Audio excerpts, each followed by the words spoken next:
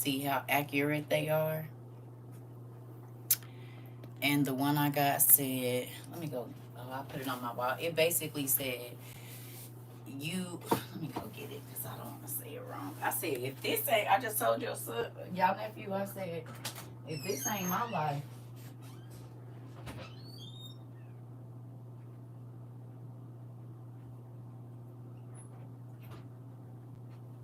it said, you have a strong instinct to take care of people you love. Hey, sugar. That was my fortune. Y'all hear it? You have a strong instinct to take care of people you love. Now, y'all don't know. I was like, Dad, you know what I'm asking for because you know what I want to do. And what I was asking for would take care of a lot of things for a lot of people. Right? So y'all think that's crazy that as soon as I had that thought, as I was driving home, get my food, right? I'm thinking about this all the way home, okay, of what I would like to do for certain people and this and that, blah, blah, blah. And this was my fortune. So maybe that was him saying he heard what I said. It would be nice. Mm-hmm. I'm asking for something real, real big. And, I mean, I'm just waiting. I believe he could do it. He did this.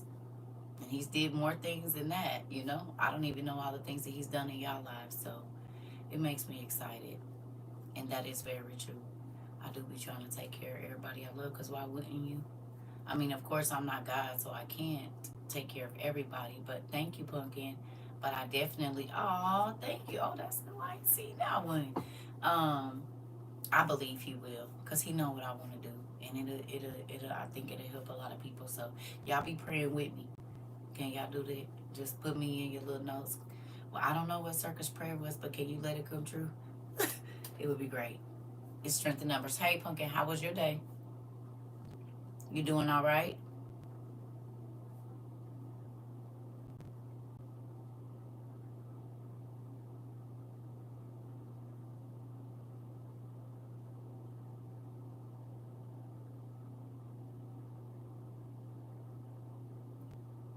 Hold on, y'all.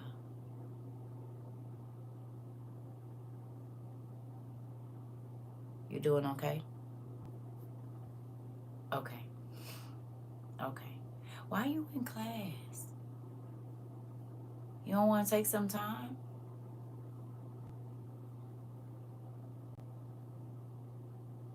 And I didn't swoop this down when I was asleep. I did. It's right here. I just went and picked it up today. Okay. Okay. You know one thing I know about WOI? Okay, let me ask y'all a question, and I'm about to be in y'all business. How many of y'all started school and stopped? Even if you went back, that's fine. You said you are a distributor of wealth, both kingdom and earth realm. Thank you. I receive it. I pray that. Thank you. How many of y'all started school and then stopped? You might have went back later on in life. You said did. Okay, just put your hand up. I just want to see something real quick. If you did, just put your hand up. It don't matter if you started something and went back. But if you at any time started school and then was like, mm, okay. Cause I said, you know what? One thing y'all not gonna do. Y'all gonna come to school. And I know some of y'all wasn't students like that. But y'all that's how you know we are family. Because we have gone through some crazy stuff, but what does make me happy is that if you all are feeling any type of way or if you're going through something in your life, coming here relieves some of that. I know that people come here for, comfort and, companionship and friendship and that makes me excited that what we offer here is a balm. If you know what a balm is, a healing balm, we get to offer that to people. And we done been through some things with folks. And I'm grateful. You know what I'm saying? That this is a place where people can come and feel, hey, pumpkin, safe. You know, free. It does something to my heart, y'all. Especially to hear all the testimonies and they haven't stopped. We've been hearing testimonies since the first week. You hear me? We've been hearing testimonies of there's so many things that have happened here we can't even count. You said I take WOYU everywhere with me. I'm afraid most of y'all do. Yeah. I'm grateful. I am grateful. And I wouldn't, like I said, I wouldn't change the last 3 years. This has been an amazing 3 years. I was just telling my son, I said, everything that like my family don't like me for, it's all stuff like God told us to do. Do y'all realize that this is symbolic of what happened after Pentecost? Do y'all understand that? You said the world may be ending, but Dad keeps on blessing us too. If I may, I have 30 pairs of sneakers. If I can give them away here, circa size 6 and 8 and 10 and 14 in men. Uh-oh. Uh-oh. Somebody got... Uh-oh. Miss Prophetess Nina. She has 30 pairs of men's sneakers and she wants to give them away here, size 6 and 8 and 10 and 14 in men. So if you got some young boys or some young men that need some shoes, here we go. Here we go.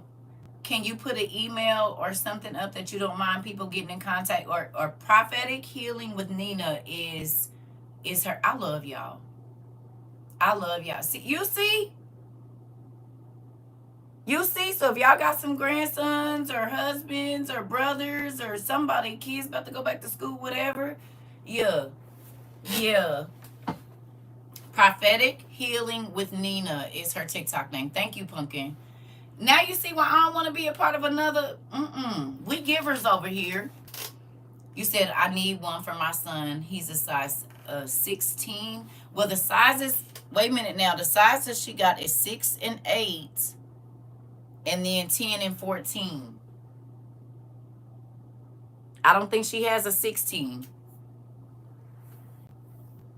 I don't know. But you know, certain shoes run different. So just check. But, okay.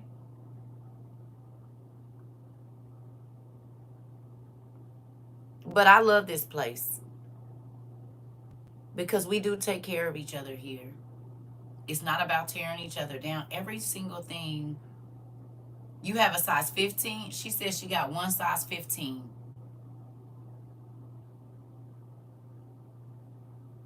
She got one size 15. And some shoes fit different, so you never know. Right? Because some shoes I got to get an 8. Some shoes I got to get a 9.5. It just depends on how they made. Because I got Flintstone feet. And my toes can't be scrunched up. They wide at the front. So, she got Air Force One all black. Air Force Ones all black. Oh, come on now.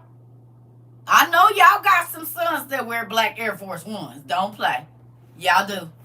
Because I know they parents. I know they parents. So I know for a fact y'all got some boys that'll put on some Air Force Ones black, to be exact. Yep, my nephews will wear some black Air Forces because I know they parents. Boys size 6 to 8 and 10 to 14. She over here, Rika. Come on. Come on this side. She over here. Oh, wait a minute. Yeah, we gonna put you. Wait a minute. Everybody pray for Trina. I just seen it. She having her last exam for her PhD. Come on.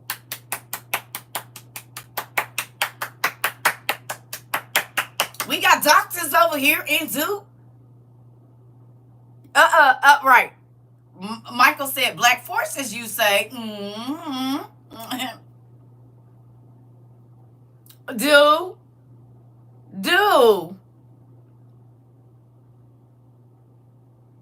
I told y'all somebody was offended. I said, there's people that go to my school that got PhDs, working on their PhDs, bachelors, and all kinds of stuff. So do you, I mean, what are you trying to say? Do you think that means something? Hell yeah, nigga. Do. Sorry it offends you, but that's for me. Whenever you get done, thank you. You're not gonna little my stuff, nigga. We got all kinds of people over here. Nigga. And even if you don't got a PhD from school, you got a PhD from life, nigga. Shoot, we all come on. People is crazy. They be trying to, folks be trying to make it like what we do around here is little. We got all kinds of folks over here, honey. All kinds, and all the knowledge that they offer is amazing. We got all the way through. You hear me? Y'all gonna quit playing with us. Y'all gonna quit playing with us. We got Army folks. We got Air Force. We got hairstylists, plumbers, truckers, everything. I have a WOIU degree, and that didn't listen. Do y'all realize that we didn't got us a degree in world studies? We study current and past events, history, ancient history, science, finance. It ain't no area of life that we don't study over here. We study about astrology and astronomy. We study everything. Parapsychology, all kinds of stuff, man. Do international law, all kinds of stuff. Internet. Come on. You said what? You don't want to be a part of our school, don't they? And we don't care. You said yes, and I added to my life studies for my master's. And come on, for my okay, and okay. You said got your criminology. Okay, Andu. Yes, ma'am. We're autodidactic polymaths and are and is and it and do. You see, this is the greatest place to be. All of it, all of it, all of it. Doesn't that make y'all feel good though? That should make you feel amazing. We have therapists. We got all kinds of people here. You can learn from so many different types of people. We have people all over the country that teach us about foreign things and all. Y'all can keep y'all whatever they do on the other social media. We don't care. Well, I can't say we. I don't care because I've learned so much from y'all. It's ridiculous. And I like being around people I can learn from. I don't want to be around nobody I can't learn from. That's a boring existence. Because then I'm always going to be the one teaching, and then I'm always going to be overworked and underpaid. And I ain't talking about with cash. Because you can only pour so much water out of this bottle before it ain't no more. You got to refill it with something. Okay? And so if you always the one that's pouring out and teaching, and you can't never just relax and let them take over for a minute, the conversation, whatever, it's always going to feel like work.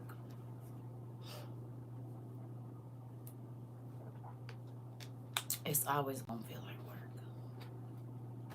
Anyway, let's put you back in your space.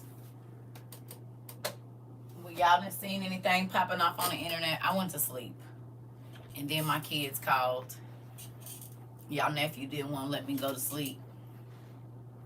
I done laid down and everything. In the bed. He's still talking. I said, okay, son, I gave you homework. I'm not doing it with you. I'm about to go to bed. I'll call you when I get up and see how you did with your homework. That's what we gonna do. Because I'm sleepy. I am tired. You said say it louder. Husband, listen to what I just said. I just said the same thing. Listen. It's a mess out here in these internet streets. I know. And that's why I don't be over there.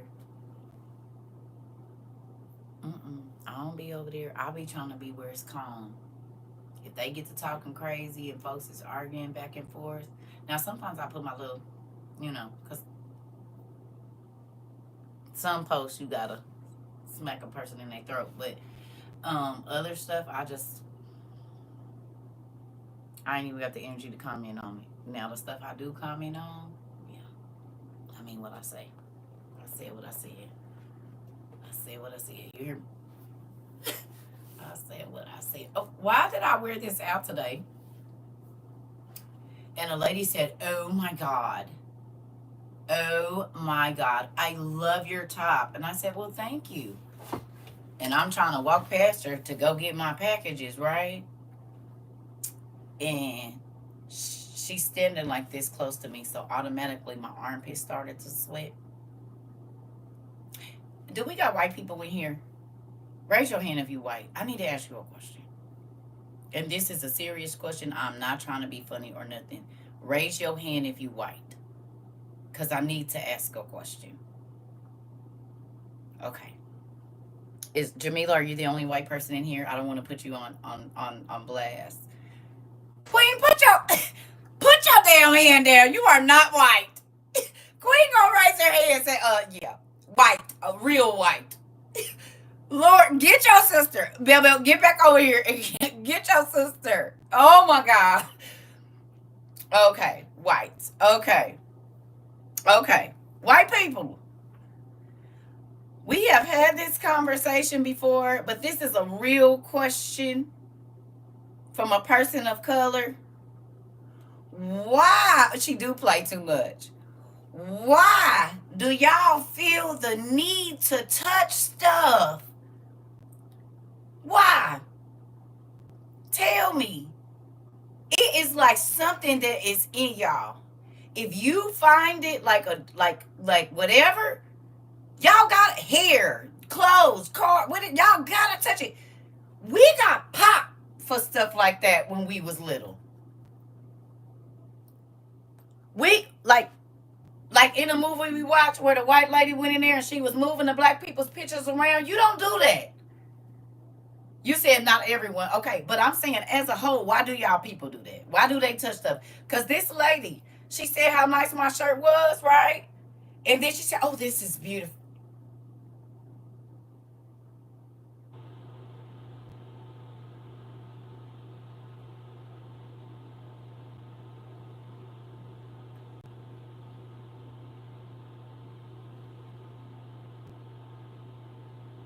You could have just dug in your booty. I don't want you touching my shirt.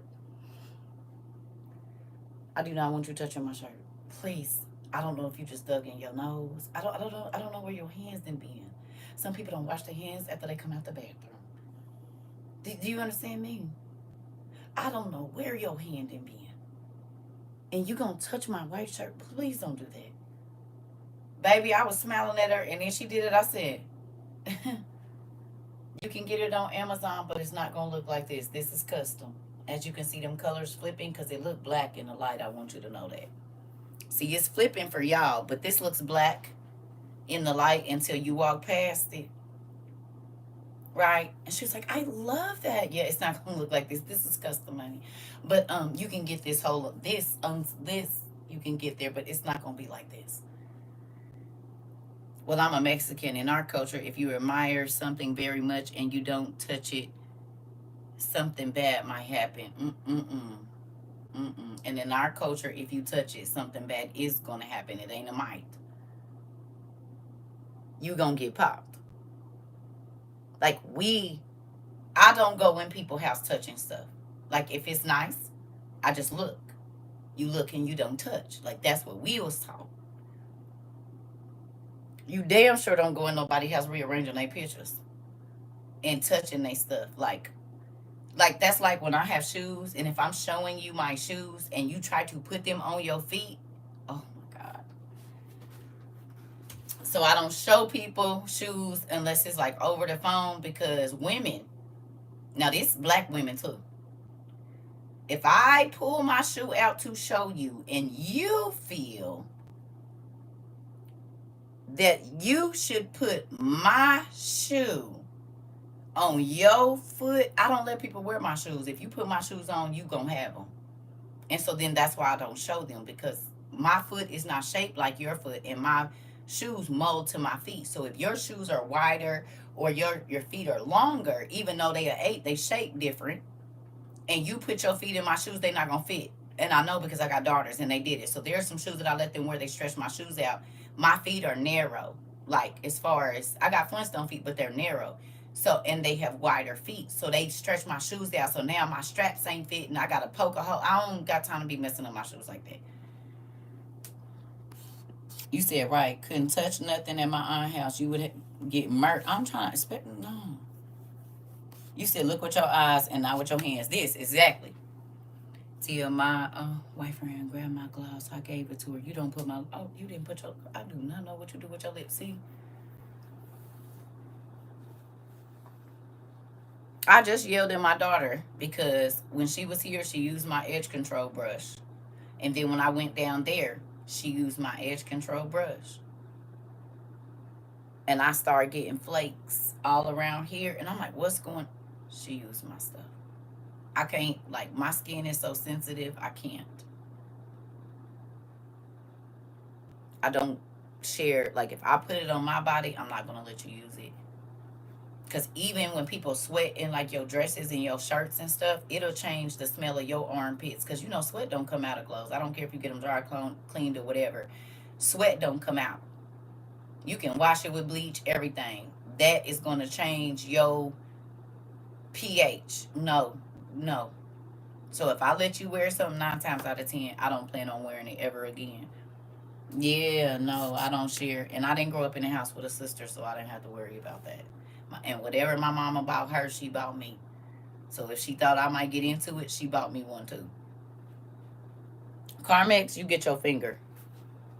And you're not wiping it across my thing. I'm going to drop it and swipe. And if the rest fall off, that's what it do. Even my lip gloss. If I give somebody some lip gloss, I'm about to squeeze it. And you're not going to wipe your finger across my... Baby, listen. You said they will definitely happen if they feed it wider. Yeah. And they be trying to put your stuff on. No. So that's why it would turn yellow in the armpits. Yeah. Well, deodorant does that too. That's all what you eat too. But yeah, I can't. That OCD kicking it. Nephew. Talking about, That, I don't like people eating off my fork either. I don't even care if you married to me. Your spit is not my spit. Don't drink off my drink. I was married to my husband. You cannot eat off my fork. No. No. Do not put your spit on my fork. Oh, and don't sleep on my pillow because your spit don't smell like my spit. Don't do that. I'm the youngest and the only girl and never had to share either. Also have one daughter. Listen. Yeah, I buy you one and you leave mine alone. Listen. Listen. You said only your mate, not kids. Kids definitely eat.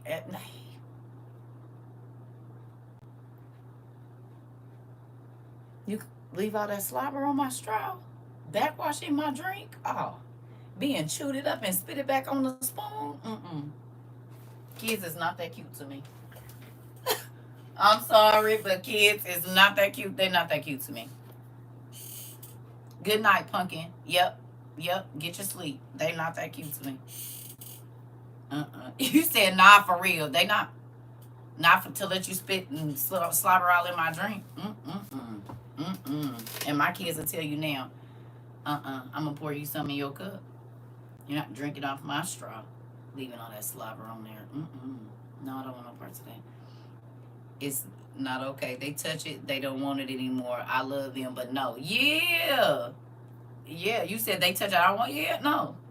And I love my kids. Give them whatever they need. Yay. But you can't. No. And that's why I just, whatever I ate, they ate. Whatever I drank, they drank. That way I ain't got to worry about you wanting mine. Yeah. I don't want no parts of that. Yeah.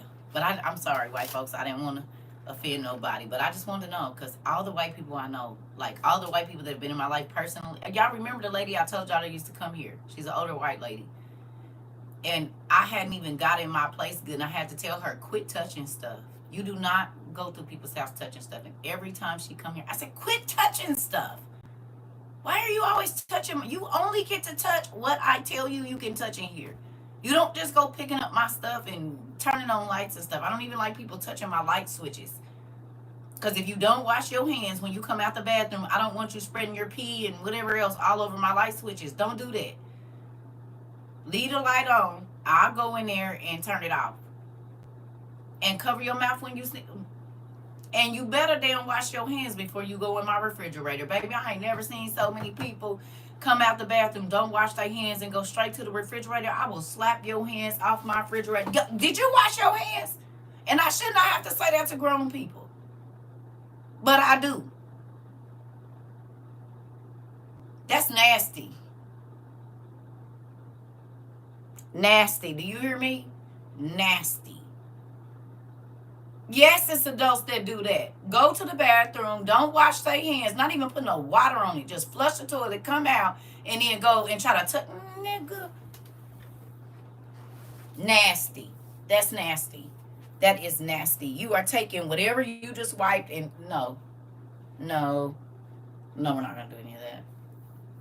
And that's why I don't like people touching my stuff. No one in my fridge, they know better. Covers, man. You said we've been washing our hands way before COVID. Listen, you try to go on my mama refrigerator from straight outside, and you ain't washed your hands, baby. You said don't do it again. Listen, listen. I'm just saying. He said, you said my son agrees. Wash your hands. Yeah, that's nasty.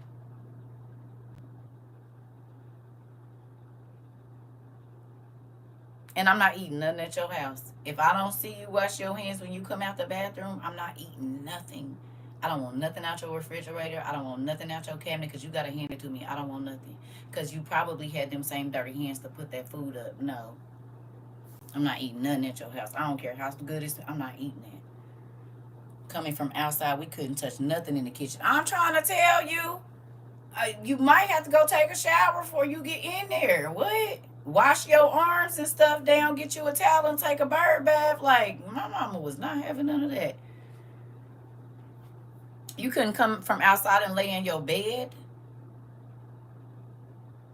Boy, she'll whip the mess out you.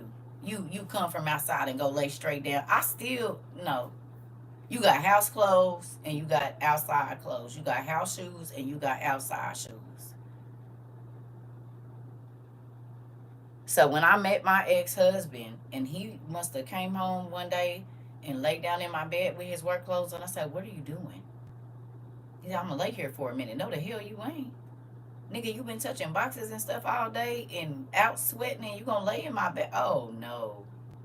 No. You better go get in the shower right now. And he's a real clean dude, but you're not about to be doing, no. You're not bringing the outside and laying in my bed. Is you crazy? I've been popping my kids with a yardstick. If they dare come in from outside and go in the kitchen, I guess they think something changed because it's summer. And heck no. My daughters are grown, and I still tell them don't touch my things and don't touch my walls. This. That's nasty. That is nasty. That's nasty. Nasty. My grandbaby be like, wash your hands? Yeah, because you already know. I know someone who sleeps in their clothes they wore all day. Now, that's different if you ain't got no other ones. If you don't got no other clothes, that's different. But if you got other clothes and you lay down in your bed and go to sleep with them outside clothes on, I'm looking at you funny. I'm going, hey, pumpkin, I'm looking at you funny. Now, if you ain't got no other clothes, that's different. But you wearing jeans that you done been in and sweated in? Oh, no. I will buy you some pajamas in a minute. Because a lot of people didn't grow up wearing pajamas. I turned up the volume so my kids could hear. They think I just go overboard. You petty. Right. My grandmother make you get a switch from the bush. I'm trying to tell you. I buy, like, it's a lot of people that didn't grow up wearing pajamas. So then they do wear their clothes all day and they will go to sleep in them. And without taking no shower at nighttime. Thank you so much, Pumpkin. We love you. We appreciate you. Thank you. Don't get me started on the dirty nails. I instantly break out in hives. Oh, dirty walls. If I see dirty walls, yeah. Now I'm gonna say this: when you got little kids, sometimes that's almost impossible to do because ain't nobody. My mama made us wash walls every week. I didn't have some places the walls weren't filthy, but you can tell where the kids is at. hmm But I always try to paint the hallways like the bottom a darker color, so when they run their hands down the stairs, I'm always gonna do that block going down the stairs because they gonna go down the stairs like this. And if it's matte paint, it ain't nothing. Ain't no washing that. Ain't no washing that. I don't know why they put matte paint on the stairs. That is the craziest thing. If you don't put some gloss on there so I can wipe it off, that's nuts. So I always, pretty much every place I live, I painted the areas that I knew my kids was gonna like. If they was gonna go down the stairs, they never use the rails. And if they do, they go put on all this lotion and then slide down. So it's no. Listen, listen. I have Matt. You said on like that. Yes. Oh, my mom used to tell us we had monster germs and scared us straight. Listen, I call kids little germy kids all day long. All day long. I don't let my grandkids drink off. I don't care. I love you with everything in me. Grandma, love you, but no, you can't drink off my drink. I'm getting ready to get you a cup or I'm going to buy you your own. No, and I don't want you to even put your mouth. Let me see a kid taking a. I will whoop you. I will whoop you. Don't touch my stuff. I don't want your mama touching my stuff, and I don't want you touching my stuff either. I already had to share my body with all of y'all. No. They are petri dishes, baby. I kept some wipes and stuff. Especially when I was doing daycare. Oh, my God.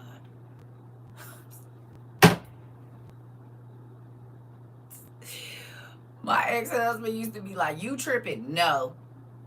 Come here so I can wipe your hands. Kept some wipes and listen. You said that or take food from a kid. This. Oh, yeah, they be trying to feed you. No, you didn't roll it around on the ground. Probably stuck it in a chair, picked it back up, looked at it, spit it out, put it back in. They are not that cute to me. Hands be crazy, touch everything, and then put their hand back in the bag. Michael! Being scratched in their little diaper and looked at their fingers and then be trying to put their hand in your bag. If you don't get away from me, you better get your little listen, I did not. I was young and didn't play none of that. My kids, I'm trying to tell you, they knew better. The nastiest thing a parent can do is pick up a pacifier and put it in your mouth to clean it. Well, then, breast milk, get all that off.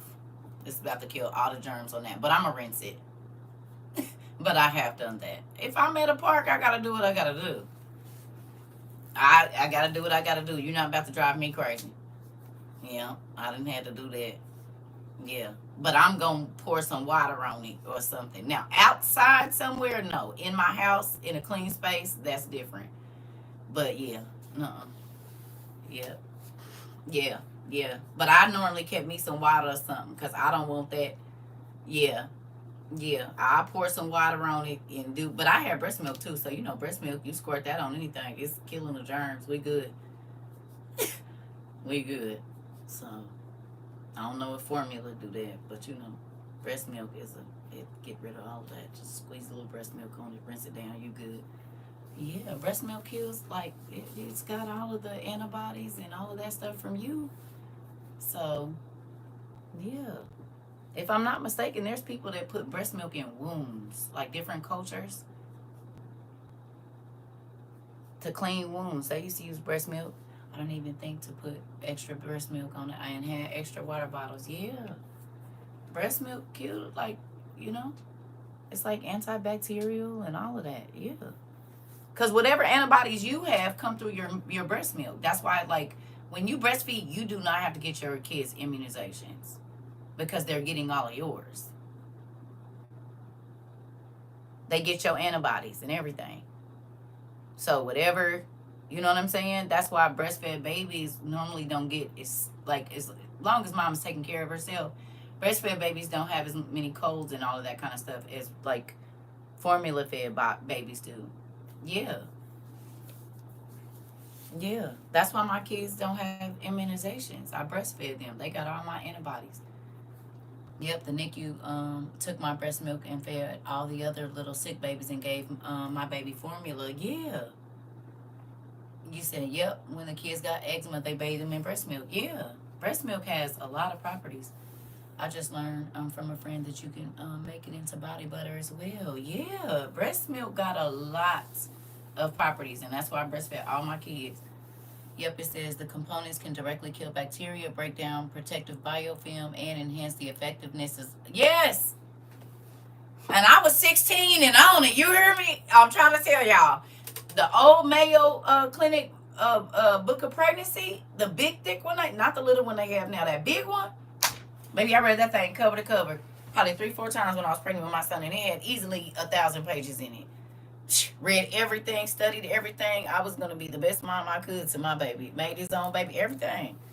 Yes, it is liquid gold. Yeah, yeah, it heals a lot of stuff. That's why a lot of breastfed babies don't get thrush, because it kills all the bacteria in their mouth, so you can't nothing grow unless mom's boobs are not clean, but the breast milk cleans the boob. That's why they tell you like to express a little bit and then rub it on, because it kills the bacteria on like anything that might be on your skin. Yeah. Use mine for a friend who had pink eye. Yep. Yep. You can put it in. Yeah, I'm telling you. Uh-huh. All of that. Yeah. Do. Yep, all of that. Pink eye, everything. It works for a whole bunch of stuff. Because you got to think about it, breast milk really carries the same properties as the umbilical cord. That's true. I was told I couldn't breastfeed, so my first three didn't get it. But with the fourth, I had a nurse that tried and it worked. And those last five was never put on in the hospital with sickness for real. Yeah. Cow milk make your kids sick. It do. Breast milk always gone. Get it together. Crazy. And it snatch you up. Man, listen. Stomach be snatched. Because you can feel it when they're suckling, your uterus shrinking down. That's all you had to tell me. You said it's about to suck this stomach in? Nigga, bet. Yep. Yep. Don't even worry about it. I'm about to go on it. I'm about to. No, I don't need no cow milk. No, thank you.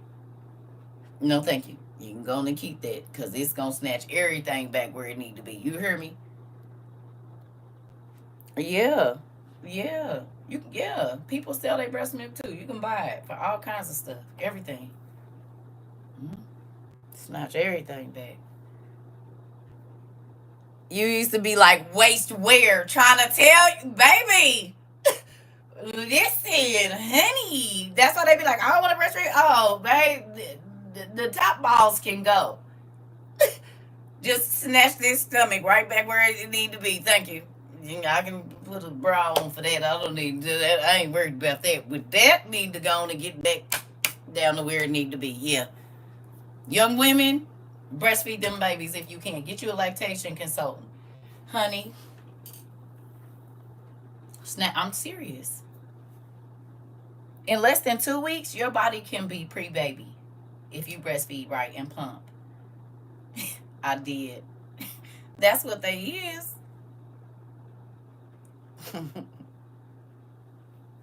That's what I mean.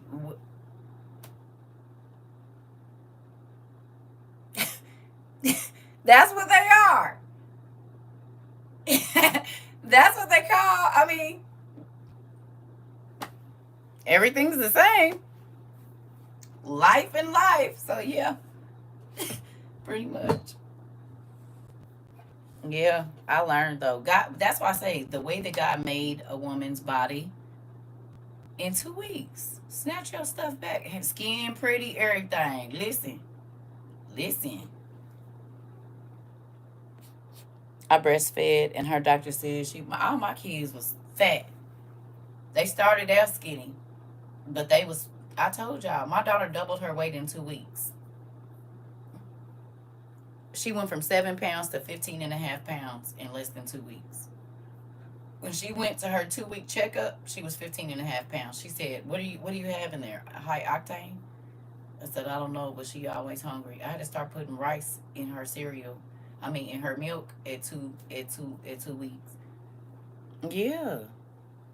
We do like, hey, Miss Lady, we do have real conversations over here. Yeah. You said, well, shoot, what about for non-pregnant women in 2 weeks? You can't beat that. Listen, it's because you're burning way more like when you nurse, you burning out, they're burning their calories for you. Especially if you got a greedy kid.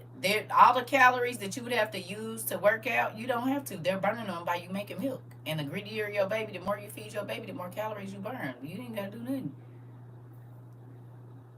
Nothing. Say, for instance, your baby is eating 2,500 calories, or I don't know, however many calories, but you only putting in 15. You going to drop weight quick. Yeah, because they're taking, your body is using, more calories while you making milk. God, I'm telling. Why y'all think them people in Africa and different places be having all them babies? And they bodies be right. No, I am a mother of 32 children. Body snatched. How? Cause they nurse their kids. Yep, I've seen that body snatched back quick. I'm trying to tell you. God bless y'all because it's painful. It is very, very. Yep. Just think about your boys being swole up for like to the capacity for like 3 weeks straight. You heard of the color blue, so just think about that for 3 weeks straight, nephew. Ain't nothing you can do about it, and they fill up and get even tighter. You hear me?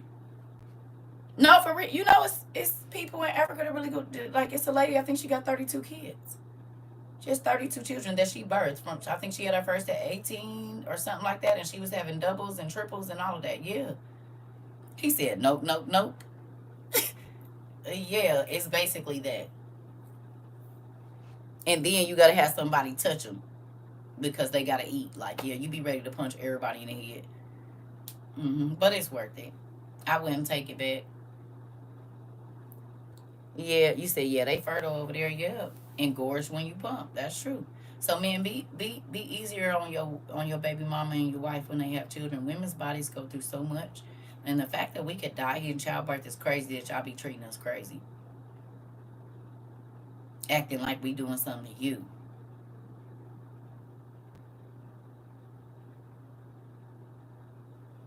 I just had to share my body with a whole person for 9 months. Can't sleep, can't eat, peeing on myself, getting kicked in my ribs, baby swinging and hanging and pogo sticking in my stomach. And you want to talk crazy, nigga? I'll hit you in your. You don't get away. And that's why I used to be mean to my baby guys. Go away. Leave me alone. You don't even got to talk to me until the kid is here. Go away. I'll call you when I'm delivering. Don't do that, young ladies, but that's what your TT was on. I'll call you when I'm delivering. If you come to the hospital, you come to the hospital. I didn't see him my whole pregnancy. Leave me alone. Leave me alone. I don't care. Yeah, that part. Right. The lanolin is good. It is. I used to be mean. Mean. Go away. I don't want you calling me. I won't call you. I'll call you when the baby get here. Don't just leave me alone. Don't be calling me, asking me what I'm doing or nothing. My mama said, "Girl, I ain't never met nobody like you. I know a lot of people haven't, cause you ain't about to be stressing me out. I'm already carrying a kid and sharing my body with a whole human. Leave me alone. Go on over there somewhere. Bodies and our attitudes go through it. Right, right, right. Be kinder to the woman that carried your child here because her life will never be the same. Ever. Ever. Ever. I just told my son, I said, I already know when one of y'all gonna call. If I'm in the bathroom, if I'm about to take a bath, or I'm about to go to sleep. You know what kids do when you live in the house with them? You can't go to the bathroom by yourself. You cannot take a bath by yourself. And as soon as you go to sleep, they trying to pry your eyes open, talking about they want something to eat or drink. So it does not change. My son is 28. I said, son, I'm going to take a nap. He kept on talking. I finally said, son, I'm getting off. Soon as I drifted to sleep, his sister called. I mean, soon as you can feel yourself going, because I done tossed and turned, tossed and turned. Soon as I drifted off, she called me, talk about 2 spiders in her house.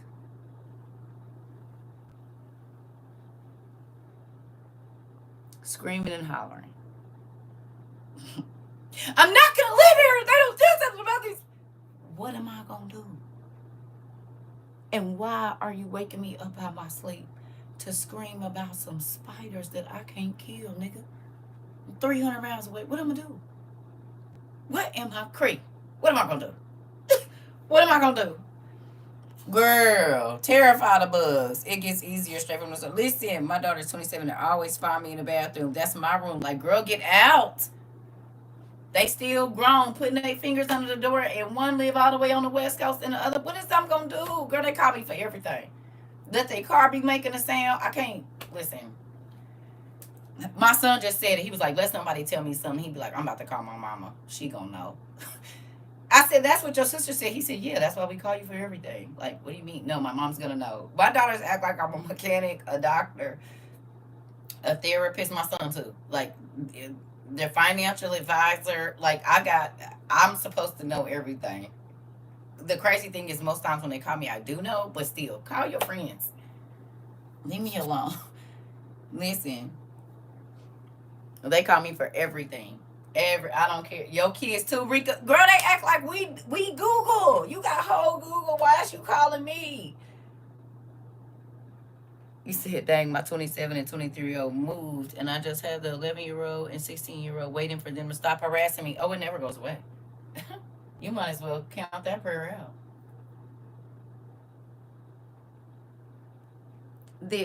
You might as well count that prayer out. I just asked him, I said, son, why did you text me at 2:35 in the morning? He said, because you'd be up. I said, that's exactly what your sister said. But I said, but I wasn't. They said, but we text to make sure. Because sometimes you do be. I said, so there's no time limit where y'all feel like y'all shouldn't call? They was like, no. That's why I be telling y'all, like, people don't care if I sleep. They don't care. Because they can see me sleeping. They be like, okay, I need to talk to you. No, I'm asleep. Okay, well, are you getting ready to get up? Well, you said that's me with my mom. I know how y'all do. I be knowing too, but dang, yeah. So you telling me this never ends? It never. No, I promise you. 35, they gonna call you mama. What I need to? Hey, I'm about to try to make this food, mama. What I need to buy? Why you didn't ask your wife? She don't know. But mama, what I need to?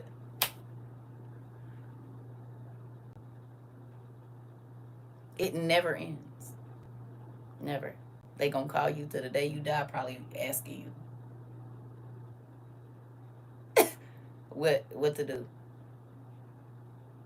I mean, if you're a valuable parent, they will. Some parents, they can't call and ask for nothing because they don't have no valuable information. My kids are 33, 27, 26, and still call for everything, right? So if your kids don't call you and ask you for stuff, that probably means they don't think that your information is valuable. So you might want to change the information you give them. Sometimes I just call her to sit on the phone while I drive or do something. This girl, that irritates me so much, and they be moving around in circles, and because I'm having issues with my eyes, it makes me dizzy. So I say sit down or call me on the regular phone. And then don't call me and then get to surfing on the web. I'm doing something. So then I say, what are you looking at? Oh, I'm just looking at this article. Bye. I am not your pacifier. No. It's like how the little kid, y'all know if you breastfed kids, or even if you bottle fed, you know how like you try to take their bottle and then they start sucking real hard. Like, what is you doing? You don't even want this. You just want it in your mouth. Like, that's how kids act with parents. You just want me around to watch you, but you didn't used to want me watching you when you was being bad, but now I'm supposed to sit and watch you live your life. I am not your fan. No, not your follower either. Don't, no. No. I'm 35 and I still go to her house and just lay in her bed with her. Girl, that's why I'm so scared to move home. I just kicked my son out of the bathroom. I'm scared. I'm so scared to move home. I didn't enjoy this time of being able to have all my clothes to myself. Everything. I have not had to share nothing. Like all the stuff y'all sent me, I didn't have to give it away. We're amazing. No, okay. They got here. When they was here, they slept in my bed. I slept on the couch. So what you think is gonna happen? They said you got this big California king. We can all sleep in here. No, we cannot. That's what I have. Two couches that have fold out. What's the name? They fold all the way into beds. No, my daughter is 17. She still sleep between us. Girl, they are so petty. I'm trying. I told you when I got married, my ex husband said, "Did she come get in the bed with us?" I said, "Just she does this every Saturday morning." He's like, "I don't. She can't do that." She came, crawled right in the. I said, "You can't do that, baby. I'm married." Now she's on the side with me. Like he's against the wall. I'm here. She's 13. Came. She didn't care if we had no clothes or nothing. She's gonna come and get on my side and go to sleep. No, ma'am. You're 13. You can't do that. And I'm married. She said, "Well, what days is he gonna be working on the weekends? Because I need. Do he work every other weekend or what?" And look me dead in my face. Like, when is he not gonna be here?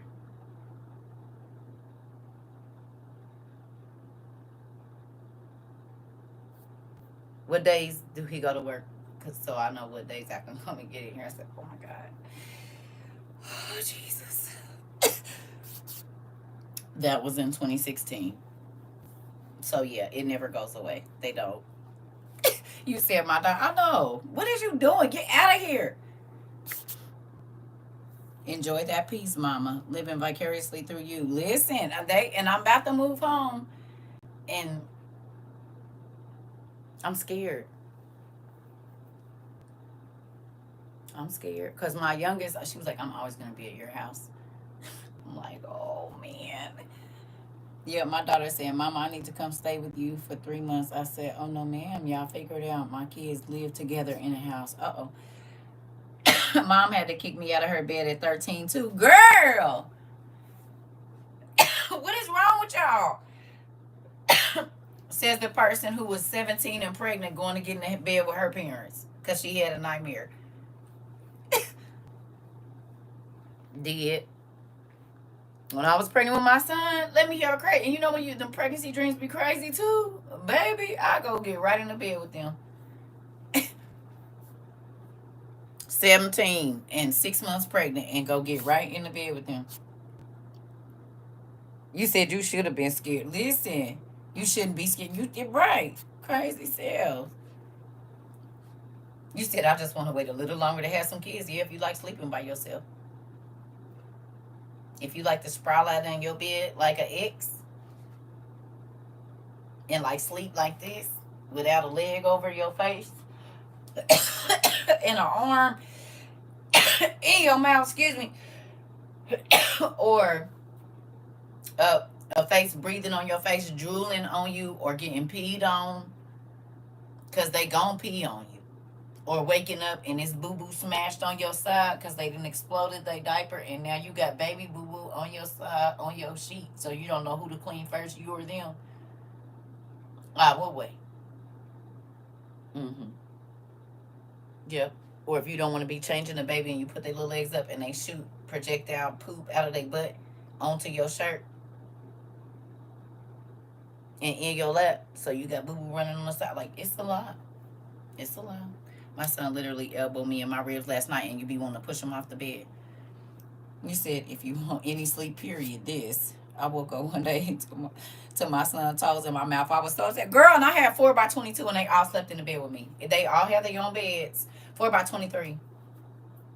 We was just talking about it. They did not care. Baby. Oh, God. And mind you, at that time, I only had a queen. And it used to be 4 kids. They had their own beds. 4 kids. 7 and under. And one by one, they was gonna come and get in my bed in the middle of the night, baby. And I wake up, can't move. I got a leg over my head, a foot in my mouth. I got a butt across my baby. Listen, no, mm.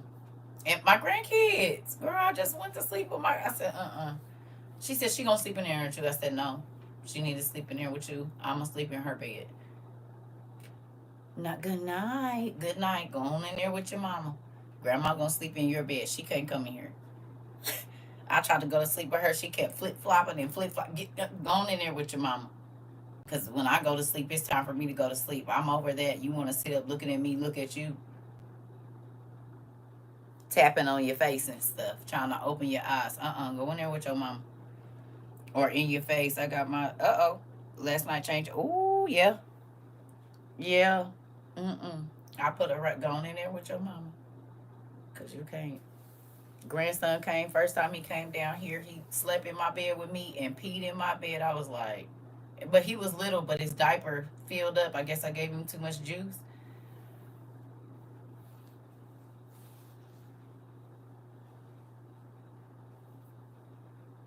He was the only one. I said, your baby peed in my bed. She said his diaper leaked. He peed in my bed.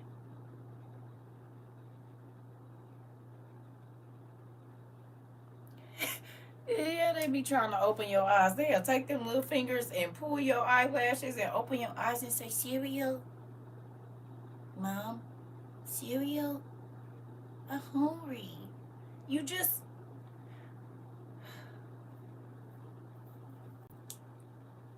I'm getting up.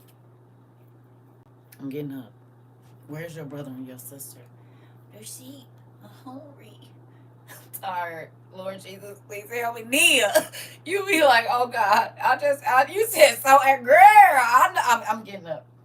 Hold on. Okay, mommy's coming. I'm getting up.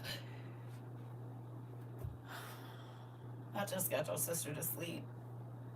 You said they hungry all day. I'm trying to tell you. Listen, they be in your face. Listen, never mind.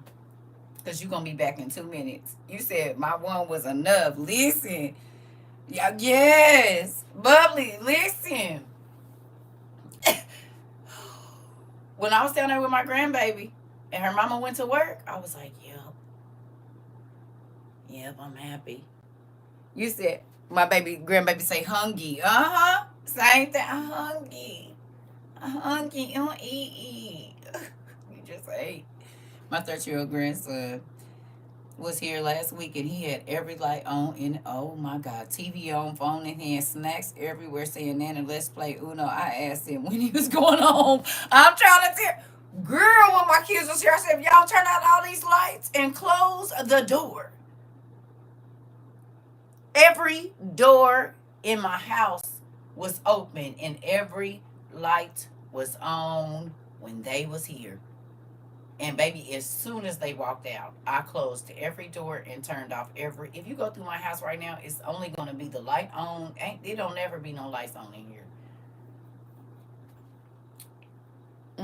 I only have the light on in the room I'm going to be in. Baby. Turn the light out, close the door. Turn that light out and close the door. Turn the light out and close the door. I just was having this conversation with my son. He said, yep, Mom, because when we came back from Tennessee, you said, son, remember we closed all the doors. Why is this door open? I said, somebody done been in my house. Now, this is what he said to me right before I got on the phone with y'all. When we got back from Tennessee, somebody had been in my house because I always close anytime I leave my house, my doors are going to be completely closed because most people don't think to close the door behind them when they leave. Like if they go into a bathroom, a bedroom or something, they don't think close the door. So that's an easy way to know if somebody done been in your house if you keep all the doors closed when you leave. Right? Because most people, when they rumbling, they don't think to close the door back.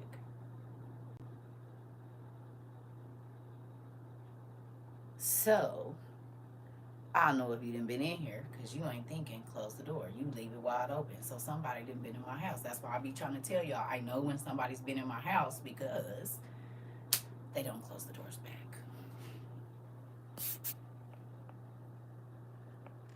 They do not close the doors back. So if you want to know if a maintenance or whatever is going through your house when you leave, if you ain't got cameras, close your doors.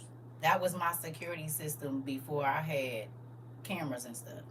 I'm gonna keep every door in my house and all the lights are gonna be off. So if I come back and there's a light on in a room that I haven't been in, I know somebody been in my house because the only light that I'm gonna leave on, and I don't even leave my room light on when I leave. I turn that off. So If it's a light on, if it's a door open, somebody done been in my house. Easy. Easy peasy. That's the easiest way to know your kids done been, because they don't think close mom door back, especially if you normally leave it open. They're not thinking, oh, close the door back. Easy way to see if a kid's been snooping too. hmm I don't trust folks like that. I done had too many people steal from me. Friends stealing.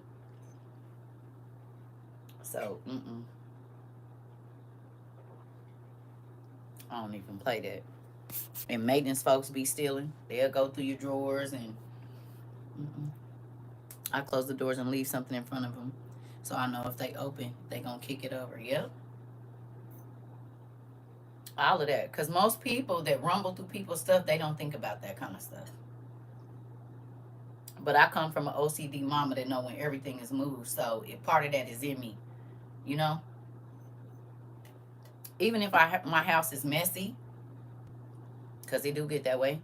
Yeah, I can tell if somebody been in my stuff, cause it's a certain way my mess look. You know what I'm saying? You know your mess. Like, you know where you put your clothes, your dirty clothes. If you throwing them by the closet door, you ain't putting them in the hamper, because everybody had their moments. You know how your mess look compared to somebody else's mess being in your space, right? So that's like you leaving juice on the side of your bed on the table, right? But you might always put a coaster under your drink. Somebody else come to your house and they see your drink and they don't put a coaster, you kind of know, you know what I'm saying? Like, oh, okay, no. So that might irritate you. Well, you got a drink on there, yeah, but my drink is on a coaster. That's gonna leave a water stain on my stuff. So like weird like that. Yeah, I'll be weird like that. Yep, my mom would put a small paper on top of the door. If it wasn't moved, she knew the door was open. Yeah, yep. If it was moved, yep. All of that, you have to. That's me, Circa, and my kids still ain't caught on to it. I tell them the same thing. I know my mess. I'm trying to tell you. Yep. Oh, somebody else said, I always said, my mess is my mess. I don't, but I don't know where stuff at. Listen, ain't that crazy how we all be having the same life experience, though? In one way or another. Everybody got their own form of OCD.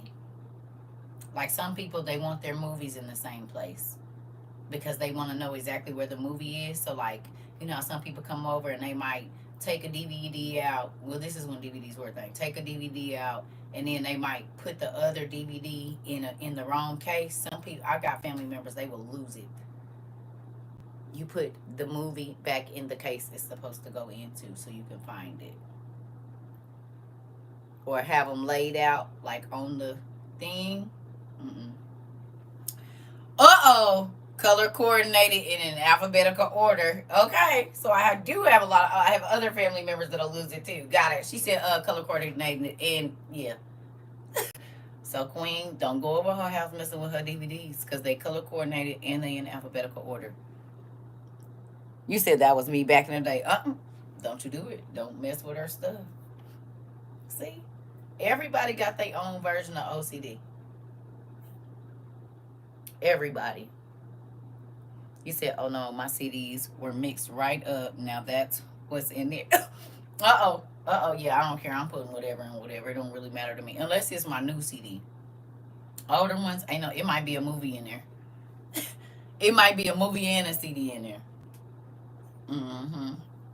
And a picture CD. Ain't no telling.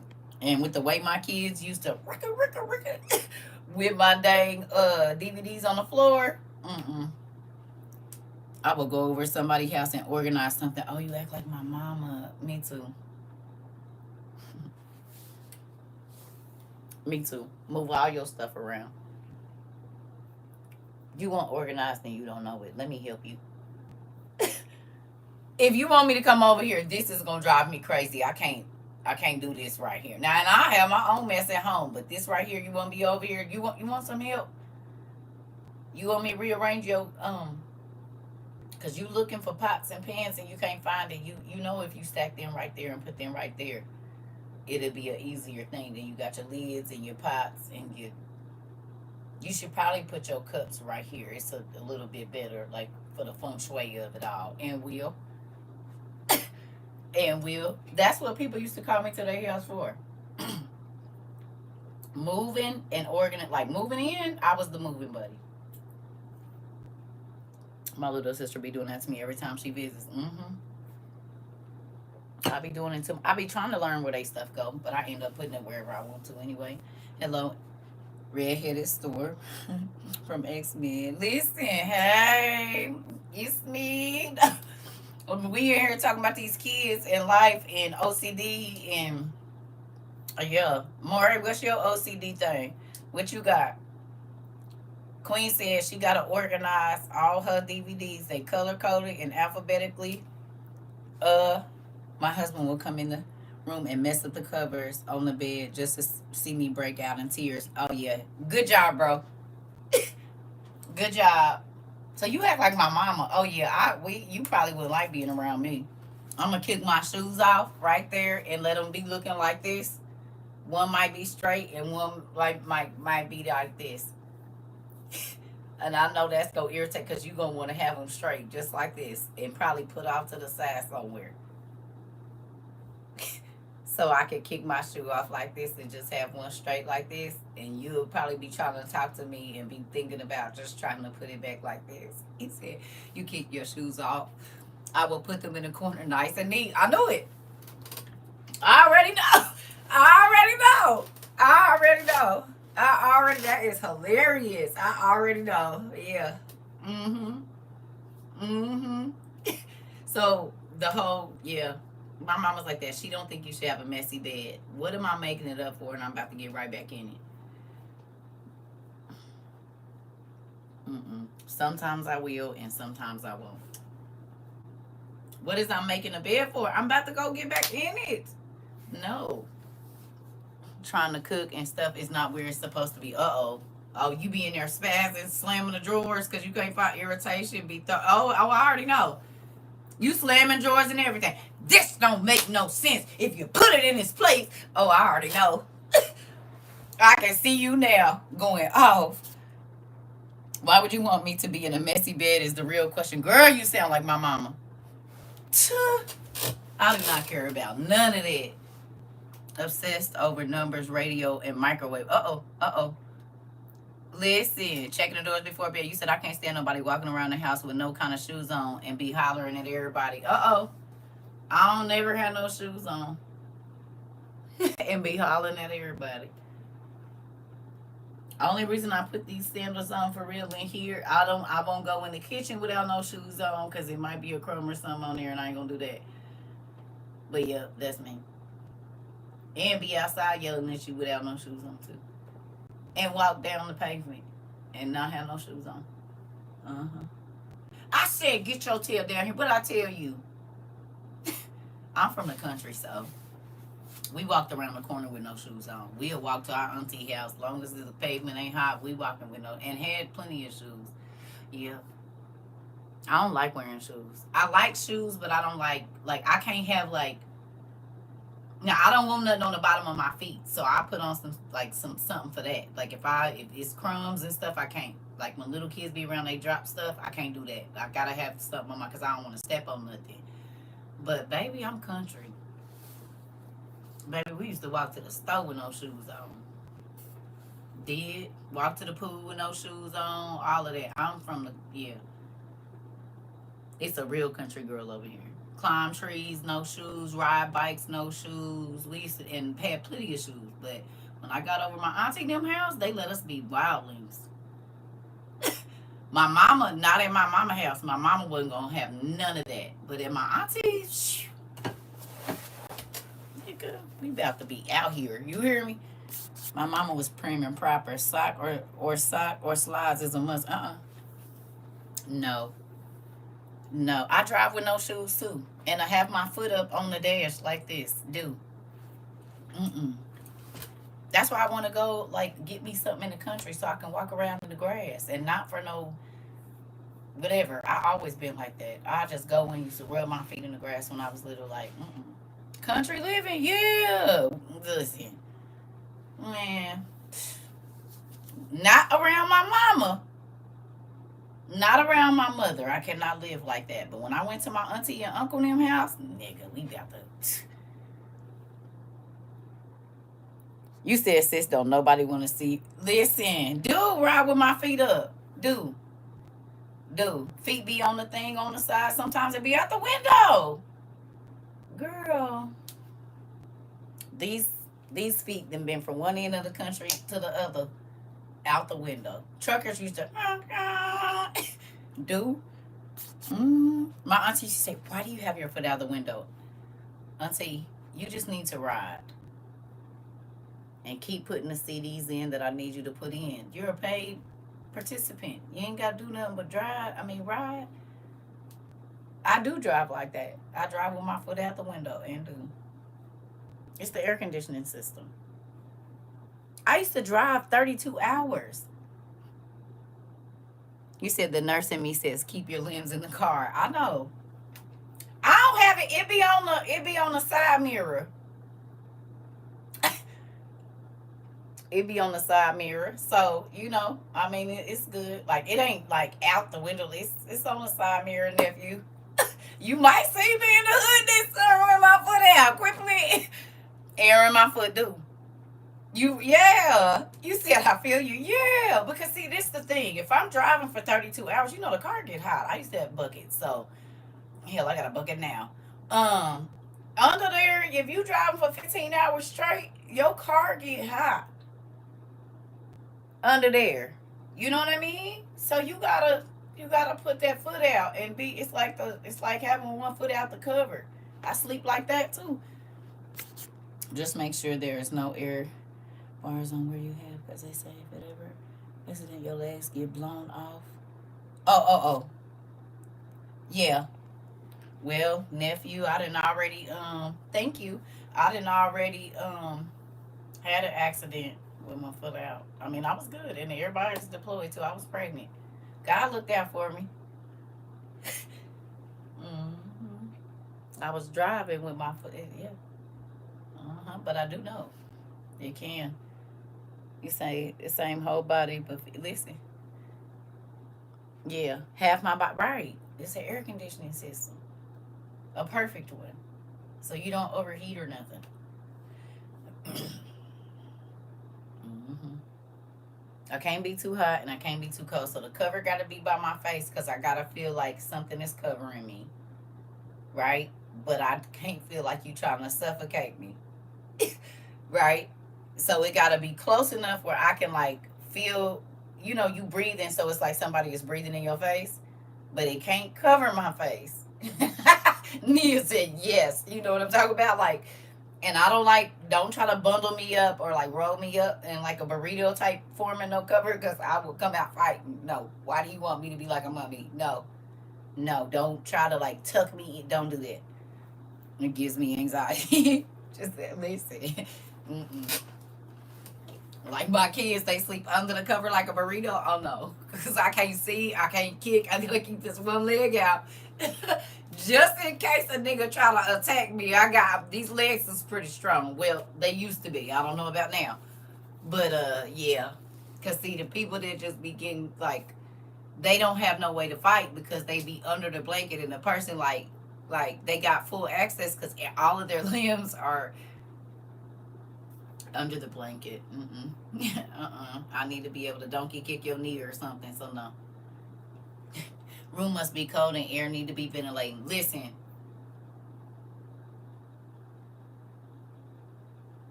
I promise you, it's a blow dryer on the bed for heat for the middle of my back.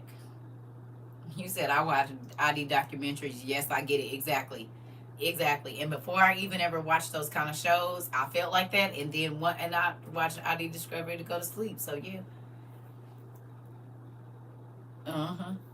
it's 69 in my house right now. Big window open, fan on, blanket even in. Yes, yes. Y'all, I have the miniature air conditioners that we bought that you put the ice in, the whatever them little things is we bought, the miniature air conditioners. That's on 24 hours a day.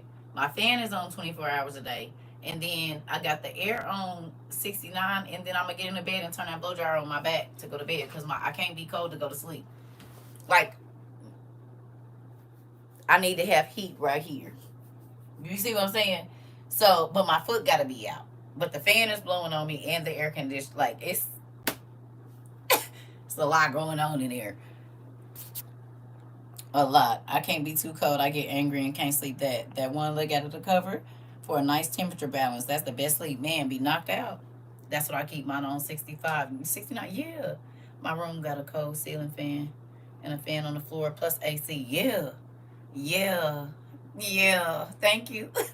Yeah. Mm-hmm. Yep. Gotta have the foot out. Yes. It regulates my body. I'm trying to tell you because I be a sweaty fool. No, thank you. Mm-mm. And then, yeah, and then the temperature change. You know, sometimes when the air kick on, the air be blowing right on you, so your body it be a whole lot. I just don't. Yeah, I gotta have the blow dryer on the bed, the fan gotta be blowing, and that little air conditioner thing, because it's like a mix of warm and cold heat. I don't know. I don't know. Warm air and cold air. Crazy. So, yeah. My ex husband hated that blow dryer. And the person, hello, the person I was with before my husband, both of them hated my blow dryer. Hated it. That's okay. It's not for you. It is not for you. This is for me, and I need it. It's like my white noise fan almost. You know, I mean, my white noise maker. That's what it's like. Like the blow dryer, I turn it on low, turn the heat on low, and it's about this far away from my bed. You said you would definitely be on a different floor from me because you should not have a fan on when it's snowing. Shh, dude, the air conditioner thing be on. It's on 24 hours a day. The Arctic air, and you put the cold ice down in there and put you some water in there. Fire. Yeah. Mm-hmm. Mess around. Listen, inform a tornado while you trying to rest. I'm sure it be happening. I'm sure. Yes, the fan and that. Listen. You said you're just like your brother. Yes. Go ahead, bro. See? He know. Power to the people. Power to the people. Listen. Mm-hmm. Will. Yeah. Yeah. Open the window and let that good wintry wind. Ooh, keep my window is open 24 hours a day too. Listen, my windows is open. It's gonna be one window open year round that's cracked this much. So in the winter, that air be cold, and I let that crisp air come on through. Now in the summertime, I'm gonna lower it to about this, but I'm still getting the air from outside. Now it's hot, but I'm still getting fresh air. I can't have my room with no windows open. Mm-mm. And most times I'll put the fan like right in front of the window so that way it's blowing the air. Like I can't. I need to smell some fresh air. Listen, you said I dare you to open the window and hear it while it's winter. What? You don't sleep with your window open a little bit in the wintertime, Queen?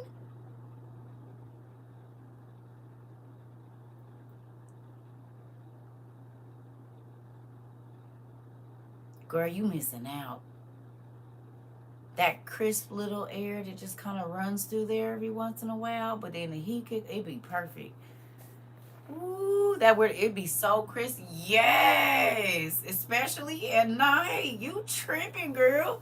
Cold weather hurt my nerves. Absolutely not. It hurt mine too, but that's why you get the blow dryer. That's what the blow dryer is for. So when you wake up stiff, you just turn the blow dryer on. It's gonna heat, and you gotta think the blow dryer is going like pointed directly at my spine, so that's gonna heat your body up real quick. You ain't gotta have it on full blast, or get you a heating pad and put it on there. It'll heat you right up, and your muscles will warm up. I use the blow dryer to keep my muscles like.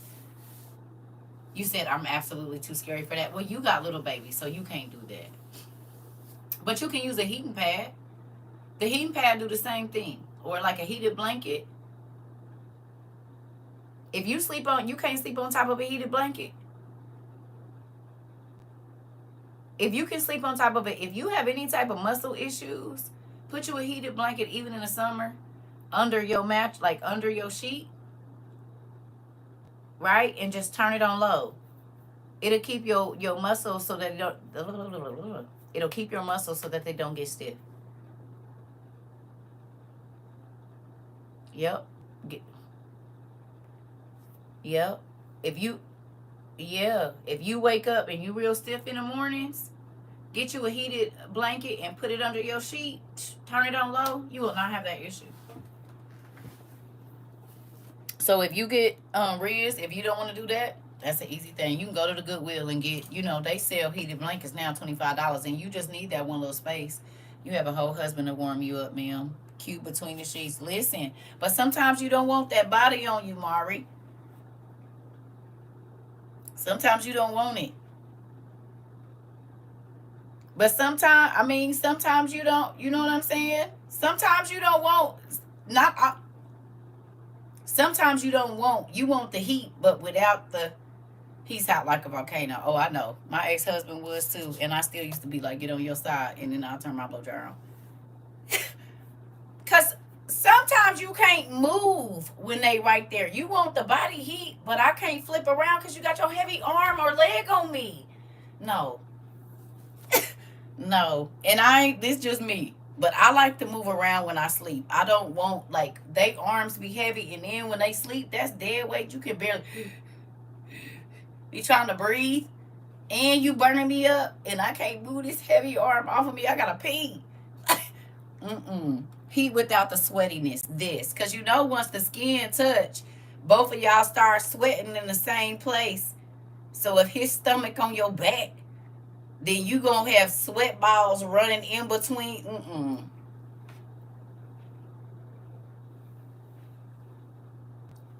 I think God let me go through menopause single for a reason. Because as soon as they skin touch, Keish, you know exactly what I'm talking about. She like, auntie, yes. Listen, as soon as they skin touch your skin, it start creating heat. And then, listen, that's like sweat rolling down behind the back of my ear. I already know, baby. She said, ooh, wee. I already know. That's why I got the blow dryer.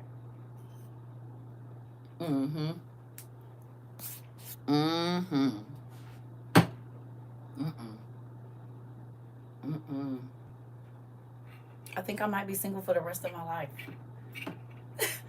I'm probably gonna be single for the rest of my life. I mean, it ain't like we got that much longer anyway. So I think I just might, because as much as I be saying I want to date, I be thinking about her. Girl, this done made me hot. Hold on. Girl, listen. You said, look at arms. Look at my armpits. That's how mad that made. Look, you see it? It started making me sweat just thinking about it. No, thank you. You said that's why more seasoned couples sleep in separate rooms. My mama and my dad have slept in separate rooms. My son is 28. They've been sleeping in separate rooms for 28 years. And they've been together since I was 7. And I had my son at 16. So my mama's room is on the other side of the house from my dad's room. And he got a bathroom in his room, and don't nobody get to use it but him. My parents have slept. Now, but that's the thing, though. At first I said I didn't want to, but now that I'm older, I see why they do. Because you don't be wanting to, like, share your closet or nothing. And this is probably why in the 50s and 60s, they had, how they always used to show us the married couple sleeping in different beds? Like they'll be in twin beds. I see why they used to do that. Sings Let Me Cater to You in baritone. Listen.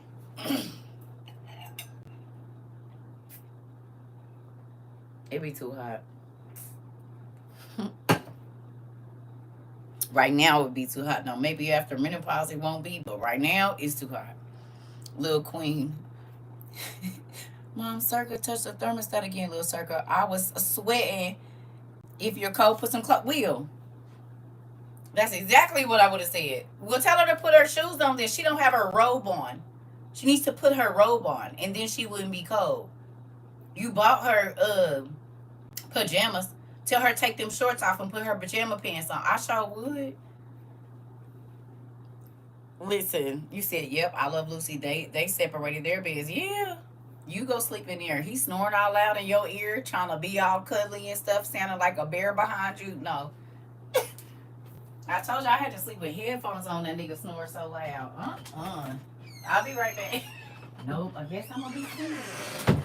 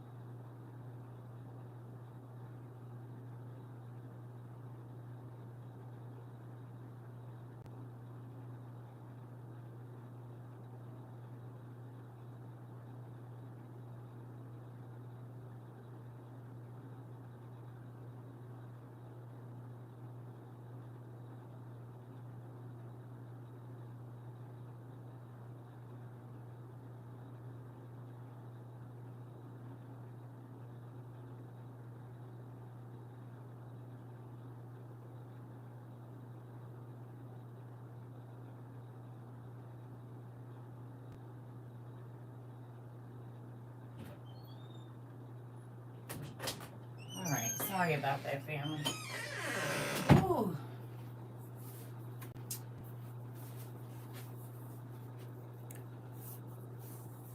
You said, did I get something for the semi-annual sale at Bath and Body Works? No.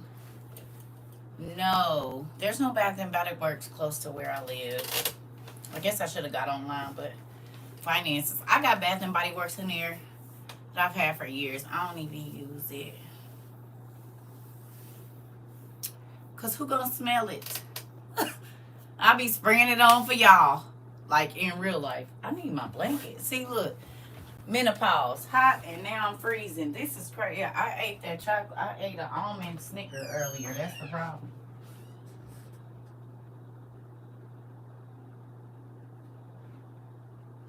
My grandbaby set her little naked butt on my blanket. I said, go get your pamper on. Go get your pamper on. Queen, you know your twin tried to get my dang honey perfume. Oh yeah, almond Snickers is fire.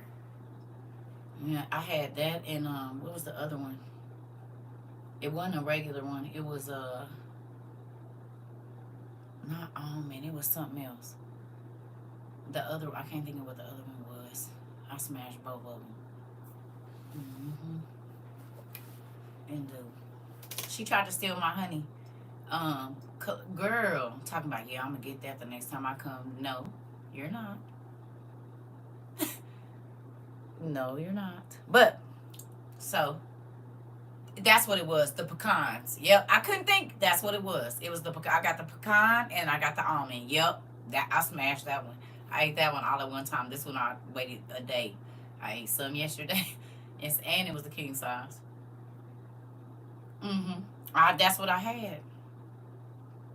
Yep, I bought both of them king size. It sure did. Smashed that pecan one. That's stupid. You heard me? It was real good. And then I ate the almond one today. Well, half of it. Because I don't want to be too sweaty when I go to sleep. But yeah. Anyway, so now that we did all the family talk, let's get to this, what we normally do over here. Hey, auntie. Yeah, the world is ending, y'all. How y'all feel about that? In real life. Like, I was talking to my kids about it today, and they was like, Mom, it's definitely different living in it. I say, yeah, it's definitely different living in it. Hey, but the cool thing is that, God allowed us to know. We were able to prepare. You know what I'm saying? And while the world is freaking out, I told him, I said, yeah, all your family members is calling them. He said, that's funny. I said, I told him they was. Thank you, T. Everybody that didn't want to hear you, right? Everybody that didn't want to hear you, they hear you now. Thank you so much. Don't they? They hear you now. Thank you, Pumpkin. They listening. Big time. Which is crazy. Because it's sad that you had to wait until you see it. Thank you. That you had to wait until you see it in order for you to move. And that's like waiting till you see a tornado to get out. My 23 and 20-year-old were sad, but they understand. They said I haven't lived. I know. Our babies is about the same age. Yep. Our babies is about the same age. I mean, but what you gonna do? You gotta. This is a thing. I've been thinking about it, and I'm like, God, I'm just grateful. I'm just grateful that we knew. I'm grateful that God told us. I'm grateful that we got to experience this.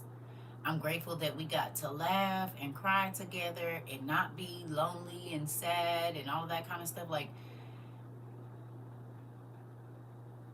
your children feel the same way. Yeah, I'm calm, but I'm praying. Dad puts me where my role, where you get that part. I don't know where we're supposed to be, and I don't know how it's gonna go, but I'm still grateful that we knew.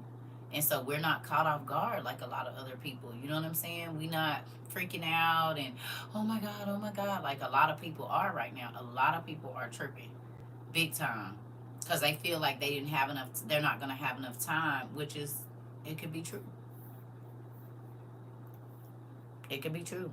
You know what I'm saying? That could be a thing. And so that's kind of scary, you know,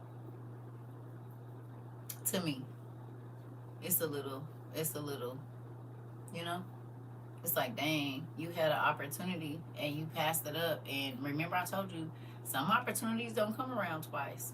You said, yes, I'm grateful for this for this time with y'all. He let us know, yeah.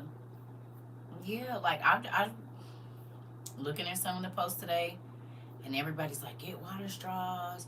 You need to do this. You need to buy this. You need to have some type of electricity and da-da-da-da. And it's like, dang. And now, and y'all been here with me. 22, you couldn't look on no social media and not see survival stuff, right? Right? In 22, in 23, you cannot go on no social media and not see some type of survival stuff. The ads, they was everywhere. So think about how many millions and billions of people ignored those ads, swiped them over, scrolled up, and God was trying to warn them. You said everyone is talking about it now, right?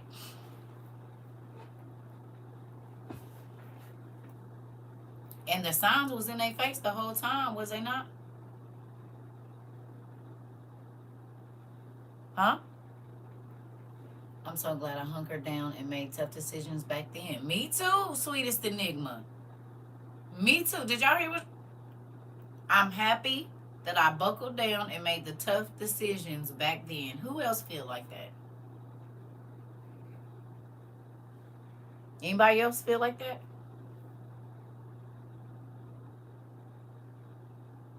Hmm? Yeah. Mm-hmm. Before it's too late in my Mari voice. This. Yeah. Try to tell you, listen. That's why I said I'm grateful. God do not want you. Who really realizes now that God does not want you to be caught off guard? If you didn't really believe it when you came here, I have not gone on vacation in 2 years and I'm okay with it. We ready. This part, Miss Nina. You hear me? That's why I be saying people be like, oh, God doesn't want me to live well. Actually, the opposite. You don't want you to live well because when you don't listen to Him, you don't live well. And you can have success and still not live well. You see what I'm saying? You can have money and be stressed out all the time. You can have this and that and be stressed out. But when you follow God's plan, even if it's after the date, it always works out in your best interest. And that's, come on, Leah. Leah said this. And do. I'll wait. I trust in the Lord with all your heart and lean not to your own understanding. Chuck, you never thought about it like that? Yeah. Okay. Think about this. You said me haven't did my yearly birthday celebration since 2022, but look at what you got. That's why I said, like, people think you losing out, but really you winning. I said let them think you fell off. It's okay. Because in a minute they gonna be sad that they didn't. And you cannot tell me right now that people are not. I know they are. I know they are. Because God always wants you to be prepared. The devil wants you to be caught off guard. So he'll tell you, oh, don't worry about it. Oh, don't worry about it. Oh, don't worry about it. Oh, don't, yeah, you don't have to worry about that. It hasn't happened yet because he wants you to be caught off guard. God is like, hey, something is coming. My friend sent me your videos and stopped watching. I just thank her for putting you in my way. God spoke. I listened. Sweetest enigma. You know how many times that happened? Most of the people here got sent by somebody else, and the person that sent them here ain't here no more. A lot of y'all came like that. You hear me? Somebody sent you my video, or somebody said you should check her out, and they left, and y'all stayed. Uh-huh. Mm-hmm. In real life. But guess what? I'm not even sad about that. Because remember, I told y'all, I'm only talking to the people that's listening. And if people that don't want to listen to me stay around, and I'm not saying, oh, you got to listen to me. I'm saying, I'm not forcing nobody to do nothing. You're here on your own will. You know, you leave on your own will. But I just want to make sure you and your family is okay. But there's a lot of people that have been popping back in our classes that was here in the beginning. And they probably left for whatever reason, got attitude, I don't know. But they back. Which is what we talked about. I need to go blow my nose, y'all. Hold on. Getting old, it just seems like all your body, none of your bodily functions work at the same time. You gotta pee, then you gotta blow your nose.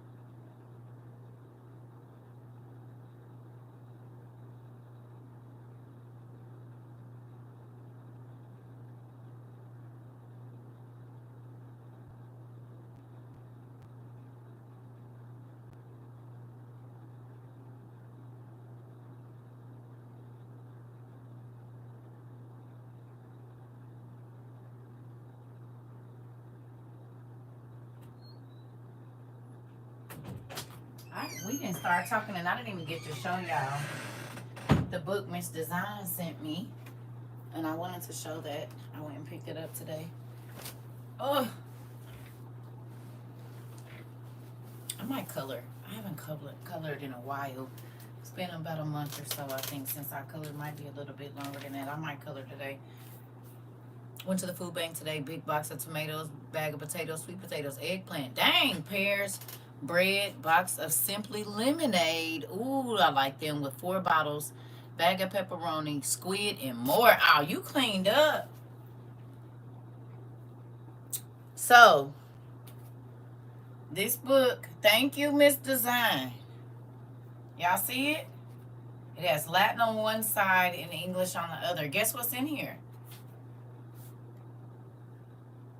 Some of the names, of course, they're their name in Latin, but some of the Latin names, or the Latinized names of Adam and Eve's daughters.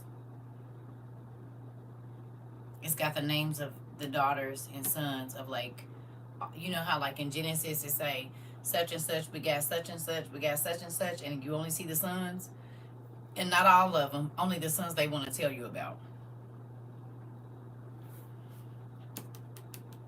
They in here.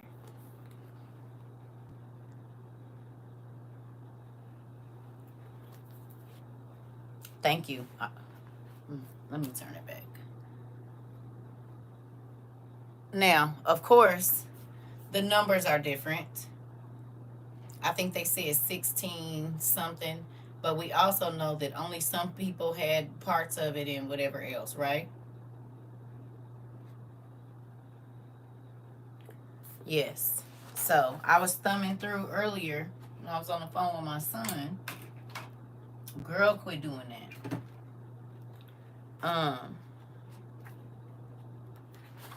Y'all want me to read a little bit? We did just have a class about that. Thank you. And I already start looking through it a little bit. You're welcome, Pumpkin. Okay, so let's read a little bit, y'all. Y'all know my eyes is real crazy with the glasses and without the glasses. I don't know what's going on, but we just gonna go. And I don't know what I did with my light. It's in here somewhere or not. I don't know where it is. So we can use this one. Okay. Do you have this book? Did you buy it for yourself too, or you just got it for us? You just got this for us? I love y'all. Can I tell y'all something before I start this? Let me put my glasses on so I can see y'all see me. Look here. To every person that has sent books in here so that I am able to teach, I am very grateful for y'all. I really am. Because I know, yes, y'all sent them to me, but I know when y'all send books, it's for the class. It's for our school library. And I'm very grateful to everybody that has helped this library expand so that we can have so many subjects. Oh, okay, you said, yes, I did buy me one too. Okay, good job. All right. But I'm grateful to y'all. And I want to tell y'all thank you, because by you all doing that, we have been able to learn about so many different subjects. You know, like God put me on y'all heart and y'all send it to the library. I'm grateful for that. So don't ever think that I'm not. Every time now, do I be having space to put them? No, I don't. I do not be having space to put them. But I'm very grateful that you all thought enough of me to give me tools to be able to help teach not only y'all and where we can read together, but new people. So understand that I love y'all for that, and I want to tell y'all thank you. And it's so crazy because I used to give books away all the time, and people didn't really give me books, right? They would give me other stuff. But I really wanted books. And God allowed that to happen here. So I want to tell y'all thank you. You know, because you guys allowed me to find information to help teach other people. And I'm grateful to y'all for that. Two, I want to say this. To my young people, don't listen to your auntie when she be talking crazy about her marriage. Okay? That's just me. I'm real weird. Love on your husband, love on your wife. Y'all know I love marriage. So don't ever think that, oh, auntie's against marriage. I'm not. I am so for marriage. Okay? I just be telling y'all about how crazy I am. Okay? Okay? I don't want y'all to, I would just be telling y'all about auntie crazy self. Okay? Don't do what I do. You do what God tell you to do. But just know, I be crazy sometimes. It's okay. Okay? But I don't ever want you all to think that I'm against marriage. I'm not. I think marriage is the most honorable thing that you can do. I do. I think marriage, if you can stay in marriage and you can do it and it's good, you should definitely do it because marriage is amazing. It's just you gotta have the right one. What about us older ones that's never been married? To you too. I want y'all. I do. Listen, I done told y'all this whole time. Y'all can't say that I don't support marriage. I do. And anybody that tell you I don't, they don't know me. You understand? Because y'all know I support marriage 100%. I think marriage is honorable. I think marriage is amazing. I think a lot of people don't understand relationships, so they make marriages harder than they have to be because most people are selfish. But I honor marriage. I think marriage is amazing, and I think everybody should experience marriage just one time. You know what I'm saying? Yeah, marriage is good. I would have stayed married if my ex-husband acted like he wanted to be married, but he kept wanting to be single and wanted me to be married. No, we're not doing that. We both about to be single because I'm not about to be single and married at the same time. No, I'm not gonna do that. You don't get to steal my life. Mm-mm. Nope. But I think everybody should be married. Not everybody should be, but I think people that want to experience marriage should, right? But and marriage is not easy. It can be difficult. You said I second that. It wasn't perfect, but not doing that exactly. Mm-mm. I'm not staying married to a person that don't want to act like they married. That's useless. It's a waste of time. Because now I'm gonna have all of these ill feelings towards marriage, and it's not marriage. It's that person. I was just joking. I love your view on marriage. It's real. No, no, no. But I'm just saying though, for real. Because we got to clarify, because people, they have their views. They don't know me or whatever. People be watching and think, oh, she don't listen. Yeah. Marriage is beautiful if you love the person that you're married to and you don't treat them like it's a chore to be married to them. It can be one of the most amazing things. But because a lot of parents don't teach their children to be accountable for their actions, they become a headache to the person that they marry and make it like you bothering them and like you trying to control them. No, your mama just didn't teach you nothing. I can see. She didn't teach you about partnership. She didn't teach you about community. She didn't teach you about how your actions affect other people. She didn't teach you none of that because those are everything the problem in our relationship is stemming from that. You act and you don't worry about how your actions affect everybody else in the household.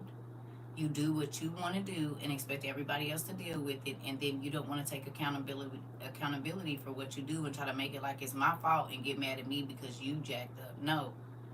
But I don't do that in friendships. I don't do that at work.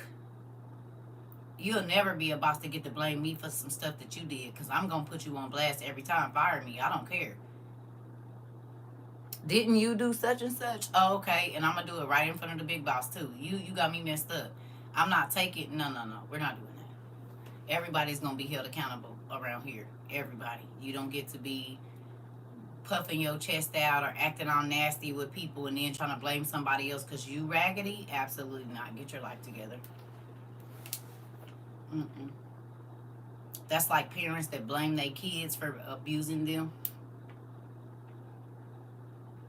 Like dads, hate to say it, or moms that don't take care of their kids, and they try, like, the kid try to talk to them about it and they damn near try to put it off on the kid while you an irresponsible parent.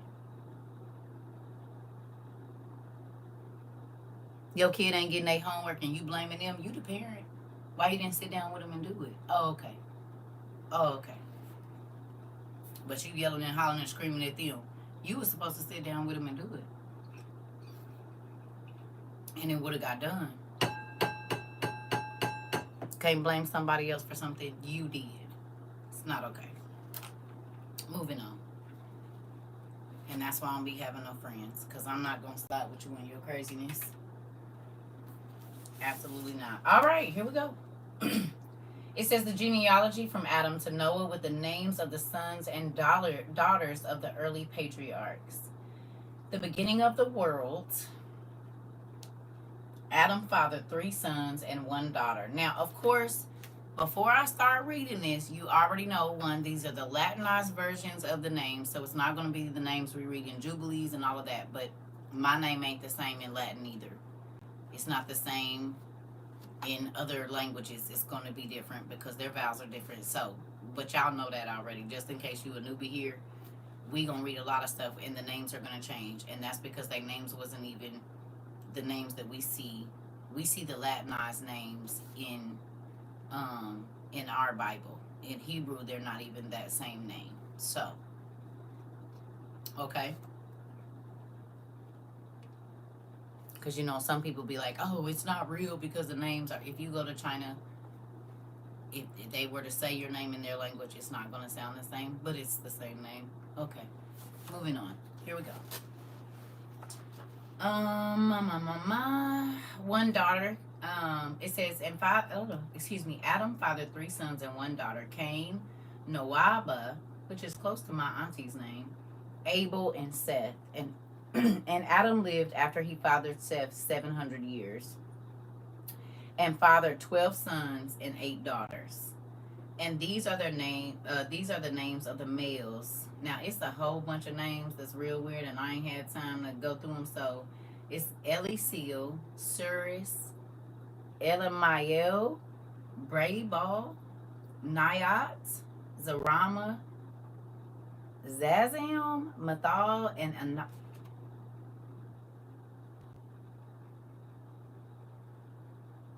Anath. Interesting. And these are his daughters: Fuwa, Ectus. It looks like Arabica or Arabica, Sifa, Tisia, Saba, and Asian. And Seth lived 105 years and fathered Enos. And Seth lived after he fathered Enos 707 years and fathered 3 sons and 2 daughters. And these are their names. These are the names of his sons: Elidia, Phona, and Matha, and of his daughters Melita and Thela. And Enos lived 180 years and fathered Canaan. And Enos lived after he fathered Canaan 750 years and fathered 2 sons and a daughter. And these are their names: Pho, Thal, and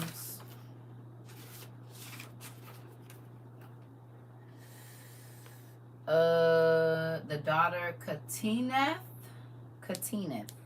Maybe that's where we get our name Katina.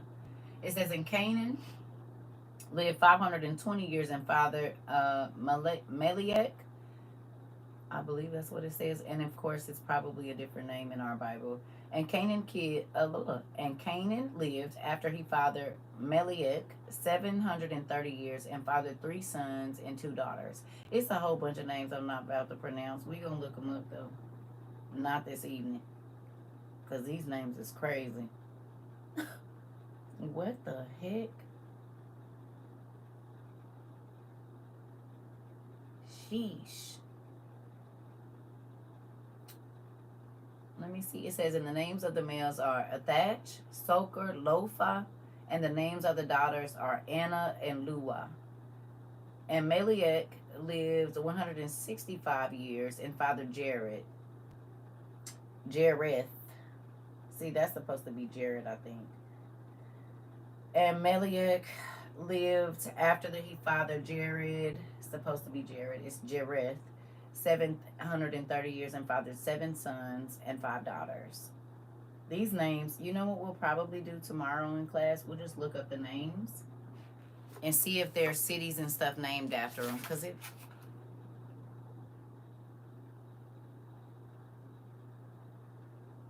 they spelling these names weird. Real crazy. And I need to know how to pronounce all of these correctly.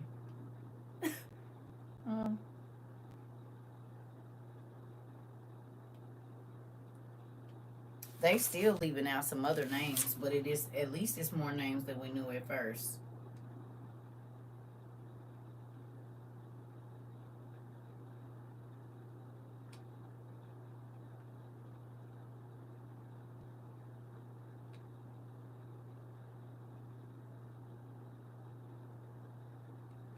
Mm.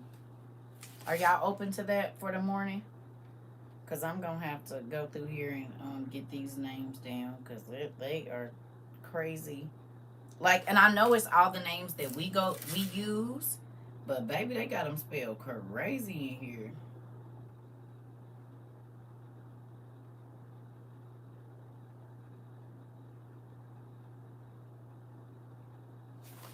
And maybe because it's the Latinized version of them, but yeah, I'm gonna have to.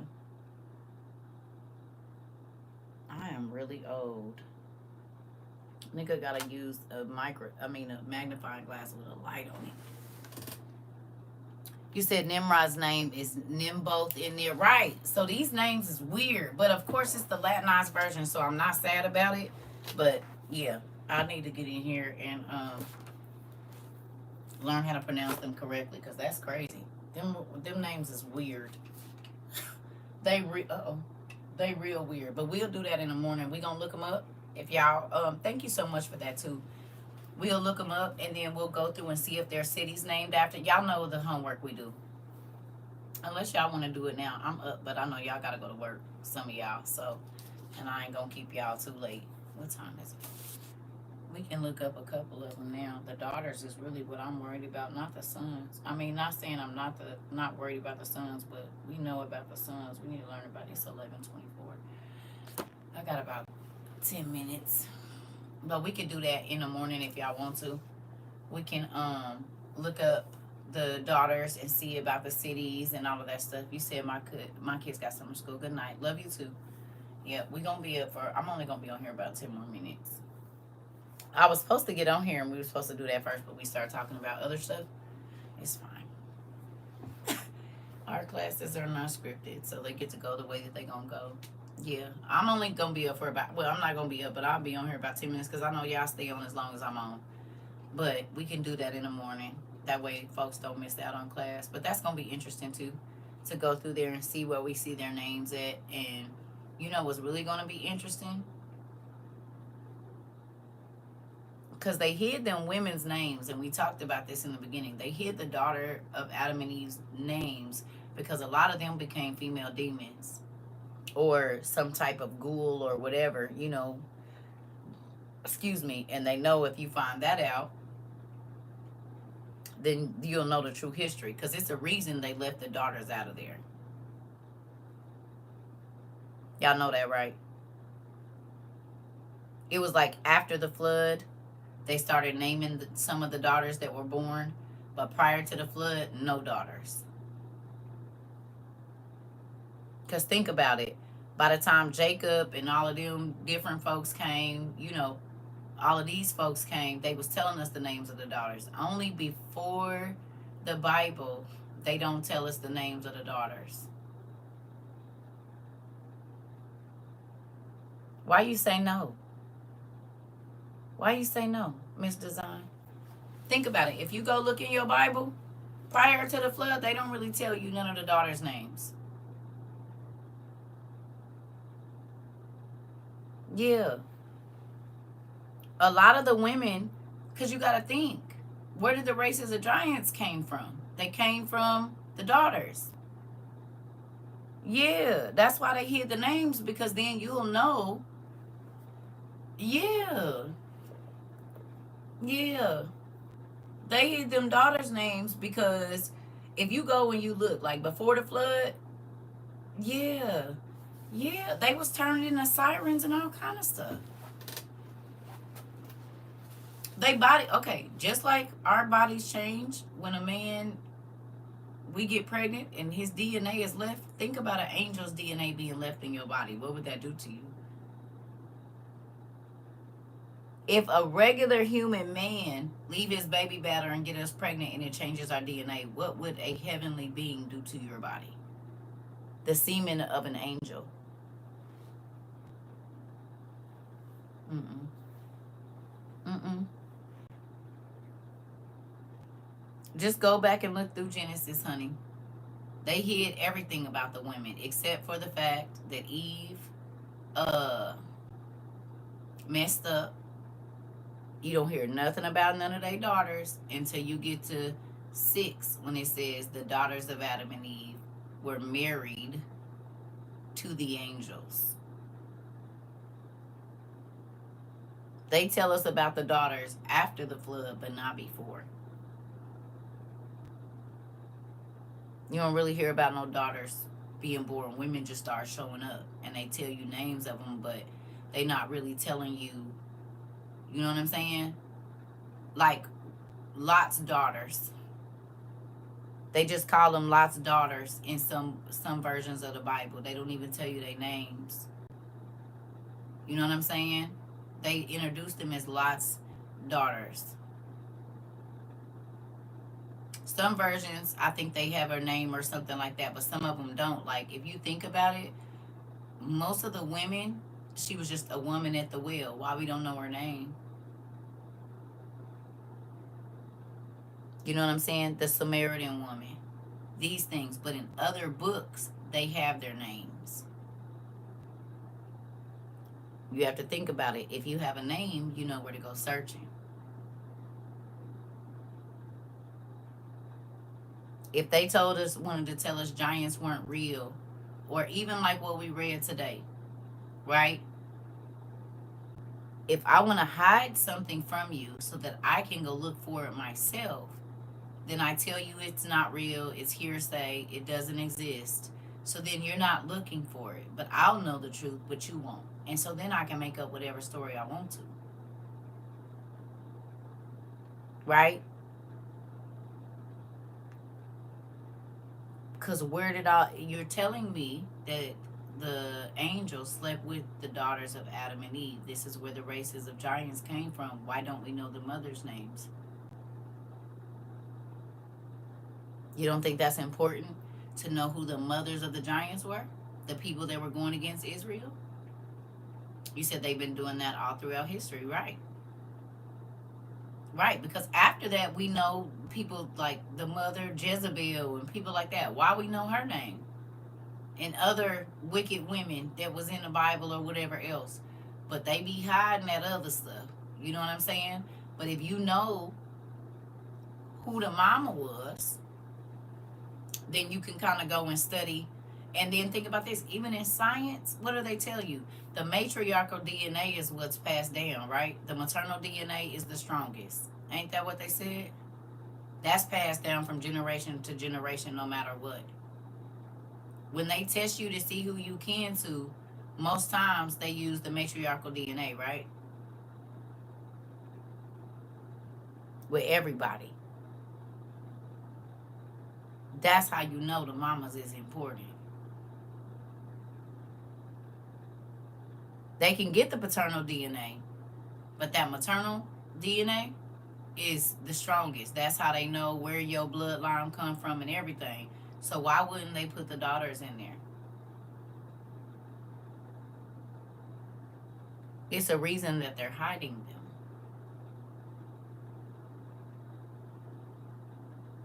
It's a reason. Because why wouldn't we know? You don't think that's important?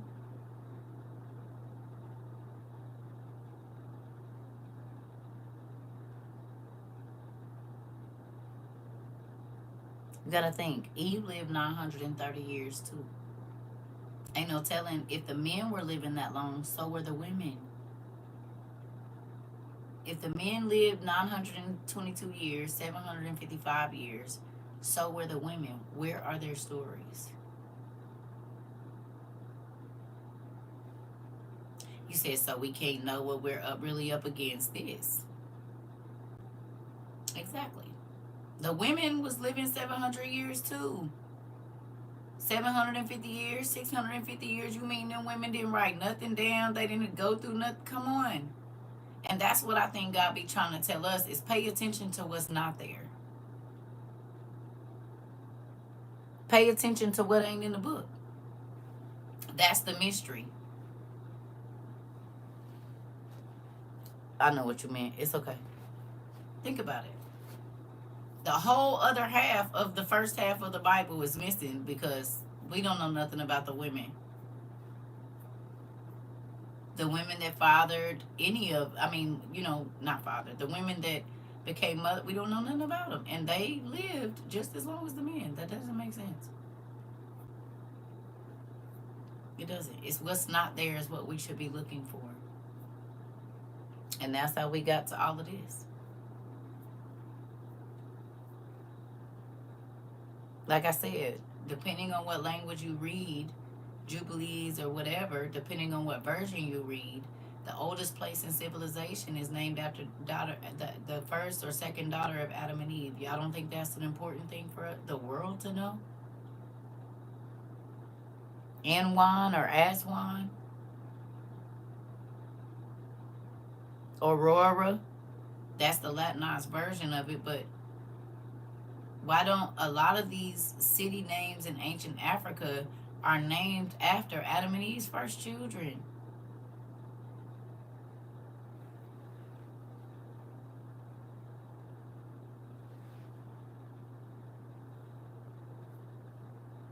Right.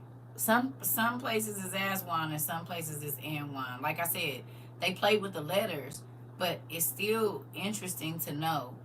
You know what I'm saying? You would want to know that. These women live 500, 600, 450 years. You mean they ain't got nothing? Nothing? Should make you think. That's why it's a lot of people around here confused or don't really want to read and believe in the Bible because all the information isn't there. And people just tell you, oh, you just need to trust it. You ain't even going to study it. You're not even going to go looking for it. And because you want to just take what's right in front of your face, I'm not supposed to learn it. Well, you go over there with the people that don't want to know. Because I'm interested in understanding if a woman lives 600, 700, 800 years, I want to know what she went through. I want to know, you know what I'm saying? Like, because you got to think, the angels just wasn't attacking the men. You know what it made me think about too? The vampire women. We talked about that earlier. But think about it. It was always a super old woman that was able to drink some blood and get back young. Well, if you slept with an angel and it left its DNA in you and it's like killing your body because it's like a what do you call it? A foreign material. What if they had to drink blood to stay alive?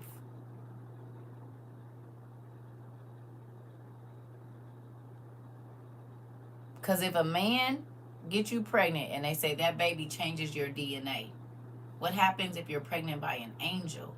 Right, the mutated DNA, right. Think about it. If it happens to a natural woman with a natural man, I'm sure the impact on a woman's body having a baby by an angel,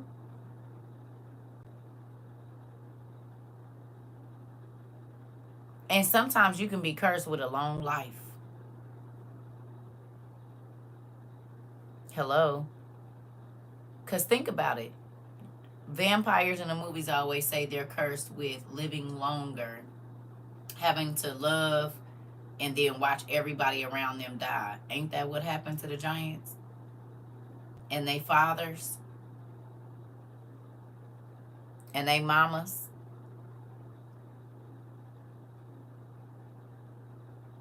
So what if some of them people that's in Hollywood, because we've read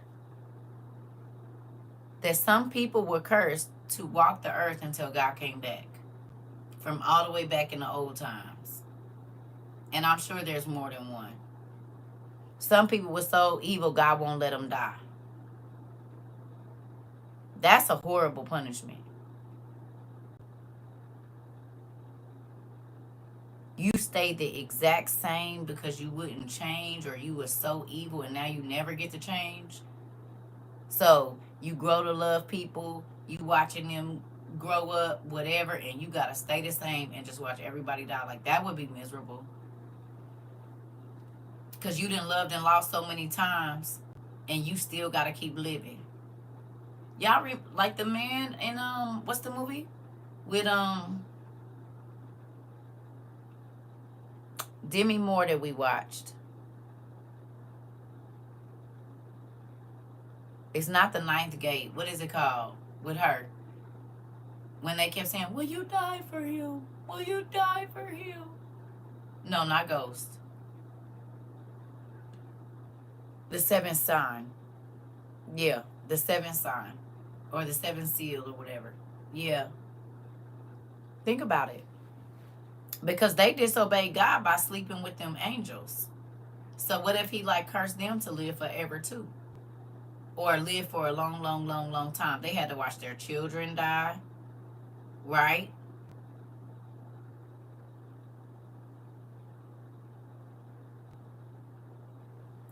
You said that's why they be turning their emotions off. Right. Think about it. Death isn't the worst thing.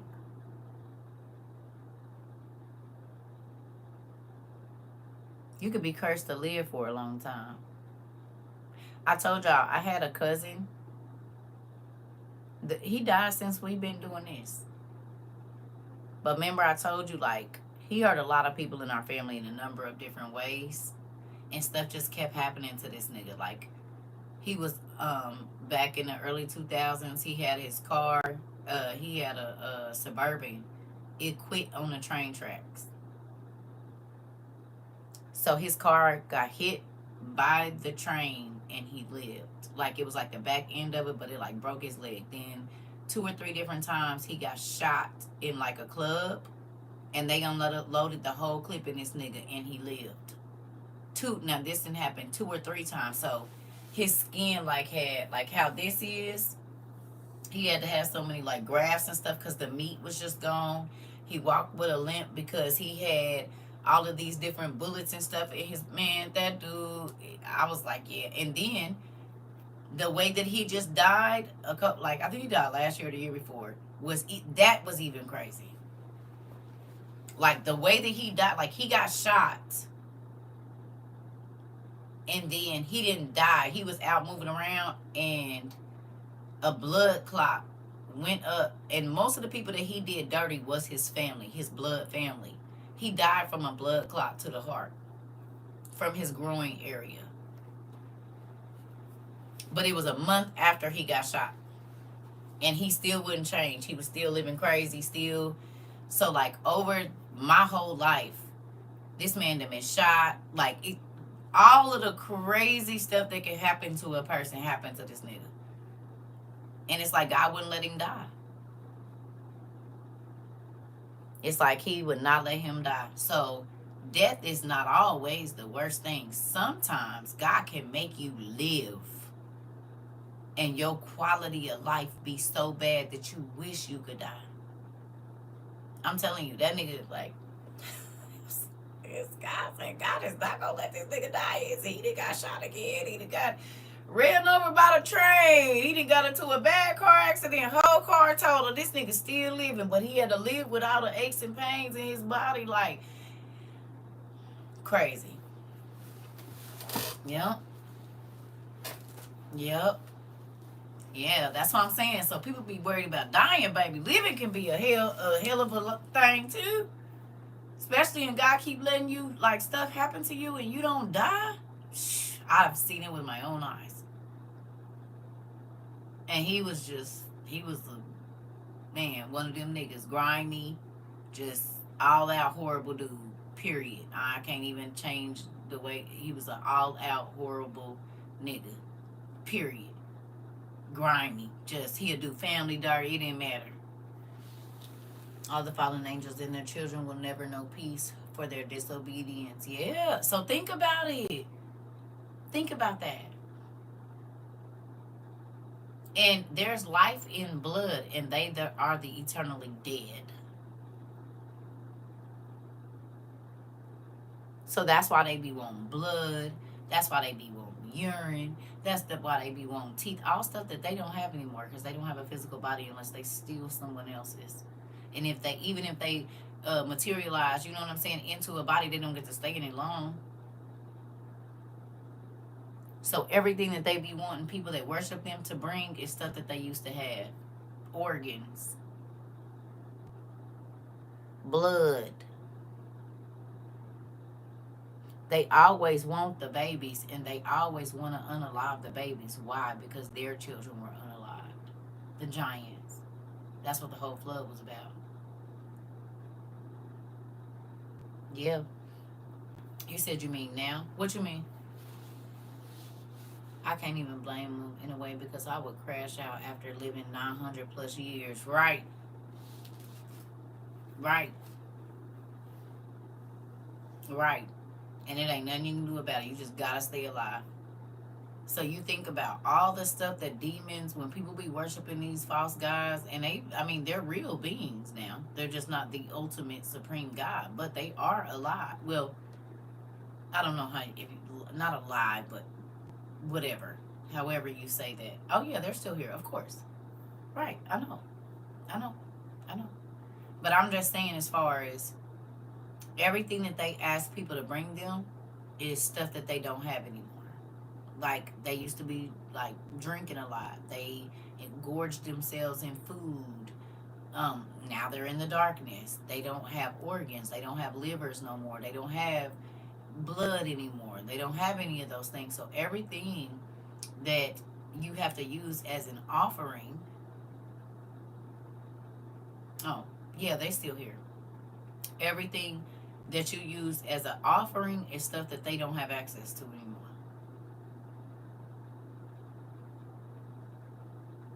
They had to sit and watch their children be unalived by each other in these giant wars. And God made it that way. So who do they go after most? Babies. Because their children were unalived, so they don't feel like humans should have their children.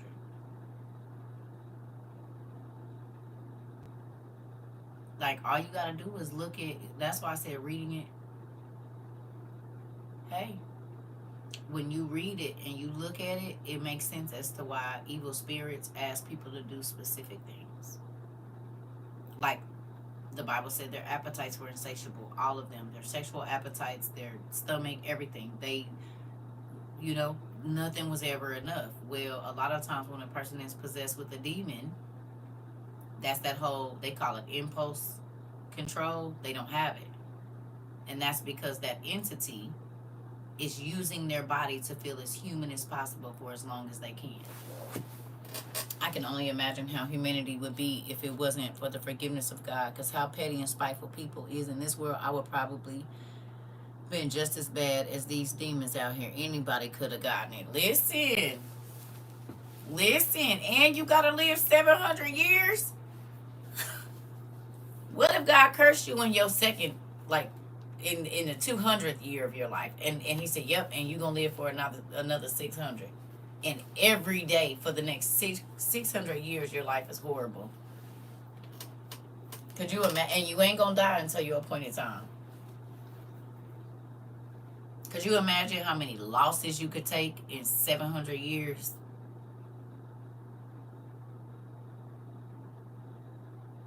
People barely be making it to 50 and they be like, yeah, I'm ready to be out of here. So could you imagine that times 10? Living 922 years. You could walk around the earth a gazillion times in 900 years.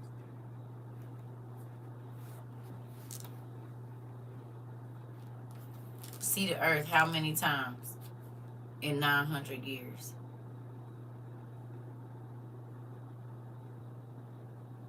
In real life. That's why I say so. It's worse things than dying for sure. Going from old days and having to translate into technology. Ooh. Because just think if you said some people can barely make it to 25. Exactly. I'm only 34 and I'm ready to leave and be with Yahweh and Yeshua. Listen, this. So think about 900 years. And you got to think, Cain was cursed. Was he not?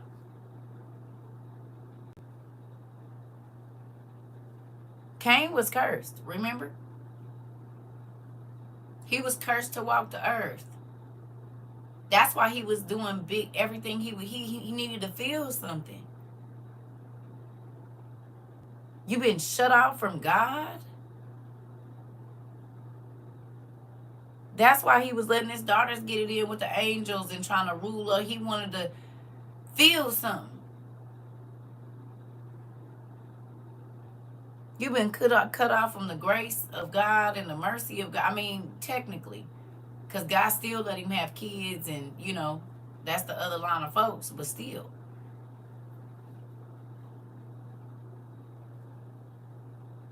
you had to live 700 years watching your brothers and nieces and nephews be in the favor of God, and you can't do nothing about it because God won't even listen to you.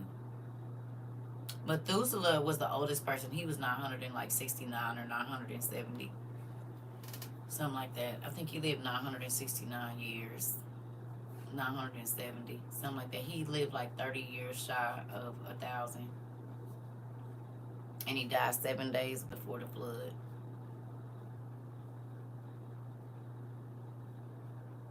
Seven days. Yep. 7 days before the flood. Crazy, right?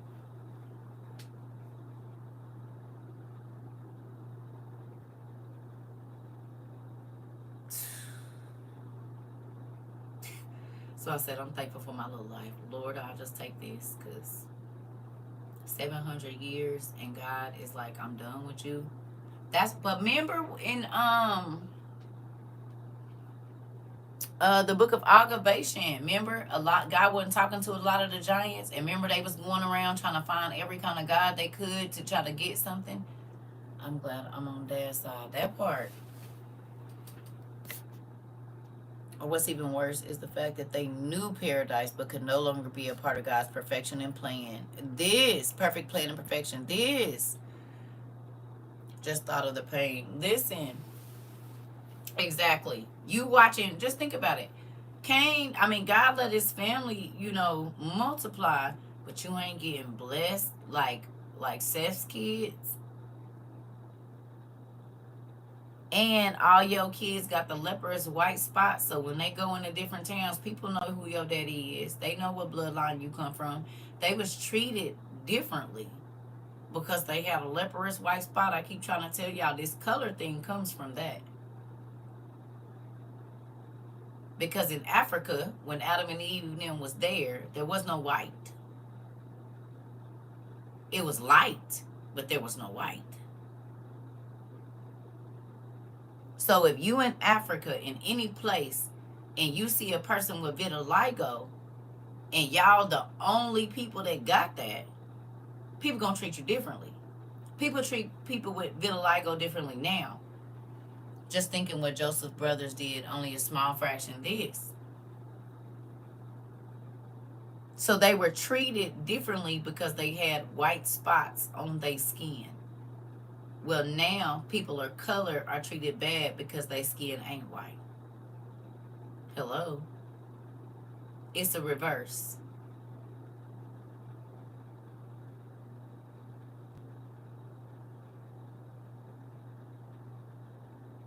Is it not? It's the exact reverse. We treated bad because we do have color, and Cain's children were treated bad because they were losing it. And that's how people knew that they were a cursed people, is because they were losing color. Now, I'm not saying that the people that have vitiligo are cursed. I'm not saying that. But that's what it was. Back then, they had leprous white spots on them. And if we could, leprosy and vitiligo are not the same thing, but that's just the visual I'm giving you of you in Sudan, and then this crowd of people comes through here on horses or whatever they was doing, and their skin is patchy and missing color, the pigment is leaving.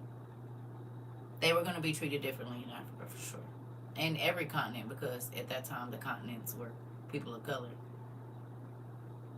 Now, people of color are treated bad all over the continents, and the people that have fair skin are not.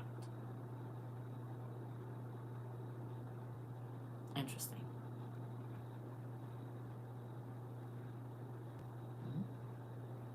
It's the reverse.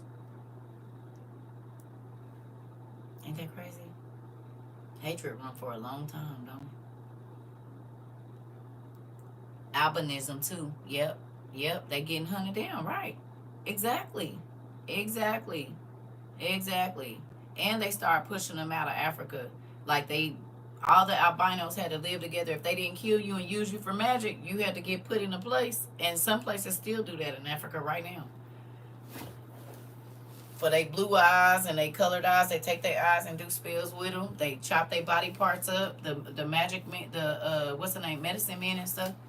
That's still happening right now. Mm-hmm. Still happening right now. So those practices are still being. It's still, yeah.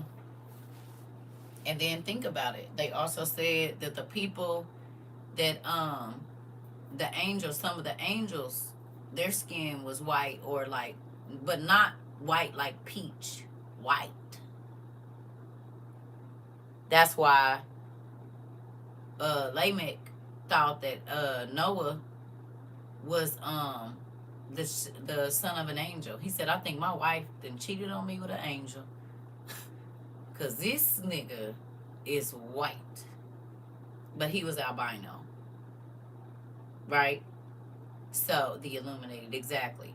But yeah, Noah daddy thought his mama cheated. Like, she didn't crept off and had her a little deal to do. Cause this ain't my baby. And Enoch said it is. That's your baby. No, Grandpa, look at him. And this nigga opened up his eyes and the whole house lit up. No, nigga, this somebody else. I don't got no superpowers. Noah was a whole X-Men. A Cyclops. The power that Cyclops had, Noah had. Who white baby is this? That part. That part. Excuse me. Whose white baby is this? Could you imagine? Not only are you albino, sir. You know how babies be like, wah, wah.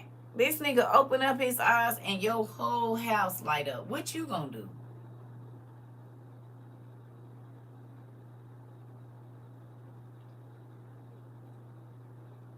You hear me? Right. You said your baby got 720 as a baby. Right. I mean, I'm just saying. Like, what would you do? Faint. Right. Fall out. You gonna be like, this is not normal.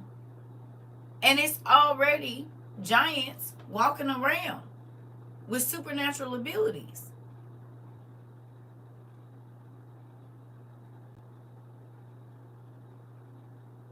You gonna be nervous too. Nervous. Nigga, your whole... I probably would have ran to my mom and daddy too. Somebody got to tell me something, because this right here ain't normal. This is not normal. This nigga opened up his eyes and we can't even see. Like, he was talking too. Yeah, he talked. Jesus talked. Who else talked? I know he talked. Jesus talked, and there was somebody else that talked as a baby too. Why did Enoch tell him the child did come from him, but he was special? He did tell him that. He told him. You said, so some of these fairy tales aren't tales at all. None of them are. None of them. They're real. Why would have been helping me fix my car? Boy, bring those eyes over here. You and woulda come over here and point that light down in there in the ocean so we can see where them fish is. Okay. Come over here. Matter of fact, go on out there and see what's out there. So just point your eyes this way. Some over there. Point your eyes over there. You said, why did Enoch tell him the child did come from him? He did come from him. It is his child. He was special. That's what I'm telling you. That's why he told him that. He said, he's your child. But again, y'all do understand that the fallen angels did sleep with Seth's daughters as well. So the angel DNA is on both sides. Y'all know that, right? God just concentrated it on one side for what he wanted to use it for. Samson, where y'all think his strength came from?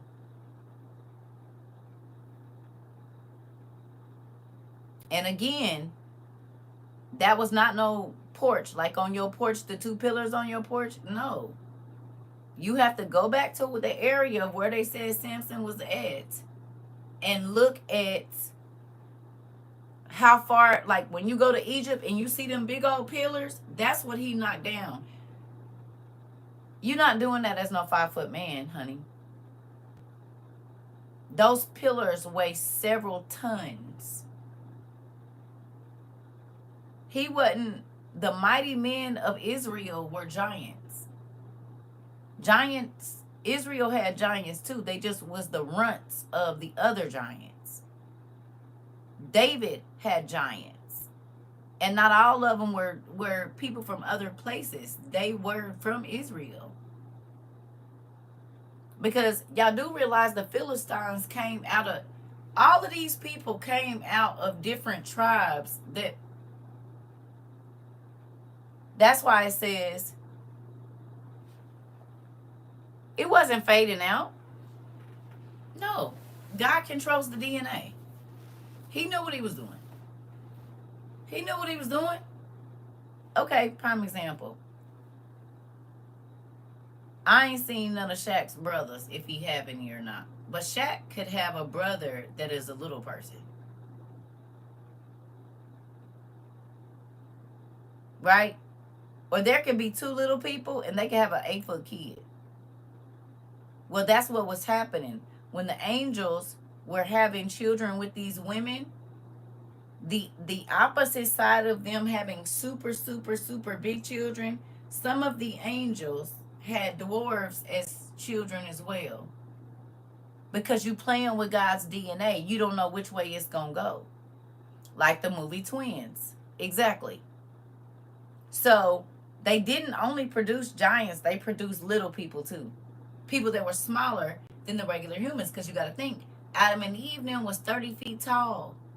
So if you got a fully grown person that's only 2 feet tall, and your mama and your dad, and they're fully grown, and then you have a son that's 450 feet tall, but both of these is your kids.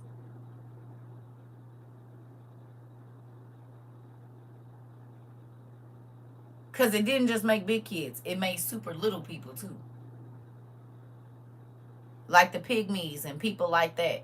So it either went this way or it went the opposite way. So a mother, and this is, okay, prime example, Game of Thrones. Game of Thrones is a perfect example of that. How the little ones were treated. The little people were treated. Right? This is what, because think about it. If you watched The Hobbit, the Lord, yeah, that's Lord of the Rings and all. They was just as strong, just as powerful. They fought against the giants. They had all the same technology. And you always find out that the tall one was the brother to the other one, and they got into it or whatever else it is, but they was from the same line. It's the real thing. It's a real thing. So just like a normal person can have a little person and then a regular sized person, it was the same thing with the giants. There's nothing new under the sun. Just think about it though. A person with what is the one disorder where the people are really little? I mean like little kid, baby little, but they full grown. Like the Indian lady. She's what, like 19 or 20? It's a form of dwarfism, but it's different. And it's not like the little ladies of Atlanta. They are like baby size, but they be grown. Like they don't fit over a size 2T or 3T. You know what I'm talking about? Remember they had the shortest woman and the tallest woman, that big tall lady from like Czechoslovakia or something? That was the extreme. Like in Austin Powers. Yes, that's the exact. But some of them don't get that wide. Like he's a little bit wider. But some of them be like, they don't get out of a 4T. Like fully grown, they're not getting out of a 4T. So could you imagine having a son or daughter that's 450 feet tall and then their twin is that size?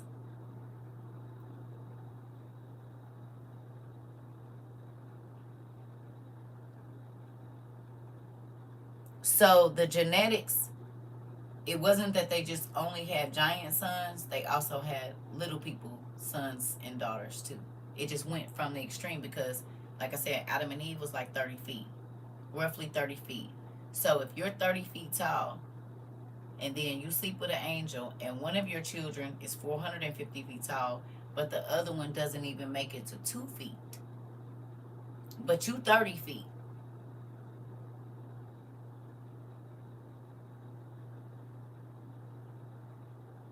You see what I'm saying? It's the same. That same thing was going on back then. It was either one or the other. And of course, the giants got smaller, over time because God made it that way. But it was giants after the flood, too. They were still over 25 feet, 30 feet tall. Because Noah was roughly 210 feet.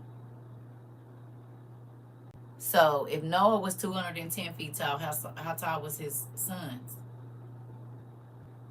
Japheth and Shem and Ham. How tall were they? And then they had wives. How tall were they?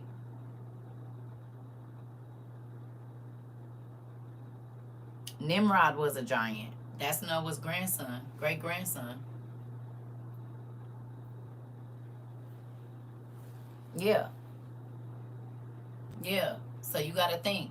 Nimrod was a giant, and he was what, 3 generations or 4 generations after Noah? That's why Hillary Clinton, when they found his body, she wanted his DNA in 2020, whatever, or 2016. Yeah. You can look it up. They found Nimrod's body. Now, they tried to they showed us a smaller version of him.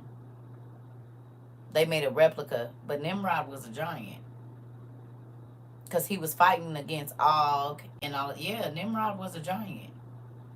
A lot of the people in the Bible were a giant, but if you don't follow the genealogy, then you don't understand that this person came out. Israel, it said your mama was a Canaanite and your daddy was an Amorite, or your daddy was an Amorite, your mama was a Canaanite, whatever. Those are 2 races of giants, and that's what Israel came out of. That's why he said, you the smallest of the clans. The clans of who? The clans of the giants. And the angels went into Seth's children, and they went, you said, Gilgamesh and Nimrod are the same person. They are.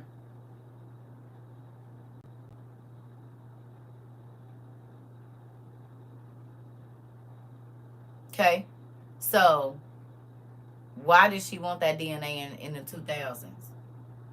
Because they trying to make super soldiers. It is actual angelic DNA. That's why they over there fighting over there right now in ancient Mesopotamia. Because if you look at the areas where they trying to go to war, that's all where the giants live. You know what is over there? Them big old swords. You know what else is over there? Magical relics. Because the fallen angels taught their children magic. That's the first things that before the angels even like start laying down with the women, they taught them magic first. How to enchant necklaces and cups and this and that. That's literally in Enoch. That was her mission, to get the DNA. I know. All of these wars in the Middle East are not about they're not about oil. They're about the relics. Why do you think the British went over there starting wars? Where is all the stuff that was in Africa? When they conquered Africa, it was for the relics. Wakanda is real. Do you understand that? What you saw in Wakanda in that movie, that's exactly, it's real. There are things in Africa that are like nowhere else in the world, and that is because that's where the giants lived at. That's where the angels came down on Mount Horeb, not Mount Horeb, but what is it? I can't think of the name of the mountain. Y'all know the mountain. And they said, her booty fat. I'm about to go get that. That's about to be me. That's me right there, nigga. Now her sister look a lot like her. If you want some, you can get some. But yeah, okay. You said it just makes sense. It's a bigger than what they've been. Yeah, yes. Them relics is real, and they really do have magical powers in real life because the angels taught magic. That's who taught the women magic. Magical medicine is the first thing they taught them. Spells, incantations, pharmacy. You said under the Vatican they have relics. They do. And the relics are in all the museums too.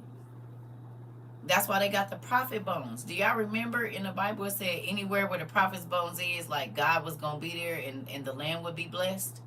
That's why they keep digging up graves. That's why the British have so much money.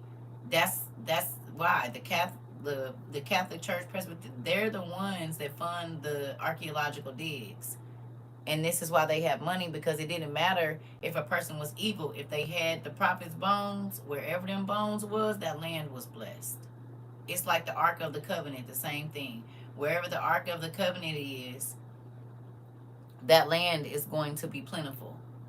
It don't matter if it's in the wrong hands. Like, they can't touch it. But if it's there, they gonna win battles. They gonna win wars. Like, can't nobody really come against them or nothing as long as they got the Ark of the Covenant. Unless God say so, right? Unless he pulls that back. But other than that, whoever got the Ark of the Covenant, they good. It's just like that with the prophet bones. That's why they got Mary's skull.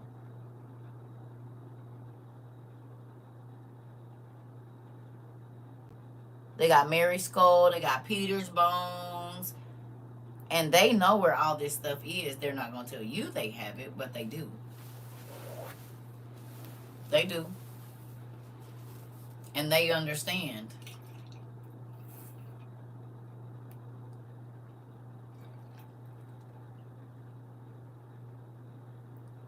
Because they have magical powers, Pumpkin. A prophet is blessed even in death. If he dies righteous, them bones is blessed. This is what I used to say, take your father up and bury them, blah, blah, blah, blah, blah. When you move, take the bones with you. Because a prophet is blessed while they alive and in death.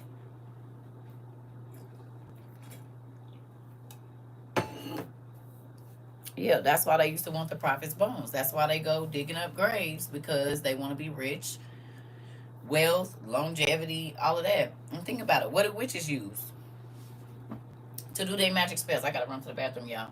What do witches use? What they be shaking in them bags? In my angel voice, I see you in the ancient African muumuu and Jesus slippers. Come here, hey. That part with the shea butter all rubbed all over you. He said, nigga, that's about to be my baby mama, nigga. I got some for her right now. Fairies and bones, yeah.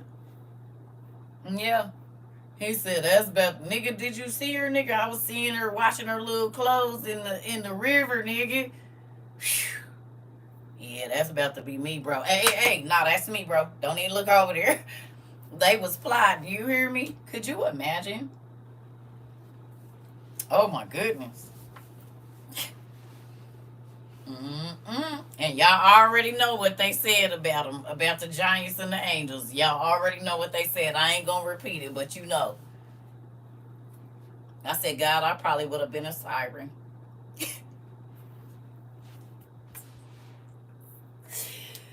Nigga, I'd have been a siren if what they described in the book of Og is real. Because I might have seen something similar to that in my lifetime. Yeah, I'd have been a siren.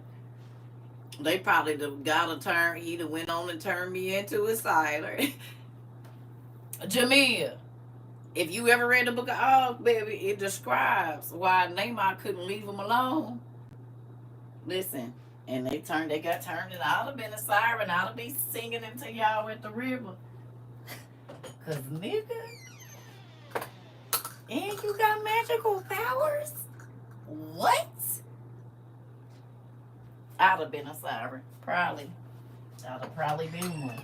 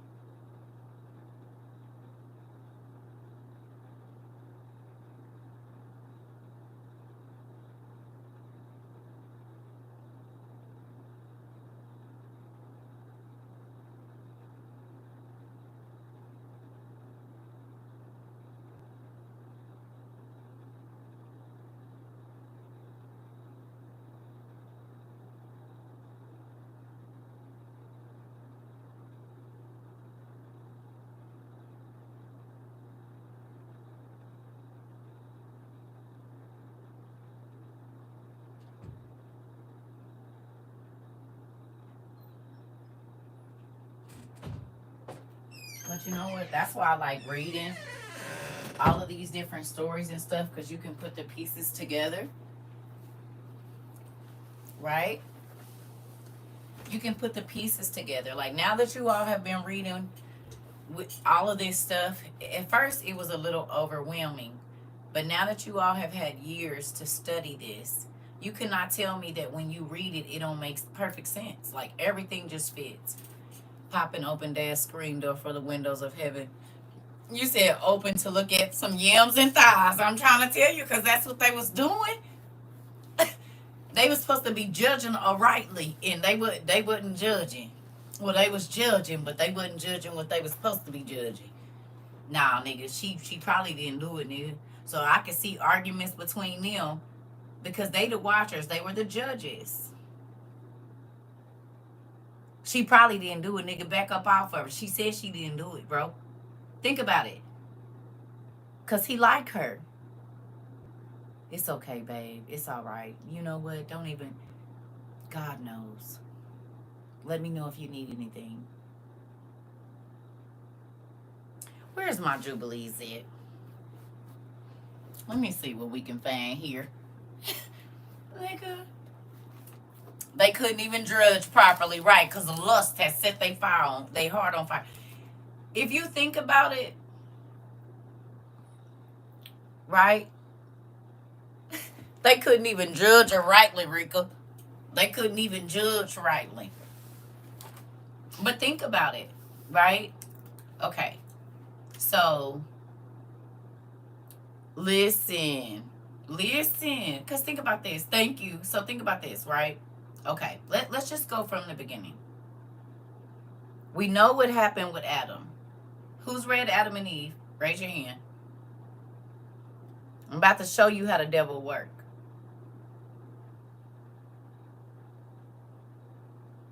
Anybody read Adam and Eve?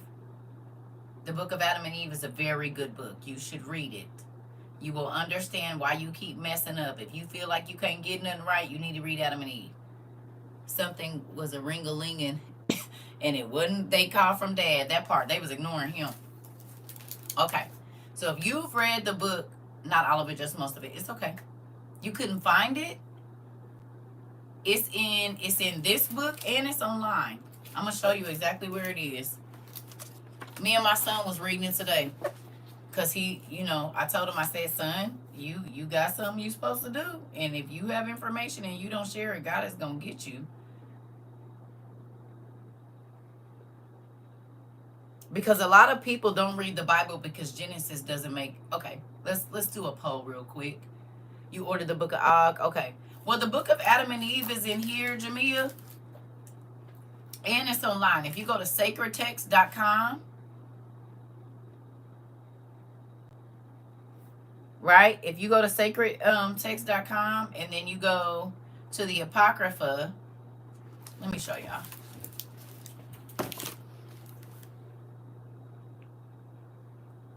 Right? So this is the website, right? You're welcome. You're going to go down here to where this lady got the baby right there, where it say Apocrypha. Click that. Let me make this bigger. Okay? Boom. First book of Adam and Eve. Second book of Adam and Eve. The book of the secrets of Enoch. The Psalms of Solomon. Odes of Solomon. These are, if you have problems with your, okay. Girl, I think I got a Jamia in my family, and I know I got some friends. It's normally, they be calling you Jemiah. They get my real name wrong, too. It's okay. Hell, they get this name wrong, too. They call me Serva. Uh-huh.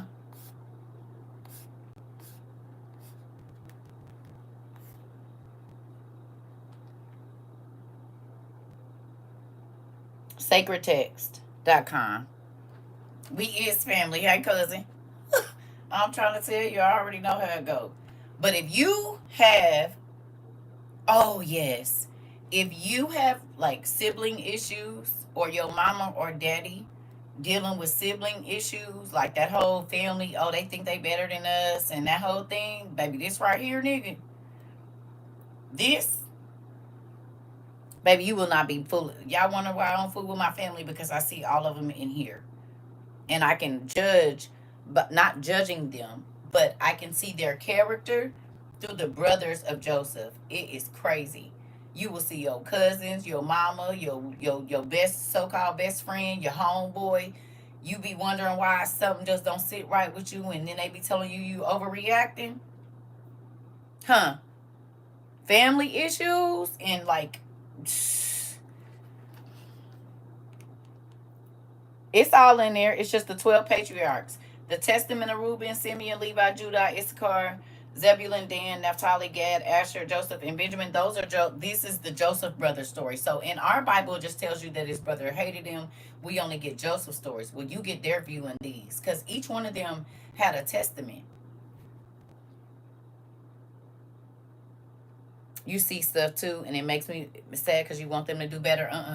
Listen, if you don't want to do better, that don't got to. I want you to do better, but this helped keep me sane because I couldn't understand. Well, first of all, I didn't know that I was called to be a prophetess, and a prophet is not accepted in their own family, in their own town, in their own city. So that made perfect sense later.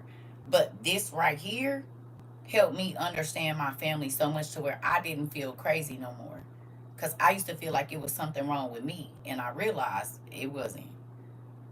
Because I can go through here and see so many of my family members and how they conduct them, even my old friends and stuff, and people I've dated. My ex-husband, I was like, you need to. I ain't reading that. Oh, okay, well, you gonna keep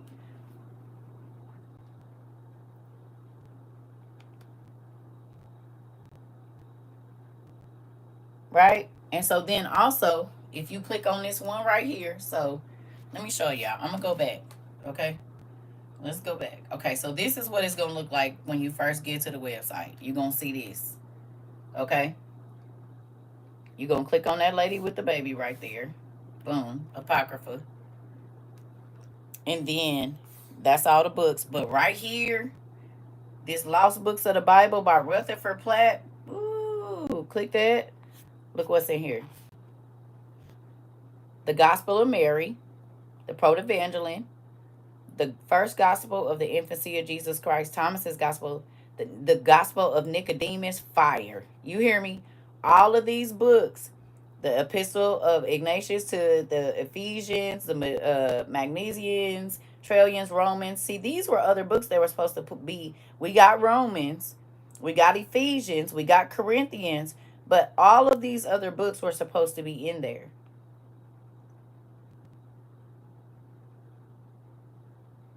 You see? The Shepherd of Hermas, letters of Herod to Pilate. Guess who they was talking about? They was talking about Jesus.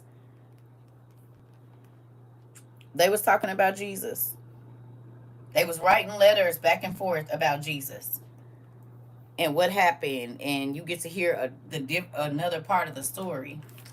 I prayed for you, and God led me right to you. I was not crazy either. My gift was real. It's real out here. I haven't read it, but God shows and tells me, and it's been many times I've came on here, and you give confirmation in real life. If you want to know, God is going to send you the information. Yeah.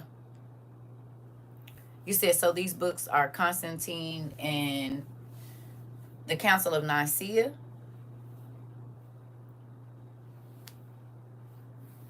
Okay. Do you journal? Who journals? I'm about to show you something. This is how easy it is. Who journals? Anybody journal? Do you make notes in your phone about stuff? Like, do you do any type of journaling?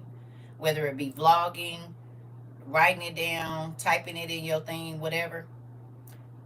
Okay, good. I need you to understand that the Bible is nothing but journals.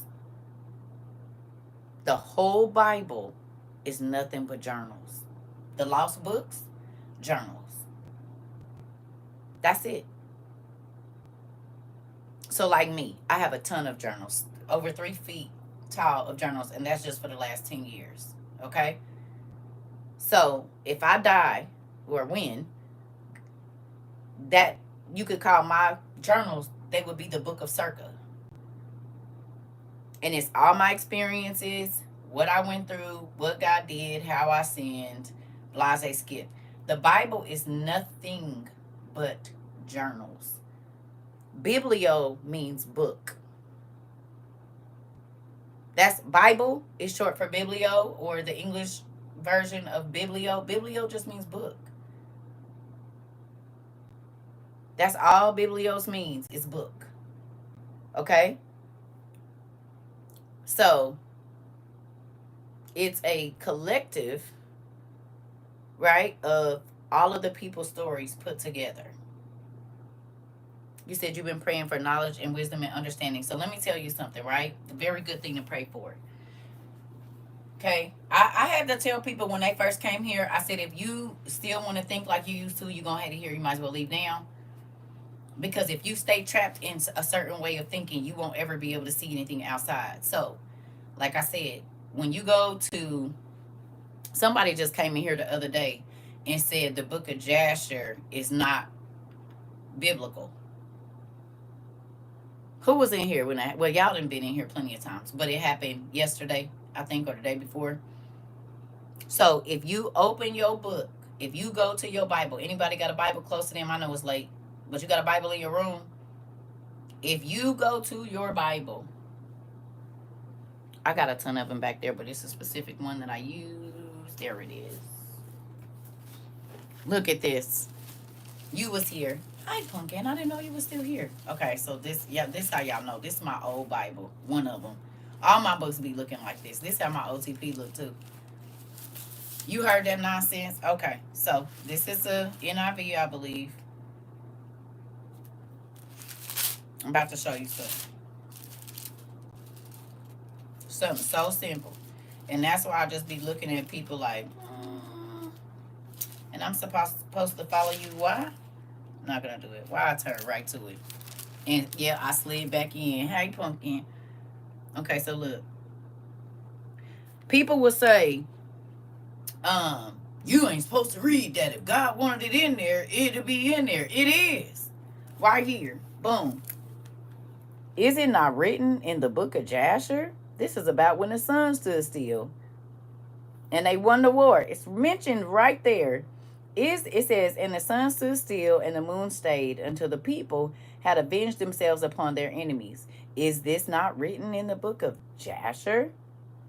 So it's saying here, if you want to know what happened when the sun didn't go down for 3 days, you need to go read the book of Jasher. Now, you'll have a crazy person come in here in my class and say, I don't know what I'm talking about, and I need to quit misleading people. And then,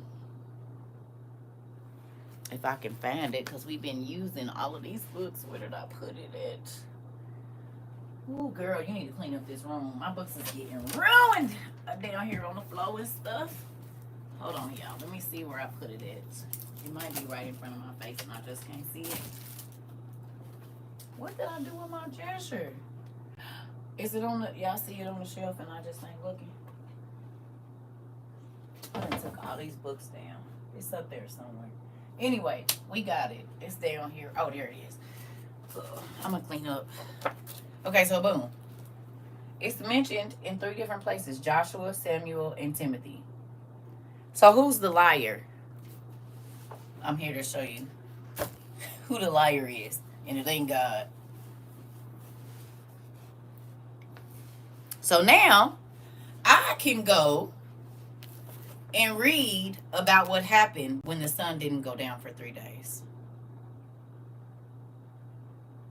I can go read it. Because if you are in college and you get to the end of a book and it says continued on page 322, what do you have to do in order to complete the assignment? What do you have to do? You have to go to page 322 and finish your reading. The Bible is set up exactly like that. All of the story ain't right here. You got to go to that page. It's so many books mentioned in the Bible that you can actually go and read. But because it's not in the table of contents in the 66, then they say, oh, God didn't want me to read it. No, God wouldn't have put it in there if he didn't want you to go looking. But he says those that seek shall find, which seek is go look. I don't have to look for nothing that's right in front of my face. It's right there. So then that can't be all. Do you understand? It can't be. A lot of these books, not the ones that the people sent me, but a lot of the books that I had prior to meeting y'all, I found them by reading the Bible, because I went and Googled a person's name and the lost book popped up. Like Paul and Thecla. I Googled Onesiphorus, which is in the New Testament, and the book of Paul and Thecla popped up. And I was like, what is this? And I started reading it, and it went right into the New Testament. I'm like, oh, man, here we go. That's my favorite book, Paul and Thecla. It's so good. It is. It's a really good. I was like, oh. So then I started asking all these pastors, oh, have you read this? Have you read that? No, and you shouldn't be reading it either. But you know what they didn't slip on? Calling me after a while and taking the context that I've read and taking a story, and they would use it in their sermons, y'all. Even though they won't let their people read it, you ain't never heard a preacher preaching and they talking about something that is not in the regular Bible, and you like, where you get that? Wait a minute, where you read that at? Because they'll sneak and read these books. They'll get the context of it and bring it and teach it, but they won't tell you where to go find it. Well, I'm not like that. I'm about to point you in a direction. Because one, like I said, Adam and Eve, there would be less suicide if people could read Adam and Eve. I don't care what nobody say. Yep. I believe it in my heart there would be less suicide if people could read Adam and Eve.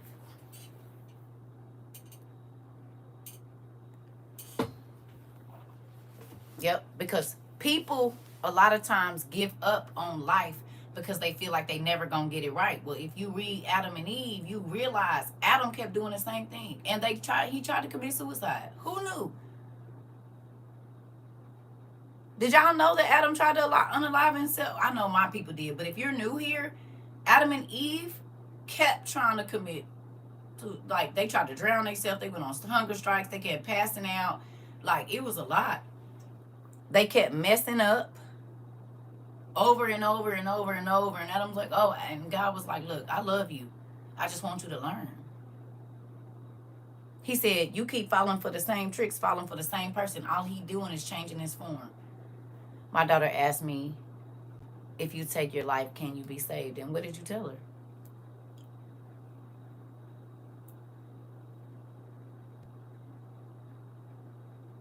Because you can't ask for repentance once you dead.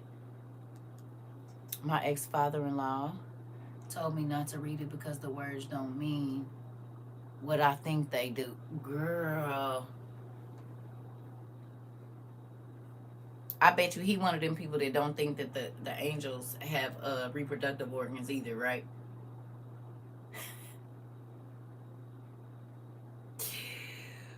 OMG.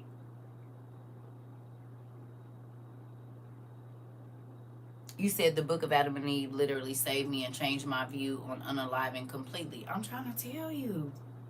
And he's in school to be a pastor.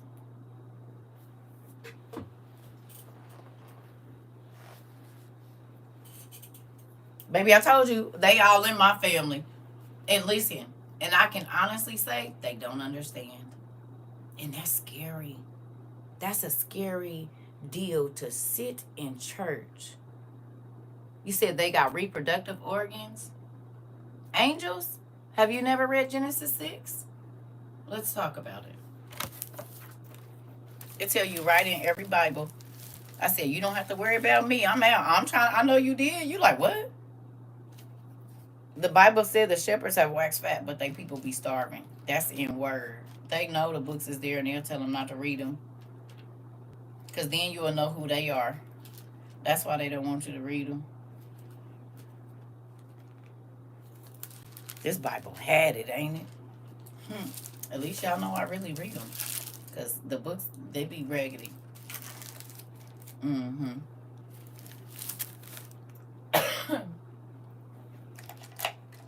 Listen. You said angels are primordials in Greek. This.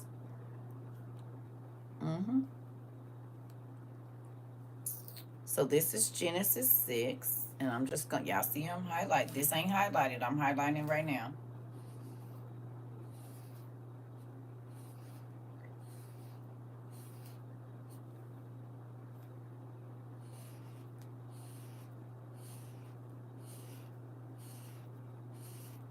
Okay, we're going to read. And my kids' dad won't listen to me about the world going pop, so I got to stop for my kids alone. Girl, I was married to somebody that wouldn't, but God kept telling me, when the world is ending, he's not going to be around you. When the world is ending, he's not going to be around you. And I was like, why do he keep telling me? And I used to tell him, I said, God said, when the world ending, you're not going to be here. You're not going to be around. Well, when COVID happened in 22, that nigga flaked on. 20, that nigga flaked. Went to his mama house. I couldn't believe it. He came back, but was show about to bounce. I said, oh, so God wasn't lying to me, because this ain't even the real deal. This is the pretend we about to get ready to see, and you did it. Oh, okay. Good morning, Annalise. So, you really did what he said you was going to do, now. Okay. So, see here? This is Genesis 6. It says, and it came to pass when men, right here, men began to multiply on the face of the earth, and daughters were born to who? Men, right? That the sons of God saw the daughters of men that they were fair, and they took them wives of all they chose. So the sons of God and the sons of men are two different races, because men had already begun to multiply. With men had already had daughters born to them. The sons of God, who are not the sons of men, right? Then come on down here. 4. There were giants in the earth in those days, and also after that, when who? The sons of God came into the daughters of men, and they bare children to them. The same became the mighty men which were of old, and the men of renown. You understand? So, the sons of men and the sons of God are two different things. That's two different races. Because for 7 generations, there were 7 complete generations of humans. In the 7th generation, in the days of Jared, is when the angels came down and said her booty fat, and I'm about to tap that. I'm about to get that. And this is not the same angels that were hurled down with Lucifer. There was a second set. They were the judges. So before we had kings, you know how you see in the movies how they used to travel up the mountain to go talk to the old wise spirit that was up there that would give them whatever? That's what that was. The angels were the first judges. But that's why it says their judges left their space and sinned with the women. You'll see that in places. Their judges went against the law, or their judges tainted themselves with, sin. That was the judges, which were the watchers. Okay? 200 of them.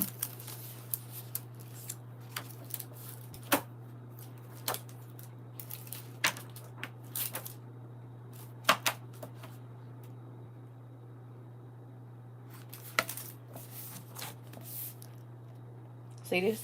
Enoch 1, right there. In those days when the children of men had multiplied the children of men, and look, Genesis 6, right here. It happened that there were born unto them handsome and beautiful daughters. And who? The angels. This is why they don't want you reading Enoch, because they use specific language in the Bible.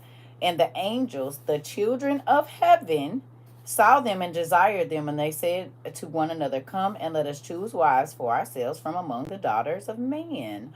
What? And beget us children. Genesis 6, right there. And Semyaza, being their leader, said unto them, I fear that perhaps you will not consent to this deed, that this deed shall be done, and I alone become responsible for this great sin. Here we go. This is how the giants, that's why they were so horrible. But they all responded to him, let us all swear an oath and bind everyone among us by a curse, not to abandon his suggestions, but to do the deed. So they swore, and this is all the names of the original fathers of the angels right here. I didn't think that angels found women beautiful physically, but more so spiritually. No.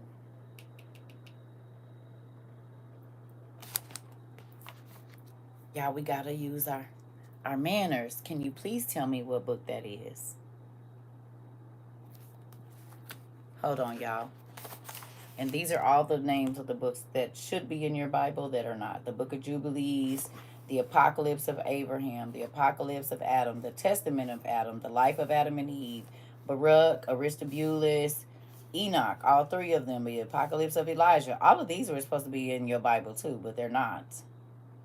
Janus and Jambres, these are the two magicians that went against Moses. And they tell their story. You are right about how the brother got cancer. See, our Bible don't talk about that. But when you read the story, as soon as the brother, because both of them was going to get some, but one of them was a warlock and one of them was training to be a warlock. And as soon as that nigga got his magic wand out after he done turned his staff to a thing and did everything, they was standing there in front of Pharaoh. He did his magic and flicked his wrist. An angel showed up right there in front of him, but nobody else could see the angel but him. And he said, hey you, great magic trick. So I got something for you. You got 7 days to live. Get your house in order. You gonna die. Thank you for going up against Moses, but we about to take you up out of here.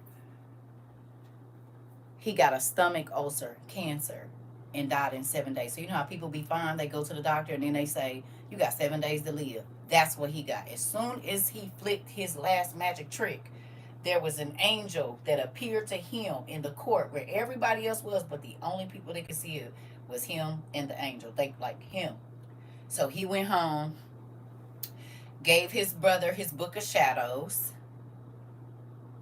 okay, and died. Okay, the mama died too because she told them to go up against Moses and Aaron. She got sick too. Well, when he died, his brother conjured his spirit up and said, brother, what happened? He said, man, everything that happened to me, it was warranted. Like, I deserved it. I should have never went up against the Almighty God. So you don't get to hear that, but the stuff You don't think that God had that stuff written down? He said every single thing that is done is written down. Every thought, every action, every word that you speak, every single thing is written down. So when people think that there's no record of this stuff, like, that's mind blowing. As detailed and intricate as God is, and he said that's everything the giants did is gonna be recounted to them on Judgment Day too. They gonna be there as well. So like, it's like, why don't you think there's a story? Well, you know what they do? They hide the stories in mythology.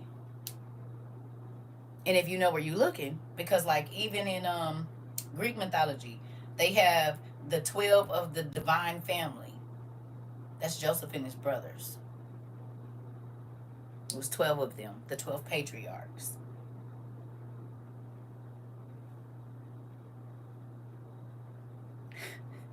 But you got to know what you're looking for. And if you only study in one area, you ain't never going to see it. Just like if I get that Norse mythology book out, if you study Thor and all of them, Mamir or Mirmir is a Mamir. The oak of Mamir or Mamre, Mamre, in the Bible is Mirmir from Thor. They spell Nephilim with the ph, f, and they lived in Erd.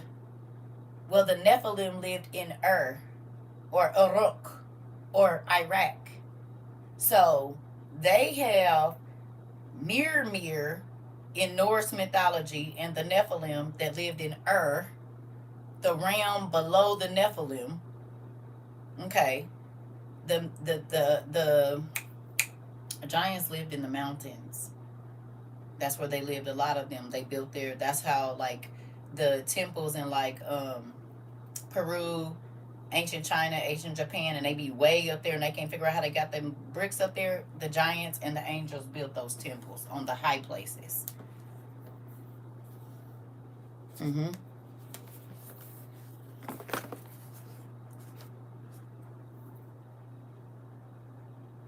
Yeah, I can show you.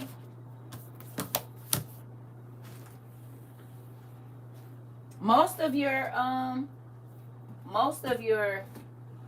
mythology is real. That's why he said they got eyes but they don't see.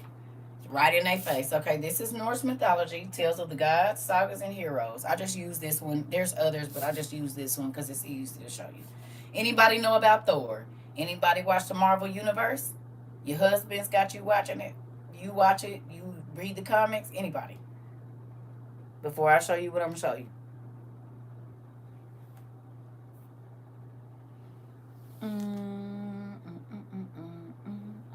I'm looking for, oh, there he is.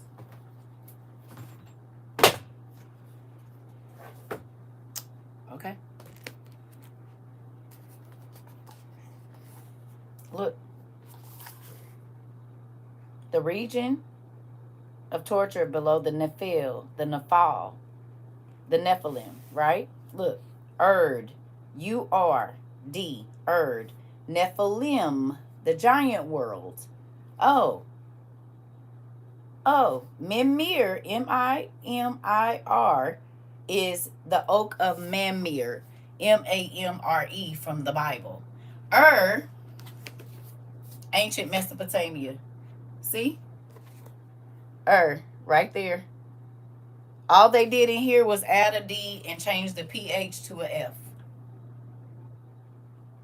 So when you're reading stories about Thor, they tell you it's Norse mythology, and really you're reading stories about the angels in the Bible and their children.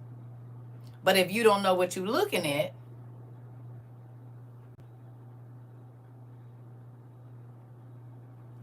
these same Nephilim lived in and the oak of Mamre. If you go look up, or Mamre, if you go look up, Abraham used to sit under the tree of Mamre, M-A-M-R-E. They just changed it to Mirmir. Or Mimir. And Erd used to be Now, it's one more book.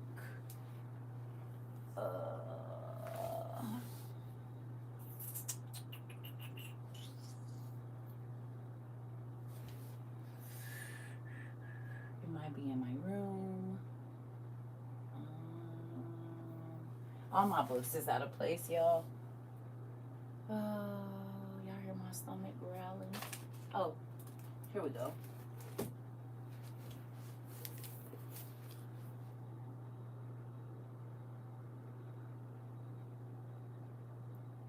This used to be land of the Chaldeans. They just changed the U to an I. Just like Inky from ancient Mesopotamia is the Inca Indians. The INCA, INKA, INKI, and ENKI, those are all the same bloodline. Did you know? If you don't believe me, I'm going to show y'all one more book, and then I'm not pulling no more out because my room is a mess. My office is a mess, and I got all these books on the floor. Yeah.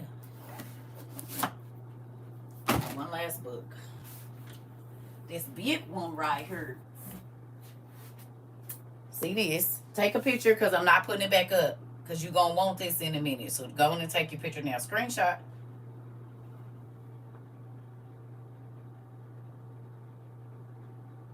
5, 4, 3, 2, 1.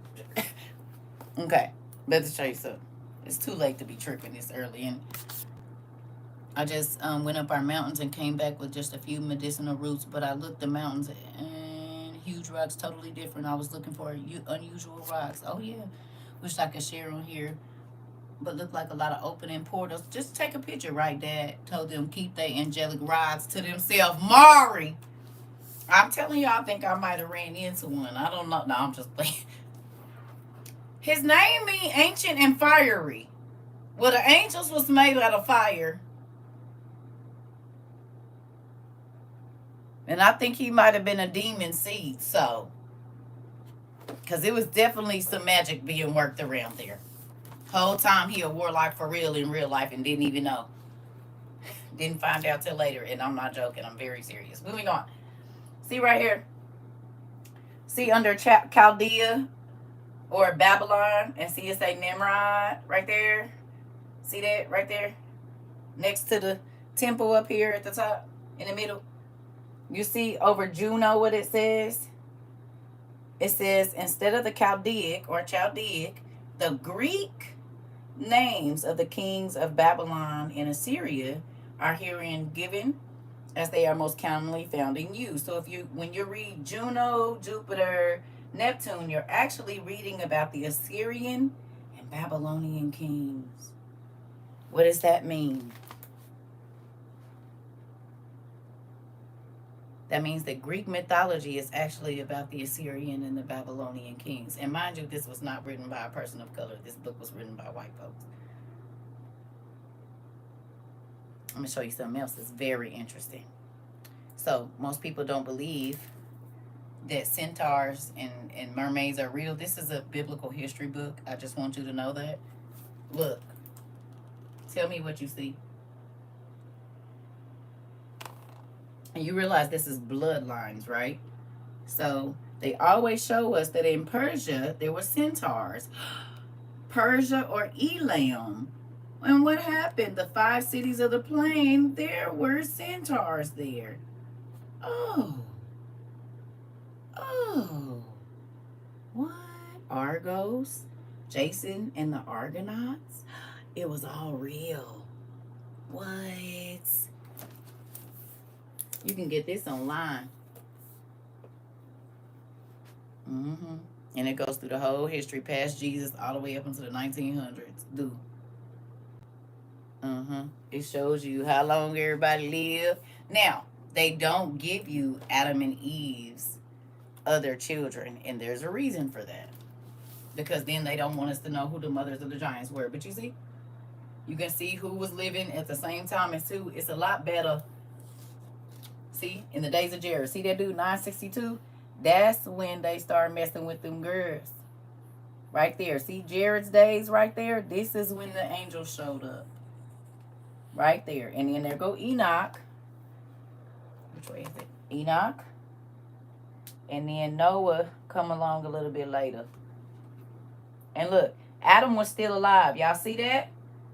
See Adam 9:30? He was still alive when all these people was alive. He was still alive when Methuselah was born. See, it don't make it look like this when you read it in the Bible, but you see Adam lived all that time. He lived through all of these people.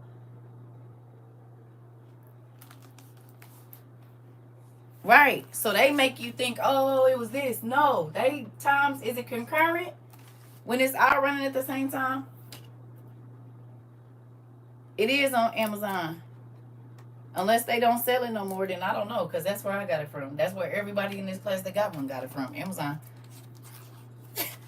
So Amazon might not be selling it no more because it's telling too much of the truth. But that's where we got ours. See?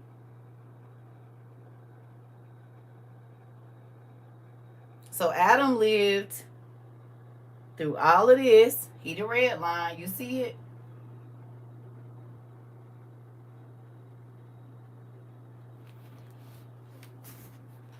And then he went all the way.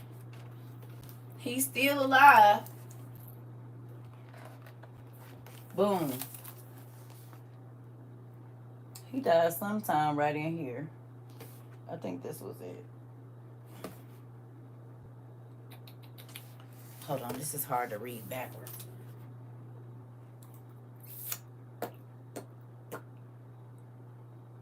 Okay, yep, right here. Ooh.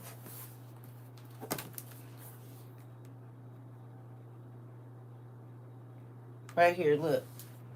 That's 2 pages. So all of these people was alive. He lived this whole time. You see this? This is his death right here, 9:30 a.m.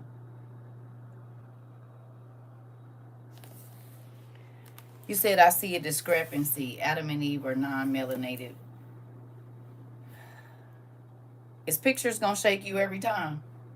Because if you look up the Maccabees, Maccabees, it's going to show you white folks too. But if you look up Meqbyen or AN, it's going to show you Ethiopian priests.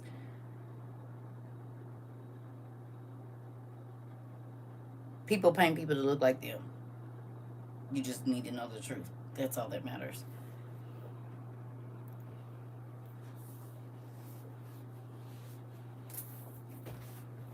Same story. But if they can paint them white and you don't go looking, well, that's they hear the truth right in front of your face, right out in the open. I just told you that all of the Greek gods were actually the Assyrian and Babylonian kings. So, I mean, what more do you need? You know, at that time, wasn't nobody white. Of course. Okay, but listen, this is a thing. You have to understand that if that's all it takes is for people to not look, the devil already won. Like, I've had so many people come in here and say, I don't read the Bible because it's about white people. I said, you ain't never read it. You right. Ain't no way in hell you could have. Because if you go and look at a map and you go and look on Google, everything is, you will see it. But if all I got to do is whitewash this person, okay? If all I got, Yahweh created Adam and Eve, but Yahweh was a scientist. So y'all just say whatever? Y'all just be making up your own stuff, huh?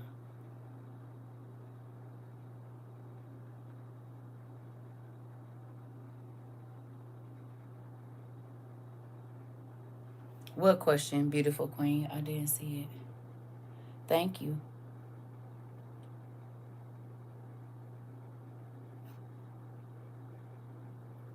I didn't see it. Can you type it again, Pumpkin? No. Okay, so let me tell y'all. People don't tell me what to do. Inky was a real person. Yes. You ask. You use manners here. I'm 45. I'm not a kid. So can you please show me? And we use our manners. I love y'all. But I know the internet teach you to be rude and stuff. Okay? But you got to use your manners. I have no problem showing y'all. But please, because I will put the book back and not get it out. I promise you. I know that's petty, but I do. We use the manners.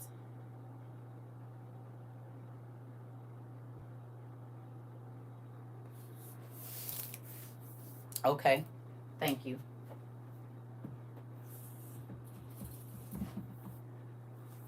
I appreciate y'all. I love y'all. I love sharing, but you know, the internet be making people be rude, and it's crazy, right? You said who was the giant's mother and what book talks about that? Um, the Bible. The daughters of Adam and Eve. The first daughters of Adam and Eve, and the nieces of, I mean, the granddaughters of Adam and Eve were there. But Enoch, the first book, talks about that. Jasher talks about it. I think Jubilees might have a little bit in there as well. It's a lot of books that talk about it. It's not just one. Because even the book of Og talks about it. I don't know where my book of Og is just right now. It's under all of these other ones, but all pretty much all of your books of the Bible talk about the giants and their mothers. Because Nimrod and his mama, they slept together and got married. And Nimrod was a giant, and so was his mother. What was her name? Amethyst, or whatever her name was. Amiris, whatever. I can't think of her name. Don't feel dumb at all. Do not feel like that. Can I tell you something? Are we talking about demigods? Technically. Do not feel crazy. We got 1,500 videos over here on YouTube. You can go all the way back to the beginning. But can I tell you something? And this is going to make some church people mad. They want you to be uninformed. I come from a very long line of bishops, not diocesan bishops, but suffering bishops, pastors, that whole thing in the PAW in like Pentecostal church. And I'm telling you, they don't want you to know. Because I have brothers and stuff that are, and uncles and everybody that's pastors, and they don't want to hear it. But that goes along with Hosea 4 and 6. He said, I have rejected them from being my pastors because they won't learn. Literally. If you go read Hosea 4 and 6, it says that whole between verse 1 and verse 6, it literally says, I've rejected them as my, they up there, but they not mine. They're not mine. He said, because they've refused to learn. Who tells you not to read the lost books? The pastors. Well, they be mad at me, right? And I have friends that are pastors. They be in here, y'all just don't know, right? They got whole churches and everything. And they be mad at me because I help people understand what's not there. And that's what's important.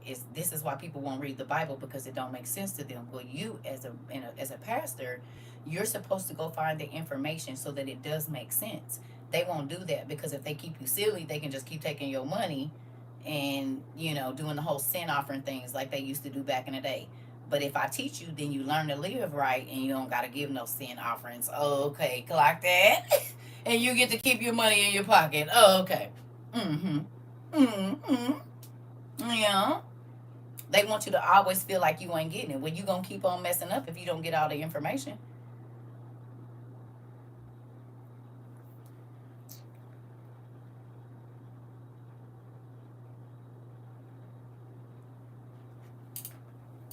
Okay.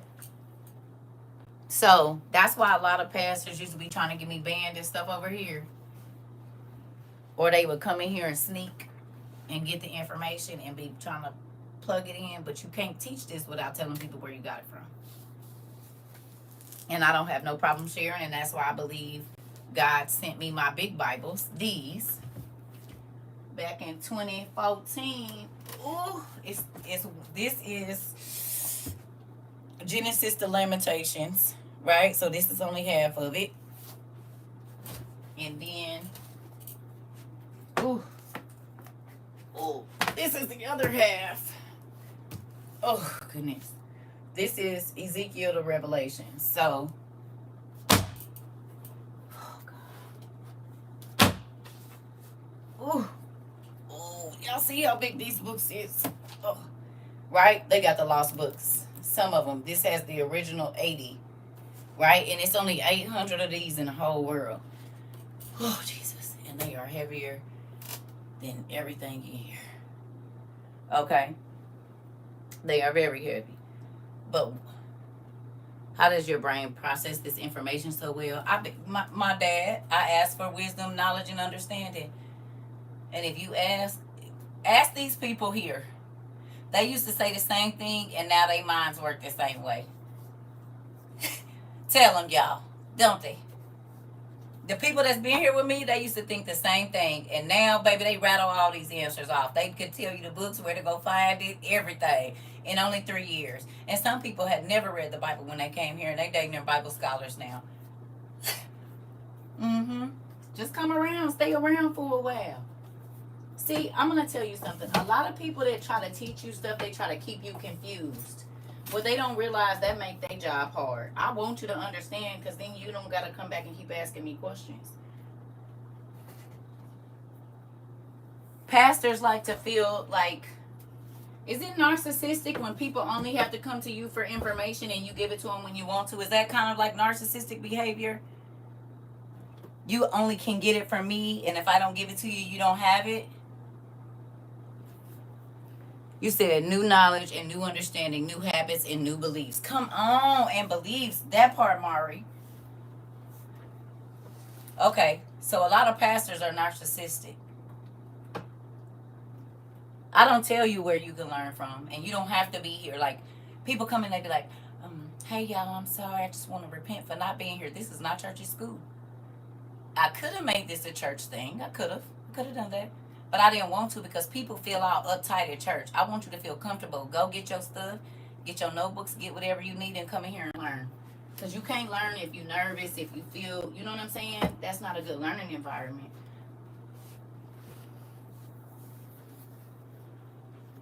It's not. So we kick it over here. We have a great time, and we learn every day. And we don't just learn the Bible.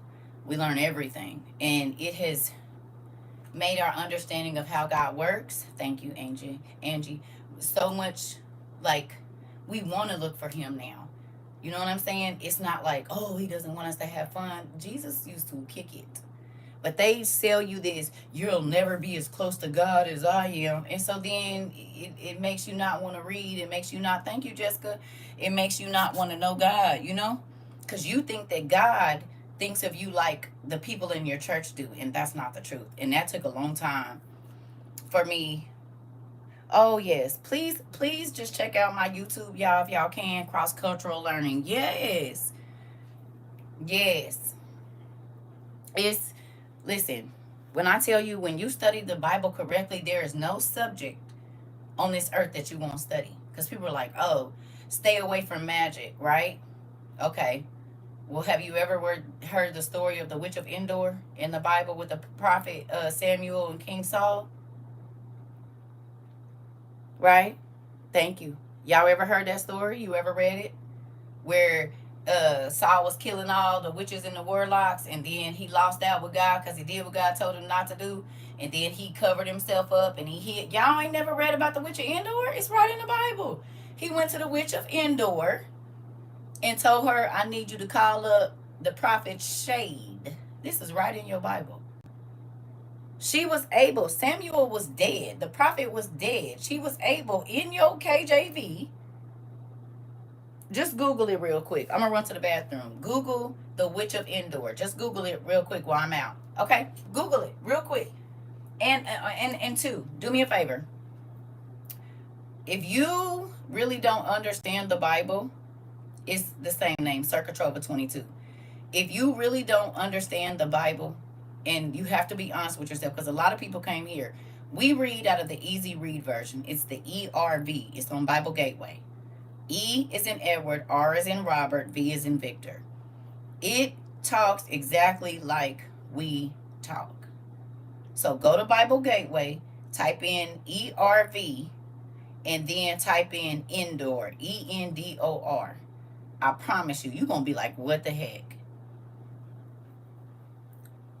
They have a TV show coming up called Endor. I believe it.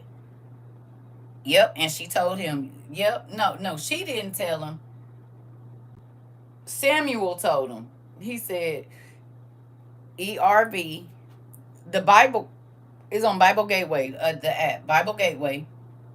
And then it shows you the versions of the Bible. You just click that, go down to the easy read version. You can read it to your little babies and they will understand it. Yep. What's that face for? Why you keep putting that same thing there? Is it Akita? Why you keep putting that there? Are you expecting me to cover my head? I don't know what's going on. Is that what? Why you? I don't know what that face means.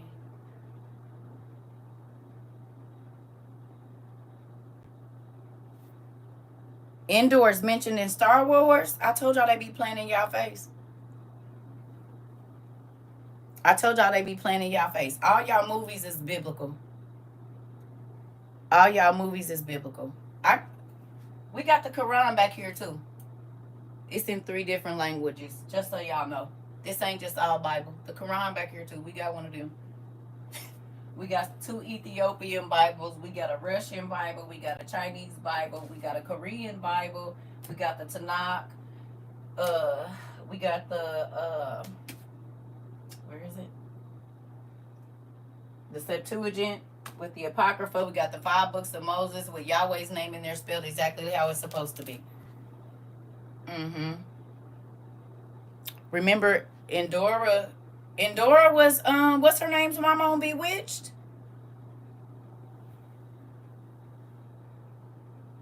You're absolutely correct. So there was not a little. It's all true. It's all real. It's just all of the demigods are the children of the fallen angels, aka the Nephilim, the sons of Anak. Like if you look it up, it says like there were different people that the Israelites were going against, and they were tall as the cedars of Lebanon. Well, some of those trees can be 200 feet tall. It tells you right in the Bible. You just got to know what you're looking at. And what did they say? The oaks of Bashan. The men were as tall as the oaks of Bashan and the cedars of Lebanon. So, even Joshua and the spies, they said when we went into Canaan, what is it, Numbers 13 and 33? Yeah, but Goliath was only like 9 feet or 12 feet. He wasn't that tall. No, these giants made a regular sized man look like a grasshopper. So if you've ever been in a building over 600 feet in the air and you look down and people look like ants, that's how tall the men in Canaan were. He said, they see us as grasshoppers and we see them as such. Grasshoppers. So how tall does a being need to be for a 6-foot man to be a grass? I mean, you got to think, if a grasshopper get on my toe, I can fling it off. A grasshopper really ain't bigger than my big toe. So a human man on top of this person's foot, you know what?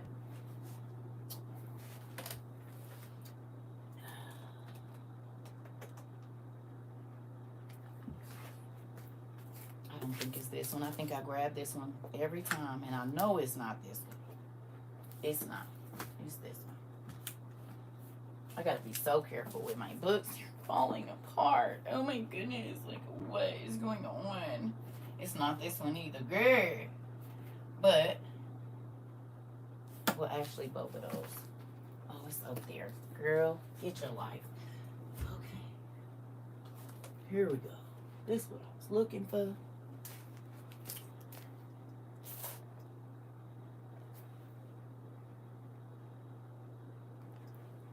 Y'all about to hear my stomach growl again.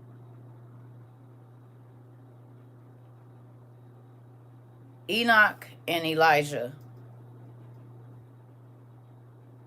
There are some other people that didn't necessarily die, though, but they did leave their bodies, and they're the Rechabites, the sons of Rechab. They're mentioned in the Bible, too. Right? So this is the book. Okay? This is the book. Here we go. Show you something. It's right in your face.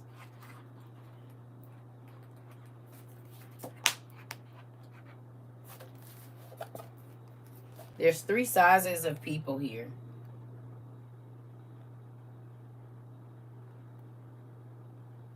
Can you see them? These men are on horses. He's on a horse. These are regular 6-foot men. See them up there? This is a man. And this is a man. So you got this size, and this size. This person looks like a grasshopper to either one of these guys.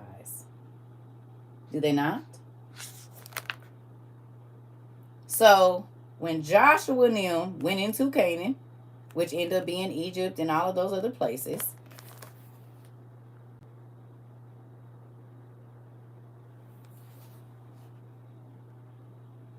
when they said they see us as grasshoppers, this is what was over there. You see that? They look like grasshoppers. This is Egypt. This is a physical representation of what they saw. No, this ain't art. This is real. And it used to be grass here. See how that's all desert? It used to be grass. And I have a book up here or down here somewhere. Let me find it. Hold on.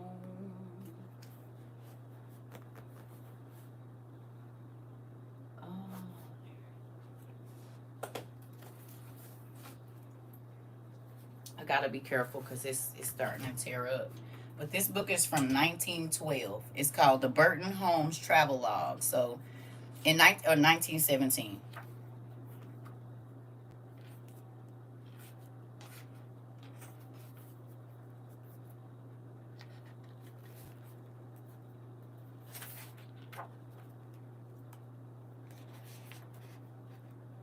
(1908), 1914, 1917. See? Copyright, right? About to show you something. Yep. I'll show you that exact same thing. I gotta be real careful because my book is falling apart. If I can find it. In 1912, this is how it looked. Or 1908. Grass. Now, these are real people. This was a real picture that was taken in 1908, between 1908 and 1912. Do you see these people? And it was grass.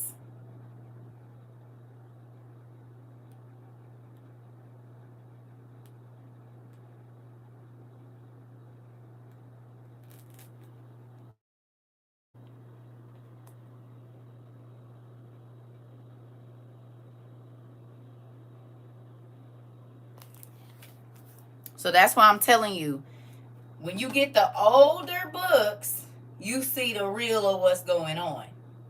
Because I got a kid's book up here about Egypt, and it shows it like that one, with no grass, with no nothing.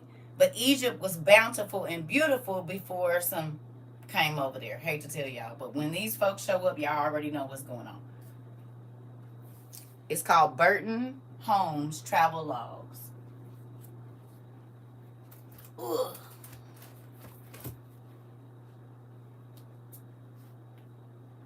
You said everything was changed at the world fairs. Yeah.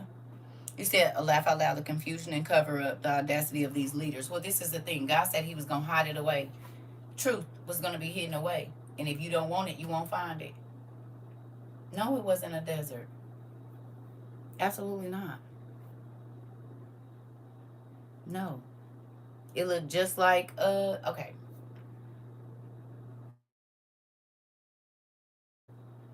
Africa. All the technology, everything that they had, Avatar was Africa before. Men started, okay, because y'all know they had nuclear science back then, right? The angels taught men nuclear science. That's in Enoch too. They taught them antimony. They burned up the earth and messed it up so it wouldn't grow nothing. So you know how like in Lord of the Rings, how the earth is all scorched and black and the black forest, and that stuff was real. A lot of these craters, they say, oh, there was a meteorite. Lies. It was nuclear war. They literally were having nuclear war. Because the angels taught them how to extract the metals, the precious metals out of the ground. It's in Enoch. We was just reading it. They taught them how to do magic. They taught them how to forge shields and knives, because there was no war until the angels came. They also taught their wives how to enchant necklaces and spoons and forks and doorways and animals. Yeah. Yeah. But you got to read. And then you can't just read. See, this is the thing. Like I tell everybody that come to my class, I said, look, we were taught, he said, children's the sins of the angels that revealed and took themselves and had children. Right, David? Right. Where can you get the book of Enoch? You can buy it several places, or you can get a lot of them in here. This book comes with these two. It's a 2-book set for $48 on Amazon right here. And see, 1, 2, and 3. Enoch is in there. Second Baruch, the Apocalypse of Adam, the Apocalypse of Abraham, the Life of Adam and Eve. Very good book. The Testament of Job. This is one of the best books you will ever read in your life. It's a 2-book set. It's book 1 and book 2 for $48 on Amazon. I don't know where my other one is. Here it go. So for $48 on Amazon, you can get these 2. And look at that. All of this was supposed to be in the Bible. And this don't even have the infancy of Jesus Christ in it. You need that book up there, the lost books. And then you can read about Nicodemus, what happened to Jesus when he went into the earth. All of that is explained. Amazon. They on Amazon right now. As a matter of fact, because of us, they are only $48.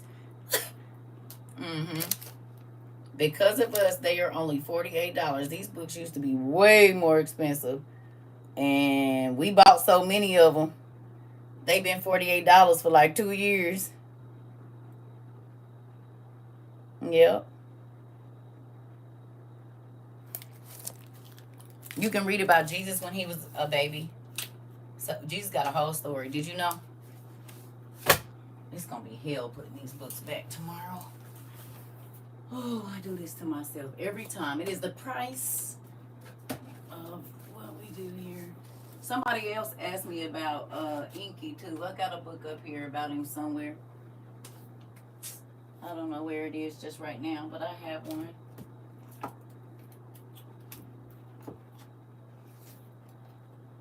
don't know where it is just right now. This book, right? The Lost Books by William Hone or Rutherford Platt.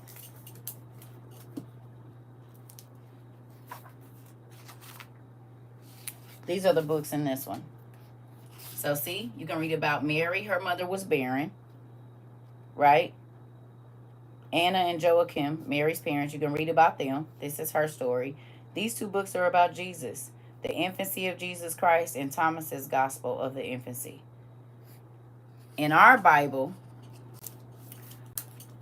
technically he wasn't a Nephilim, but he was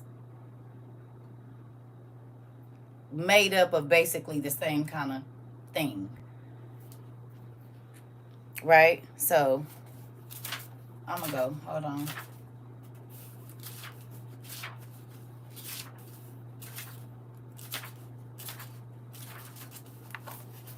See? The first gospel of the infancy of Jesus Christ. You can read about Jesus when he was a baby.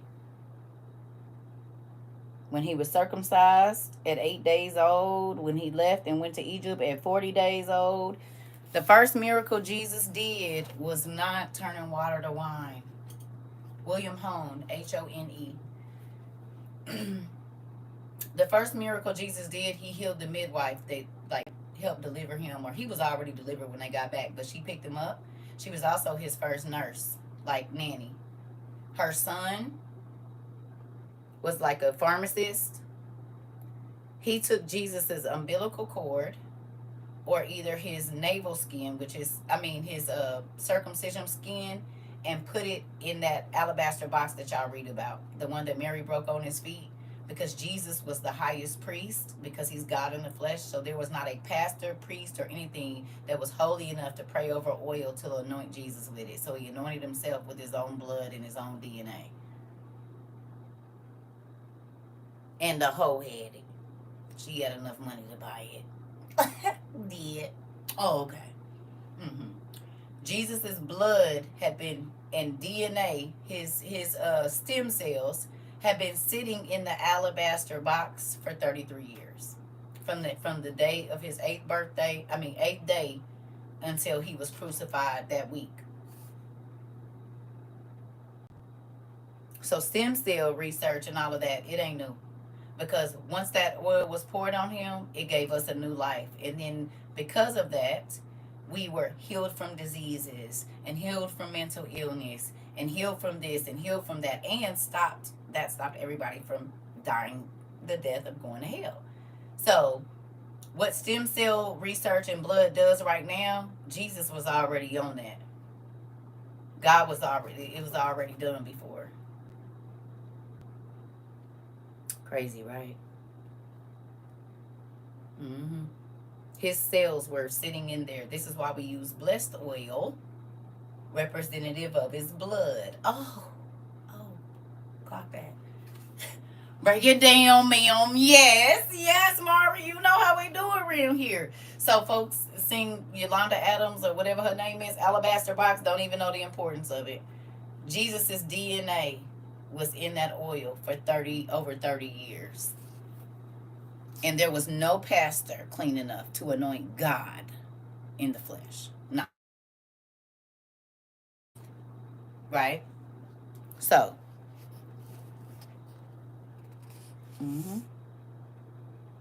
see? Christ circumcised in the cave. You see it? It's a real thing out here. You worship to alabaster box. You flag worship. Oh, it's gonna have a whole new meaning for you on Sunday.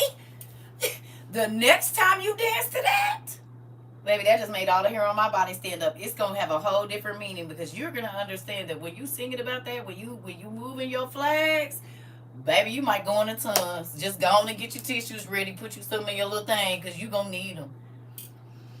The Bible was not first written in Greek. Goodness gracious, y'all gotta learn. Y'all can't just stop spouting stuff out like that. No, it wasn't. Why would it be written the first in Greek? And oh boy, didn't take the Greek language over there from Phoenicia. The Phoenician letters left in 1492 BC and got over there. And I can show you that. Who took them? The first 15 letters that became the Roman and Greek letters. That's not the truth. But here we go. Do you see this? A Hebrew is what it was written in first, actually, and then into Greek, which is the Septuagint. And just so you know that I know what I'm talking about. No, you don't know what you're talking about. Sorry, you don't. No, you don't. I'm proving you won't right here. Can you read? Do you see this? 1450 to 500 BC. Greek. 200. Do you see this? I have an original King James leaf in here. Please understand. Your KJV way down here in 1611 AD. Okay, go away, Jemima.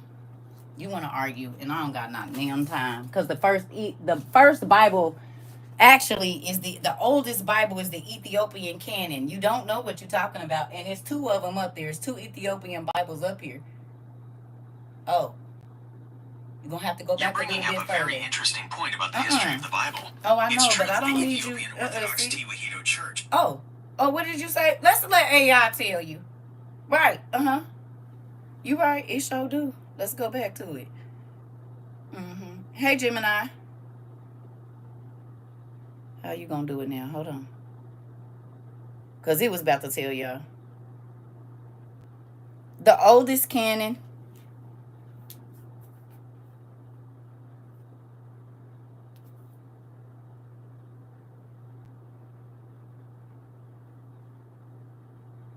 The oldest Ethiopian manuscript is the Garima Gospels.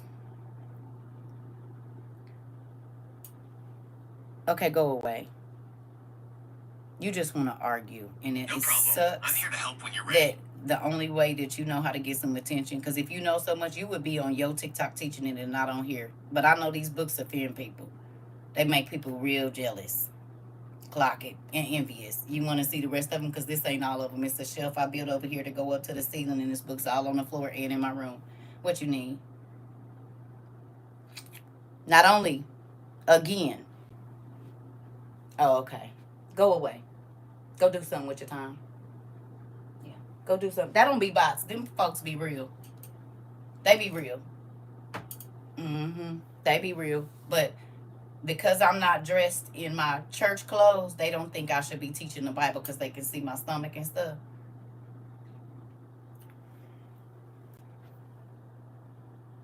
Lord. You could tell what people parents didn't teach them like nothing. It's okay. I get it. I'm going to help you. Because you acting real white vanish. When people ask you to stop talking to them, you do. If people say go away, you go away. Okay? That's what you do. AI said, say less. I got you on this one. Right. They weird. But again, my stuff was given by God. I didn't go to school for this. I sat down and I learned. And I come from a long line of teachers, biblical teachers. So understand, I don't care what you think, because I can put the pieces together, and I have for millions of people around the world. I'm not new to this. I'm true to it. I ain't got to argue with you about what I know. But I will show you to help you understand. Oh, okay. Oh, okay. Oh. People is crazy. I done got better though, because I used to just cuss them straight out and tell them to get the hell out of my class. But I didn't grow up. I didn't mature since I've been in these TikTok streets. Because when I first got over here, baby, it took me some time. I had to learn. People don't realize knowledge is outside of schools and church buildings. This is the thing. Study to show thyself approved. I'm on, baby, listen, and God will give you the mysteries. You said, so we're not the study sessions. Well, we have over 1,400 of them on YouTube. CERCA TROVA, CERCA TROVA, which literally means to seek and find. Just in case you didn't know. 22 spiritual light. So CERCA TROVA 22 means seek and you shall find spiritual light. I guarantee you gonna find it over here. You hear me? Thank you. Yeah. So CERCA TROVA 22. You go all the way back to the beginning to 22, about what? April, May, June. Right. Because, see, that's what the Bible says. Don't be fooled by the outside. And a lot of these people think because a person get up on the pulpit and they got on one of these right here. This what, see, they don't know that these is costumes. Just like the Pharisees and the Sadducees in Jesus' day wore. But they was the one taking the church's money and putting hits on niggas. Y'all seen the Passion of Christ. Them was the church folks. They were the Jewish and religious leaders at that time. And they wore costumes. But they was really the killers and the sinful people. Oh. But they, when they walked through the neighborhood, you know what I'm saying? Because I got it if you need it. I mean, I know how to run a whole church service, honey. I've been doing this since I was 3 years old. But I didn't want people to come in here and feel like because they used to do witchcraft, because they were in a same-sex relationship, because they were on drugs or anything else, that God don't love them and they can't learn. And so what I did is, because people came in here and said, oh, I'm trans. Okay, what that got to do with your pen and paper? Oh, okay, nothing. I didn't think so. Well, I do witchcraft. What that got to do with me? What it? So you don't want to learn? That's what you're saying? Is that what you? Because he sent me to the lost and whatever. And I'm not knocking nobody. I'm just saying people try to come in here because that's what get the church folks going. I'm not a church people. I'm a follower of Christ. And he sent people into the dark places. into the dangerous places, into the dirty places, to bring light. So, I mean, I done been in the trenches, babe. Some of them was my favorite places. So you say, well, now I ain't scared. I ain't scared. We done flip witches, warlocks, hoes, whoremongers, drug addicts, alcoholics, baby. I'm knocking them out. Pill heads. Oh yeah, they all. Come on this way. Come on this way. Yeah, no. Yeah, you're a whoremonger. Oh, okay. Don't worry about it. Go on and sit by W. It's a whole bunch of them over there. Oh, okay. Oh, okay. Because them is the people that my dad welcomed into his kingdom. The whole reason you got saved is to go get the lost. But if you ain't fishing for people, why is you over here? Oh, okay. Yeah. And they been getting healed over here too. Folks can walk that hadn't walked in 10 years. Folks are not riding around in them mobility chairs no more. Eyesight have been healed. Baby, all of the stuff that was going on with Jesus around, it's happened right here in this community where I ain't even got to lay hands on people. And when you go back through, you will see the testimonies in our classes because they're all recorded. Oh, okay. Clock that. Clock that. People want to know that God loves them, and we going to tell you over here. Yeah, and it's pastors that come in here and they get mad because they'll come in and watch from the background and they see the miracles that's going on and they know they not happening in their church. But they happening right here online, and I ain't never touched these people and ain't asked them for $1. Ain't that crazy? Well, I did ask them to buy me a thing, but they laughed at me. A PS5. They laughed hard. They laughed at me real hard. They sent the money, but they laughed because they thought I was gonna ask for something big. No, but I want to be able to play the games with y'all. So can we get that? And I got it. You hear me? And I ain't. And if I do say, hey, they didn't bought something, they do. They listen. We have a whole nonprofit organization where we help people and have been for almost 4 years. People send, you know how you send your tithes to church, but don't nobody get none of that? Well, over 90% of what comes into our 501c goes out to pay people's bills, to help people, to buy books, these books, whatever else. Yeah, we do what the church's supposed to do in real life. And I've been doing it for 4 years. And we don't tell nobody that we helped you. You don't do that. Don't nobody even got to know if you got no help from us or not. Don't nobody have to know. Oh, okay. Yeah, that part. So when people come in here talking crazy to me, they want me to act like a church person. I'm not a church person. Did I grow up in church? Yes. Could I run a church? Absolutely. Do I want to? No. Because church don't have a good name no more. But I still want people to come and learn about Christ, learn about God, and to learn the full story of how much God loves us for real, not how far we are away from him, which is what church teaches you. If you don't dress like this, act like this, we need more doers. Come on. The Bible says that the harvest is ready, but the laborers are few. That's church folks that want to slap you upside the head with the Bible that they don't even understand. Because if you ask any of your pastors, I promise you this. Do angels have reproductive organs? They are going to tell you no, even though Genesis 6 says yes, they do. They don't even believe the Bible they read, I promise. I know because I talk to a lot of them.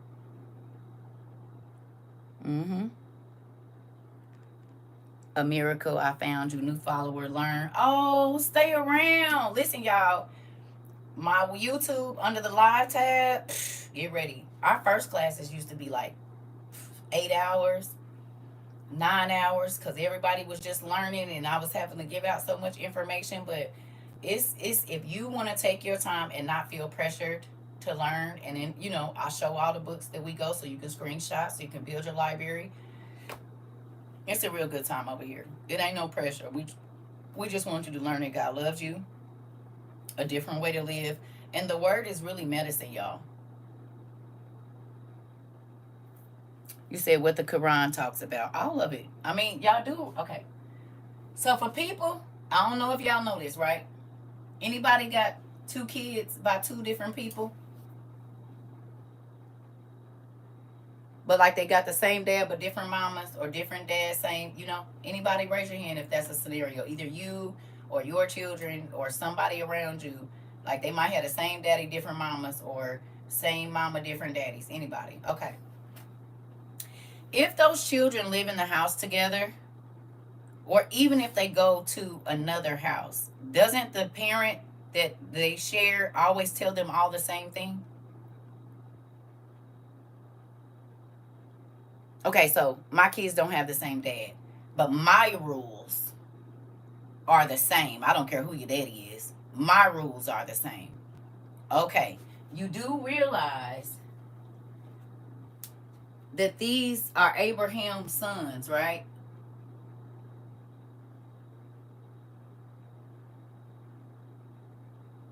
So that's why instead of reading the Quran or the Bible, maybe read the Quran and the Bible. Cause they daddy was the same. You mean he gonna tell two sons something different? He was Abraham.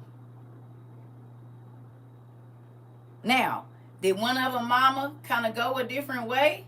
Yeah, but they still had the same daddy.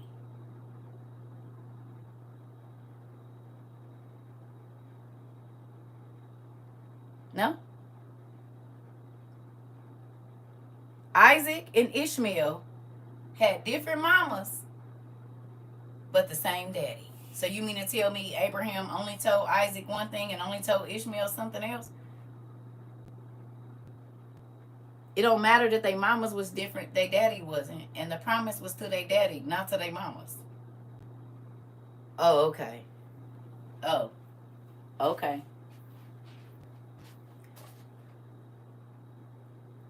Oh, okay. That's the problem. People want to exclude instead of including, and when you include certain things, you get the whole puzzle and not pieces.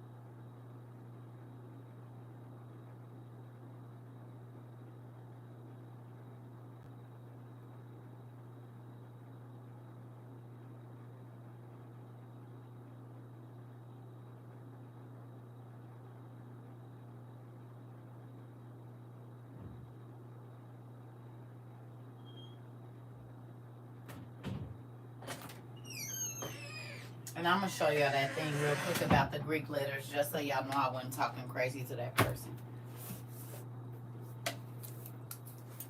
You said I always research and learn from CERCA. That makes me excited. Because I used to ask God all the time, why you got me reading all this stuff and nobody even want to know about it. And then he let me meet y'all. Cadmus. So, is this turned around? No. Look. And then I'm going to show you one more book after this. See this purple thing right there? See right there? We're under Thebes. You see that? You see it said Cadmus. Cadmus is said to have brought the 15 Phoenician letters into Greece in 1493.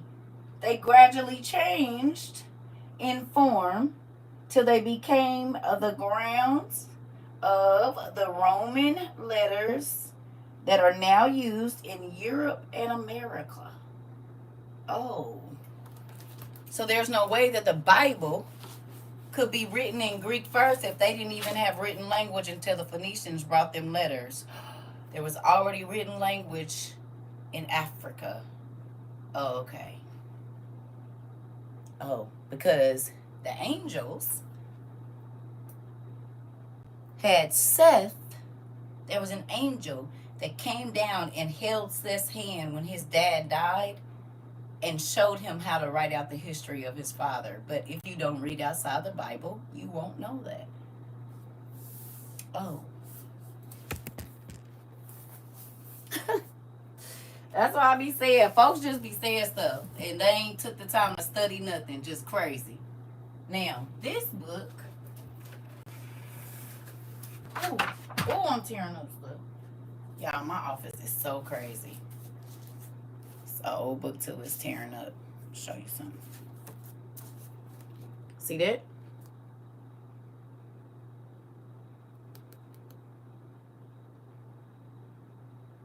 Okay.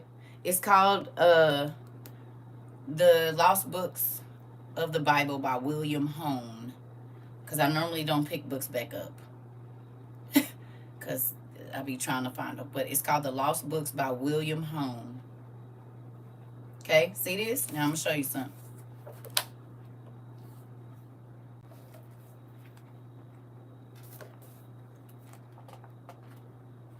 Is this my page? No. I got to be very careful with these books, y'all. Here we go. You're welcome.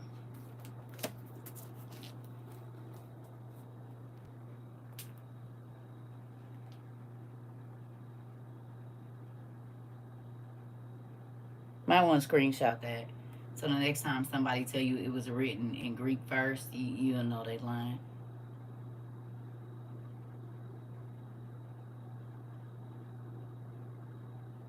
You see it? See Latin down there, way down at the bottom? Oh, okay. Ethiopic up here at the top. Amharic, you see it. Hebrew, Syriac, Arabic. Oh, Armenian, Georgian.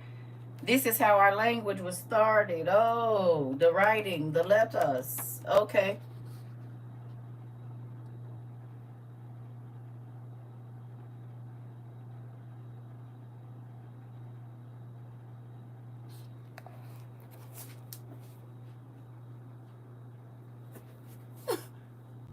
Folks just be talking. They don't be knowing what they saying, baby. They just repeat whatever they heard on wherever.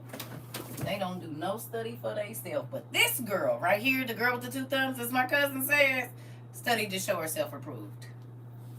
So much so that I have a friend that's a pastor, and he introduced me to his friend mentor that is over one of the largest like ministers, you know, call it seminary schools, who has PhDs in this. He was like, yeah, I need you to tell her blah blah blah. He said, actually, the stuff that she's studying now, this was 10 years ago, you don't get to that level of study until you're going to your PhD in seminary. They don't even introduce the books. Oh, clock that. You said I got a PhD and my daddy gave it to me. Do shutting. He was real quiet after that. I didn't hear nothing else because you called me to talk to your mentor, and your mentor said, oh no, yeah, that's what it is. He said, but most pastors don't teach it because it would be spiritual suicide because their organizations wouldn't give them money. And this man is one of the top people in one of the largest seminary schools here. Oh, okay. Clock that.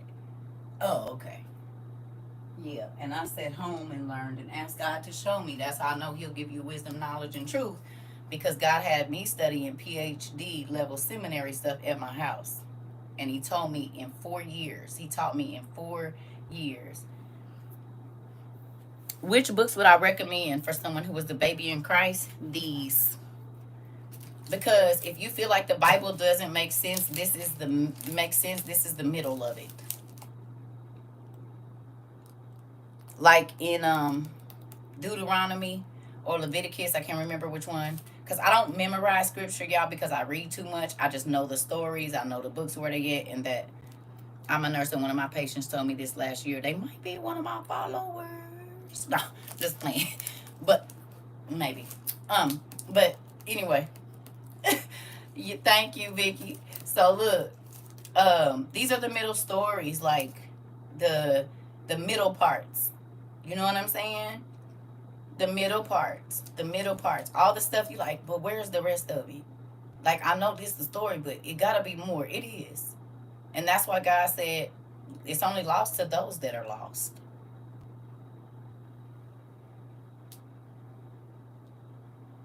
I ain't lost. He said, if you want more knowledge, I got it for you, but I'm not going to force you to take it. If you won't even get into the KJV and get in there and study real, real good, why would I give you the extra books? You said I went and bookmarked them from your list. I'm trying to tell you, these books right here change your life. Change your life. And they juicy. It's better than any Love and Hip Hop or any of those shows y'all watch. I promise, baby, because they gets down and dirty. Like, it's a Kardashian mom in here. A lot of them that put their daughters on, say, nah, twist to the left, twist to the right. Now, when you get down, do that little split thing, and he gonna give us what we want, baby. He gonna give us what we want. I'm talking about girls throwing that thing back, and they threw it back so much, God said, okay, that's gonna be the end of you. Yep, you couldn't live without it. Now it's gonna kill you. Damn, all she wanted was a little bud, Jesus. Baby, there's so many good stories in here, honey. You be like, very juicy. It's very juicy. Oh, I'm trying to tell you. Baby, have you thinking about your whole life? Have you thinking about your whole life? Like, wait a minute, so that's why that happened to me? I knew it was something. I had a feeling that I was the part of the problem. You hear me? The Bible is life and it is medicine. And the more that you understand it, the better your life will be. Don't take my word for it. You can ask the people that's been here. You said, child, I realized the Bible was juicy when I read Genesis. I'm trying to tell you. Okay, y'all. So I don't keep picking them up. It's called the Old Testament Supergrapher. I have an Amazon link in here. If you go to my books, you'll see them in there. There's a link in my list up in my Amazon. And you got to look around because they've been hiding my list and all that kind of stuff. But it's a lot of these books, like the Book of Jasher's in there. You astral travel sometimes. I believe it. Can't see the spiritual world most times unless you sleep. Or in a trance. Either way. I wouldn't continue doing that. Because you can get stuck outside your body. That's what a coma is.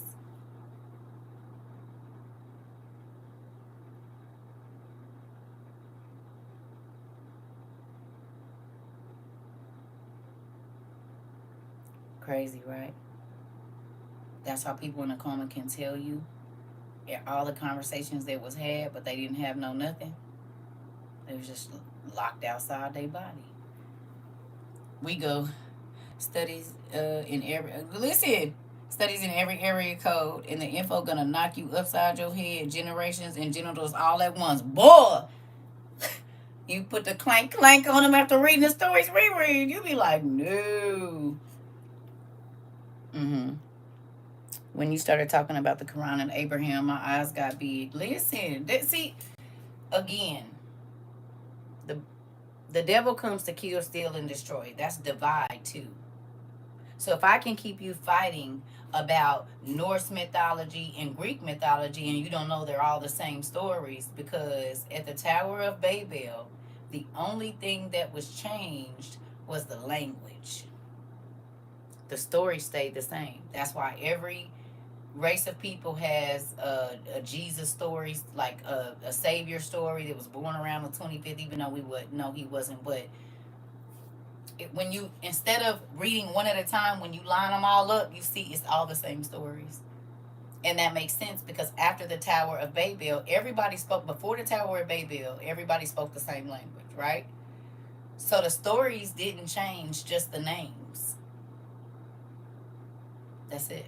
And if you know what you're looking for, when you read it, you'll see it. That's it. The names change, but they're all the same stories. Everybody got a mermaid story. Everybody got a giant story. Everybody got all the stories are the same. You hear me? All the stories are the same. They're all the same. Now, Of course, because if I tell a story and you tell a story, you might Babel and Babel, right? The Tower of Babbling, right? Where the languages were changed. If it is very simple, James, and a lot of people, they make it more difficult. But when you study the genealogy and the migration of people out of Africa and where they went, and then who took over who, and who took over this person, then you'll understand. Like, people be weird, and they be trying to sound all profound and be sounding crazy as hell. They be trying to make you feel like you crazy, and they don't know what the hell they talking about. I promise, because they ain't did enough study to learn. Or they like, okay, say you only study Egyptology, right? That's it. That's all you study is Egypt. Well, Egypt was not the only civilization on the planet that was great. You see what I'm saying? And they were doing business with the Japanese. And that's why I like that big green book, because it shows you when the Japanese came along. So all of these people were all living at the same time.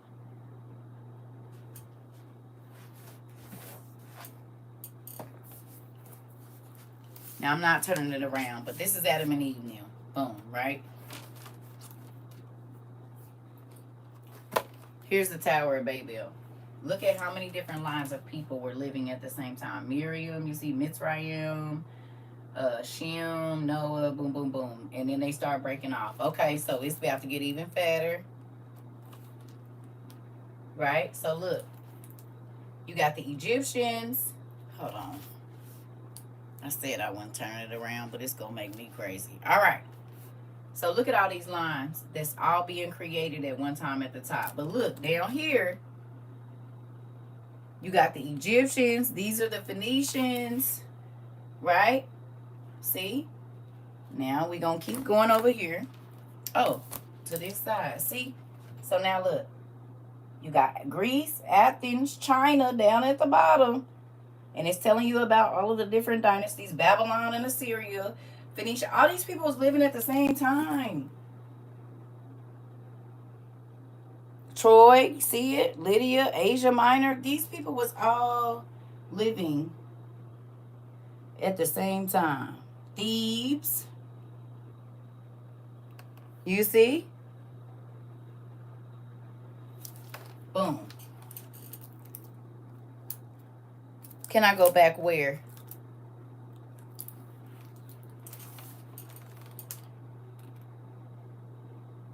See? Telling you about the second dynasty, the Shang dynasty down at the bottom. So the Shang dynasty people was living at the same time that Belus was. And then I go up here, who was alive? Jacob and Judah at that time. So when Jacob was alive, there was Chinese people that was alive. Do you see this? And there was people in Greece, and there was people in, you know what I'm saying? But if you just reading it and like, oh, they wasn't even, shh. Please, don't talk. Just listen. I just said. That's why they have the same story, because everybody was living when the giants was on the, you see what I'm saying? Look, boom, and they keep going. And so then the lines just get skinnier and skinnier because more races of people were living. Look, there go Homer right there. From the Iliad, boom, there he is. Sparta, but it was still Chinese people living. The Movang dynasty and all of this. You see it? The kings of Babylon, boom. So the kings of Babylon and Homer, you see? Cyclops and all of this. Come on. Saul. So they was living, Homer was living right after Saul lived. And David. Oh, there's Homer. Right there. And then here goes David. David and Solomon. Boom. And Homer. So when you reading Homer, the Iliad, this is right after David and them was, or during the time that they was alive. Well, David was fighting giants, was he not? And the Iliad is about the centaurs and stuff that was living. Hello. Okay. So, if you have the right information, when you go back and you read, okay, where did the mermaids come from? We're going to go to Enoch and I'm going to show you. And then I'm going to go have to take me a medicine break because I have a feeling we won't be going anywhere anytime soon.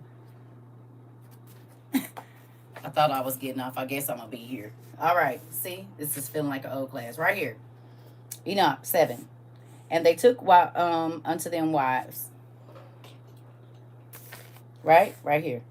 And everyone respectively, these are the fallen angels, chose one woman for himself, and they began to go into them, and they taught them magical medicine, pharmacy, incantations, the cutting of roots, and taught them about plants. And the women became pregnant and gave birth to great giants whose heights were 300 cubits, which is 450 feet tall.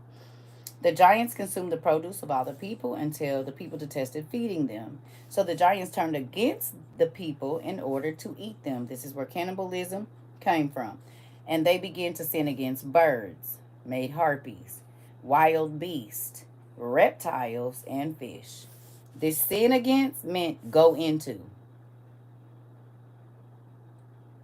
All the birds of the field, the beasts the birds of the air, the beasts of the field, and the reptiles and the fish. So this is where your reptilians come from. This is where your mer people come from. This is where your satyrs and minotaurs. Yeah, right here. And they were all magical beasts. They were magical beasts because they daddies came down and taught the women magic. Oh. It's right in Enoch. That's why they don't want this in your Bible. Then they couldn't sell you no Disney. Okay? They couldn't sell you Disney because you would know it was true. Everything on Disney is real. This is why the insurrection is for... Oh, yep. Oh, let's get it.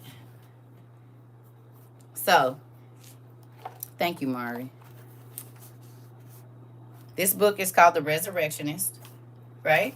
Now, if you who took biology, my YouTube name is the same. Yes, CERCA TROVA. Okay, so look, you said these lies be juicy. Thank you. If you took biology and you had to dissect a pig, a cat, or whatever it was, a worm, I love you. Right? Look, you can't do this unless you've seen it before. How you naming all of this? Right? And it's not just mermaids. But you can tell me their muscle structure and everything. And you never seen it. Interesting. That is an amazing.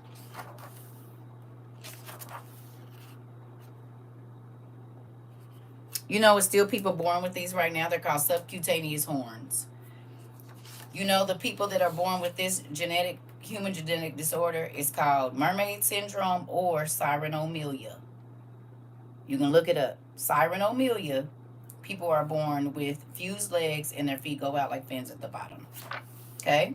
People that are born with horns and tails, this is a vestigial tail. There are still people born with tails right now. They cut them off at birth. Sometimes they grow back. There's a lady in India with these horns right now. They're called subcutaneous horns. Okay? So, there go your minotaurs. And if you've never seen this, how do you do this? Now, I'm going to go get some meds. I'll be right back because I ain't had my meds in a minute. Forgot to take my medicine. It's going to take me about 3 minutes or so. But while I'm doing this, while I'm doing that, I need y'all to do me a favor. I need you to go and look up human genetic disorders. That book is called The Resurrectionist. The Resurrectionist. So what happened to the people in those lineage days? They still had salvation? I don't think so.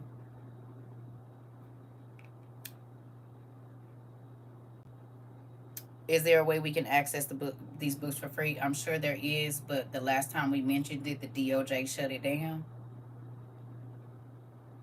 So I say look for the PDFs. It was a website that had been up for about, which I said 20 years. And when the WOIU got to it, millions of people was downloading books for free. Do y'all remember? And the DOJ shut it down, the Department of Justice. So I dare not say, but there's a lot of places where you can get free books, okay? I don't want the people coming for me. Yeah. In real life. You found it again, though? YouTube videos have been my way. 2 to 4 hours of listening and watching. Listen. They gonna shut it down again. That's why I can't listen. On many of the books we have read from, I'm trying to tell you. I don't know, y'all. I'm not a scientist. I don't know all the questions. But I do know, I mean, God made different blood types, but RH and different things, I mean, they turn against the body. That's just like autoimmune diseases came from them too. Okay.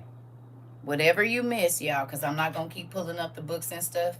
So let me tell you, whatever you missed, you can go back to my YouTube and just fast forward through there. Okay.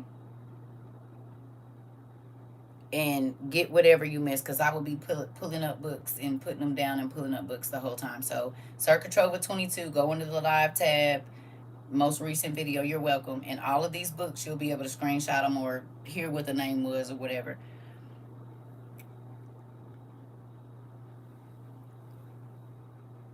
Do you know how you get forgiven? You ask for forgiveness. It's simple. See, the church be making you feel like you got the... No. You ask God for forgiveness. And repentance and forgiveness is two different things. When you repent, you do an about face and you don't go back. Right? So I think people be wanting to repent. Right? Thank you. Could you explain what was done that we could be forgiven legally? What do you mean?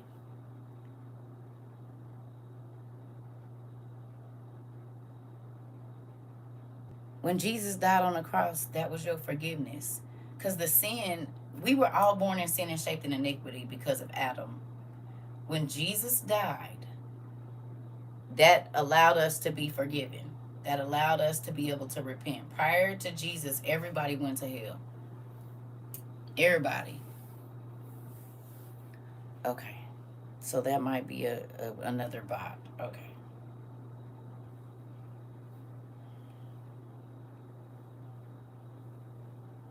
I'm not going in with the bots today. I'm just going to let them be.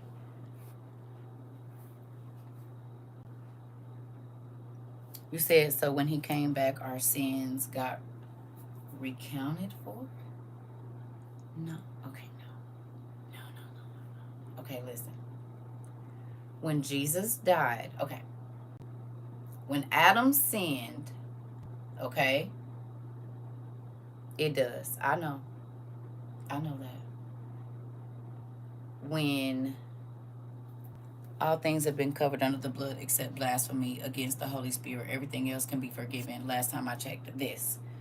When Jesus died, okay, when Adam sinned, it made it so that any of his lineage, anything that came out of him, was a sinner. When Jesus came, if you've ever referred to him or heard him referred to as the second Adam, he just came and undid what Adam did. So back in the day, if you sinned, there had to be bloodshed. So that's why they would sacrifice an animal so that God didn't have to sacrifice you. Well, that's why Jesus is the ultimate sacrifice, the blood of the lamb that covers all sins, because you didn't have to do animal sacrifice anymore so that God didn't kill you or your kids or whatever else. Okay? So once Jesus died, he paid the price for all the sin from Adam until him and then even up to us. Because, okay, so look, let me show you this. In these books, it says 40 days of repentance and fasting does not give back 1 hour of sin. And we already did the math. When he says you could never pay the cost of your sin, you couldn't. You couldn't. Okay? You couldn't. So just think about it. Most nice escapades, right? Who did Christ die for? Every person born out of Adam until the last person. He died for the people that even hate him. Okay? So, even the people that don't believe in him, right? He died for you too. So, with that, what was I saying? Oh, Lord Jesus. I forgot how this be over here. Our classes are so calm. I forgot. Jeez. Y'all just let me go get my medicine.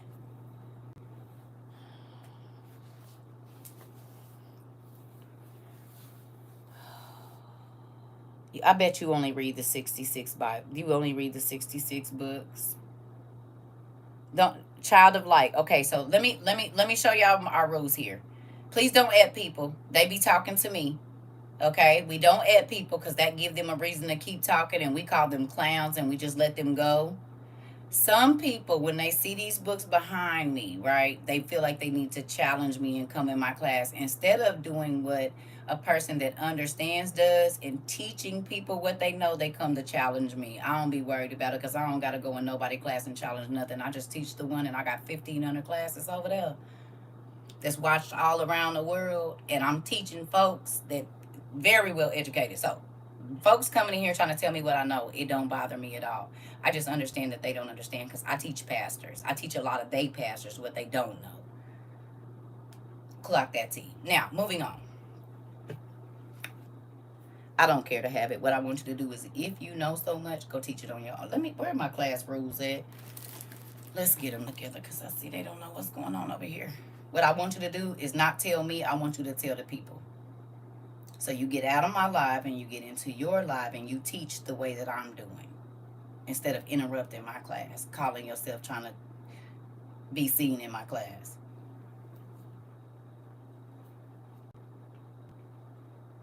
You know? It's like the person that go in the store and make a whole bunch of noise and get all mad because they want people to pay attention to them because they don't feel like they're seen. That's what y'all be doing in my class. I don't know if y'all know. We see it. We check by the spirit, not by what it look like. Okay, but you are. So go on and teach your class. Thank you. How about you get out of my class and go teach what you know instead of trying to challenge what I do? It's a better deal. Then you will have people paying attention to you. You know? They'll want to know what you want to know. Teach it, just not in my class. Okay. You got a platform. Use it. Thank you. Have a great day. Evening. Morning. Yuli, you in my business. I'm old school. I don't tell everything I do. And my business ain't everybody else's. I love you. I'll be right back. Love you. I'll be right back. It don't matter if it was Tylenol or anything else. My business is my business. Yeah, my business is my business. I'll be right back.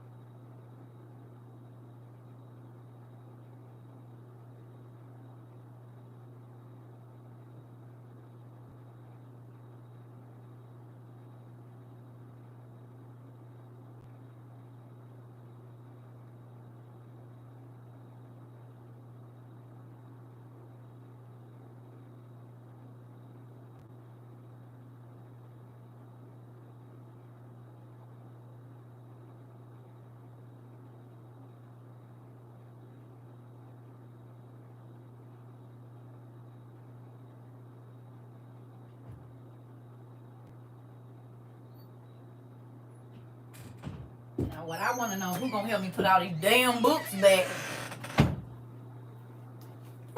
Who gonna help me clean all this mess up? Because this shelf normally be full. So who gonna help come pick up all these damn books since y'all gonna see them all? I need an assistant.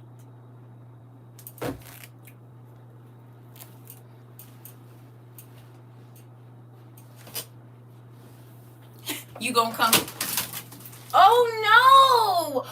Did y'all see him jump down out of there?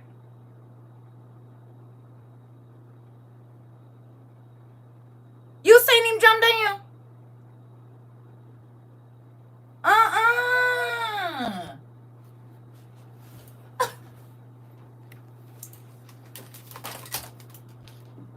You seen it?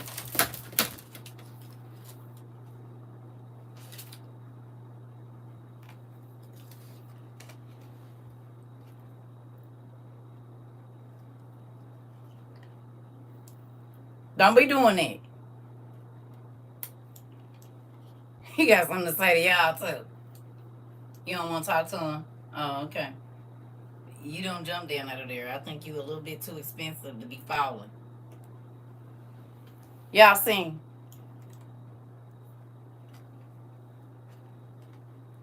He really want to fly? No.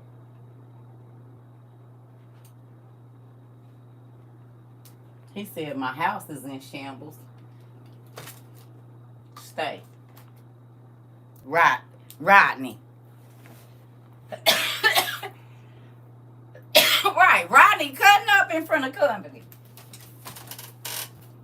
Rodney, don't be acting like that. You did knock stuff down and everything.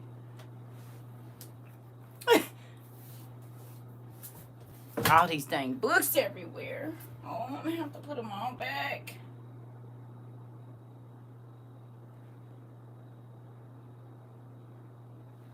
Now, for people, yeah, he then jumped all the way down. It's because I done moved all this stuff off this shelf. I need to put it back. That's the thing from Avatar that they be flying on. Rodney is petty. Trying to scare the hell out of me. Okay, so I did want y'all to. You said you want us to search human genetic disorders because I'm shocked at what I'm seeing now. Ain't it crazy what's been right in front of your face? Now, listen. So, with this, right? It's not a bird. It's a pterodactyl thing or whatever was in Avatar. The thing they flew on, I believe. So,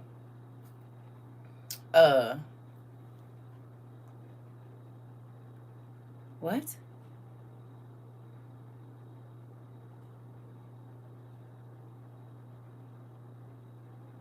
It's 1,000 of them. You have to go look at my thing. There's a different prepper books in there. Y'all, okay, listen. I'm not Google. I'm not Google. But you can. I put a list together. There's a list in my Amazon. There's prepper books in there. There's all of that. There's more than one. So, I'm not Google, y'all. Remember that. Now, come on. I love y'all. Some of this work y'all gonna have to do yourself. You can look up prepper books, and it's gonna give you everything you need. Okay, seeking you shall find. That's right. You started prepping because of me. That makes me excited. Just wanted to say sorry for that. But yeah, don't keep typing it. I seen it the first. Okay, I gotta get the rules out. Okay, so look, y'all, my new people. I need y'all to screenshot this and take your time. You know how you go to orientation? I need y'all to take orientation right now, okay? Because y'all gotta, if we gonna be family, because you ain't a follower over here, you become a cousin or auntie, wherever you fit in, niecey poo, nephew, grandma, wherever. You choose where you want to be, okay? But let me let y'all screenshot this. Please. These is our rules over here so that y'all can understand. It's given 22 vibes. It is. Okay. I need you to screenshot that and read it. We do not read the Bible. We study the Bible and other books your pastor tells you not to. Please use your manners. This is school, not church. Do not tell me what to do. Please use your manners. Say please and thank you. Don't repeat yourself. I probably saw it the first time. Do not come in asking what we're talking about. Scroll up or just listen. Do not try to teach my class. If you know it all, go teach on your own page. Get disrespectful, get blocked. We are family. Stay and learn. Grab a pen, notebook, and journal. You will love it here. This is the rules. Just take that in. Okay? That's so I can stay calm enough to teach the class. Okay, these are our class rules. This is a school over here, and we got to be, because folks that drive me crazy. Don't worry about it. Listen. This is the most relaxed social media. We like it ain't boring. We have a great time. We laugh. We kick it. We used to have Circa Friday nights where we used to bump all kind of music, have us little Jesus juice, but that has been. No, you all right. You not. I'm not offended, y'all. But that's what I want y'all to know. This is more so like school. And because I talk about the Bible, people try to treat it like church, and it's not. I just want y'all to come and act like you at your cousin, your niece house, your family. But now, if they funny acting, no. But the people you laugh with and stuff, because this is a very relaxed space. It is. Now, am I funny about my business? Yes, because people get on the internet trying to get famous and tell all their business. I don't care about being famous. I don't care about being viral. I don't care about none of that. I'm going to be me. There are people here that have met me in person, and I at my one meet and greet that I had, and I act exactly, no, I have not read all of them because people started sending me hundreds of books a week about 2 years ago, about 3 years ago. But prior to meeting y'all, the books I had before, which was 2 shelves full, yes, I had. And this is not all the books that I've read in my life, okay? Yeah. So, with that, I'm glad you found me too. But this is a relaxed place, right? I know everywhere else is met with like who know more, who the prettiest. We don't care about none of that. We come to class in pajamas every day. Hair be a mess. I mean, ain't no beat downs. Every once in a while I get dressed up. We chill over here. You know what I'm saying? You said you just came from the FYP. Well, hello. So this is, I know social media is about like drama and chaos. This place is not. The only drama and chaos we're reading about is what these crazy people did in the Bible, in these other stories before us. Everything else is extra. I had somebody get on here this morning talking crazy, like trying to argue with me at 5 o'clock. Girl, you woke up mad at 5:48 in the morning. Yeah, you need to go back to sleep because your life sucks if you wake up trying to get under people's skin at 5 o'clock in the morning. No, it was like 4:02. I think I was. Yeah, no. We laugh until we pee on ourselves over here. No joke. We call it piddling. You peed a little. We have that good of a time over here. Facts. We eat good. We take care of our people. Like everywhere else is about stunting on people and making people feel like they ain't got what you got. We don't do that over here. We help our folks, and so everybody can eat, so we don't got to worry about jealousy, envy, craziness. We don't do all that. It ain't about who's smarter over here because we just learning from each other every day. Nobody is smarter than nobody over here. Now, they might know something that I don't know, but then that's an opportunity for me to learn that. And that's what people, when they come in trying to do that weird stuff, they don't know I peep. Because, again, my friends are pastors and bishops and ministers in real life. One of them was under a big pastor that y'all know, and this person helped them build a church that a lot of people know. So when I say I teach pastors, I'm not joking.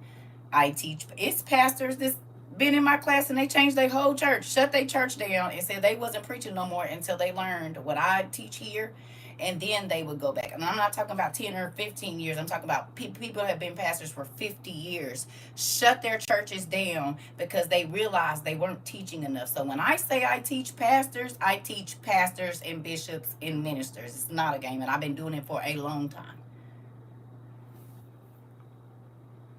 So when people come in here, I don't have time to argue with you because I done already argued with your bishop.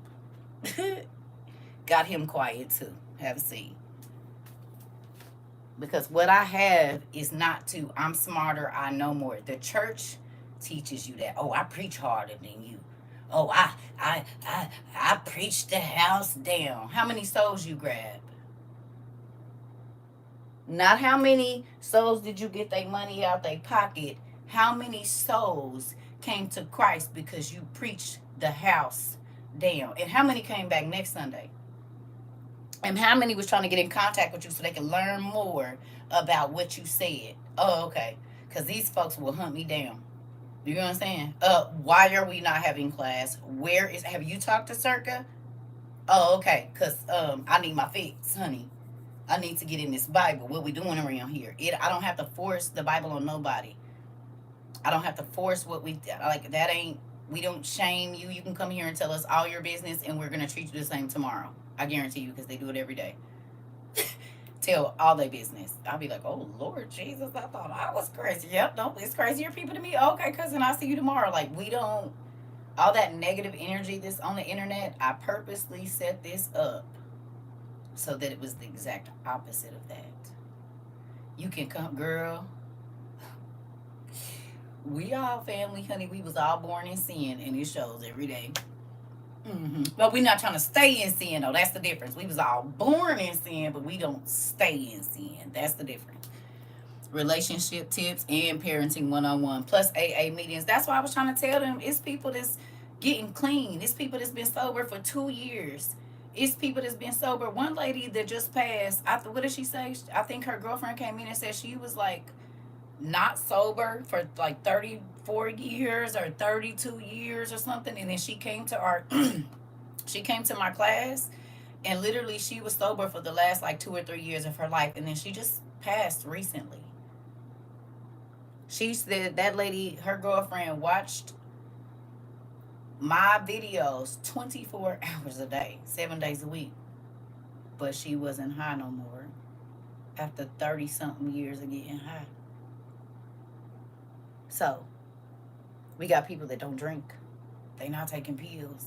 Like, all of the stuff that they was doing to numb themselves, they don't have to, because we deal with the root of the issue, so they don't have to self-medicate. Oh, clock it. Hello.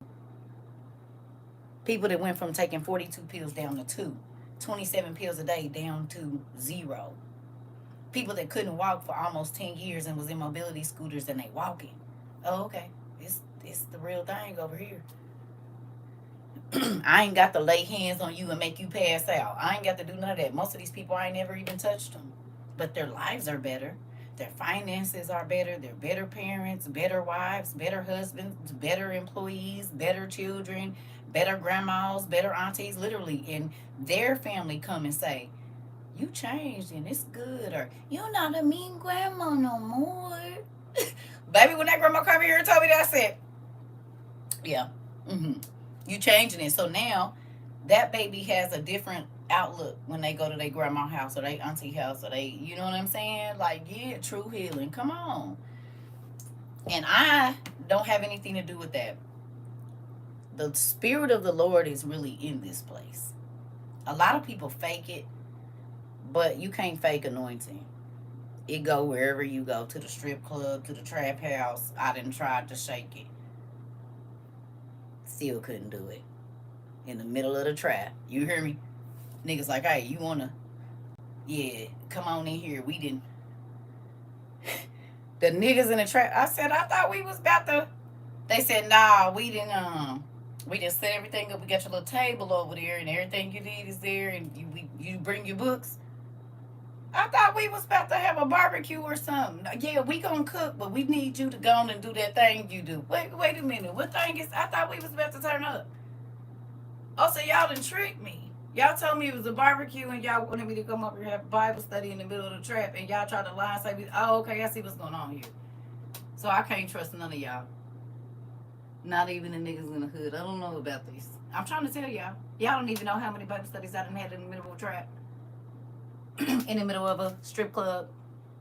In the middle of a liquor store. Where the lost folks at?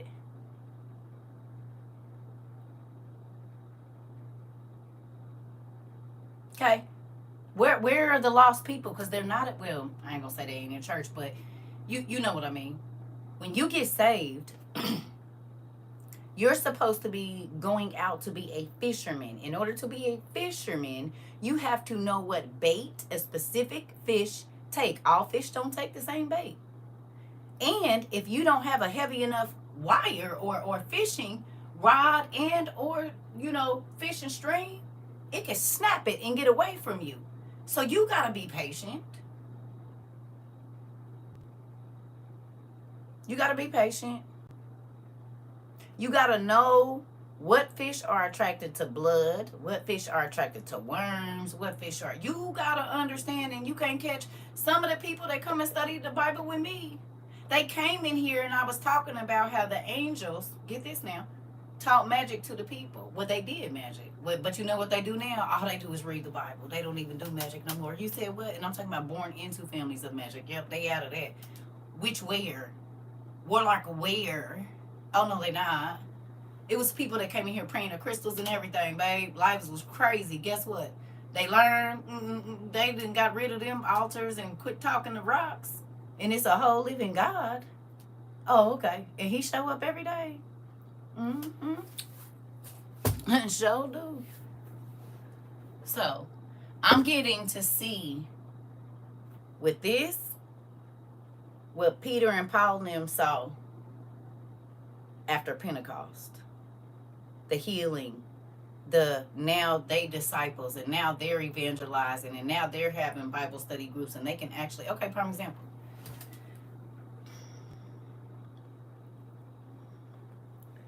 We don't just focus on sexual sin, because that's mainly what the church go to. You're drinking and smoking and having sex and this and that. Well, you fat. Gluttony is a sin, and a lot of church people be fat and have a lot of health problems. We're not going to talk about that. Y'all backbiting here too. Tongues real loose. You supposed to be a vault for the souls. Oh, okay, never mind. We can't tell you nothing.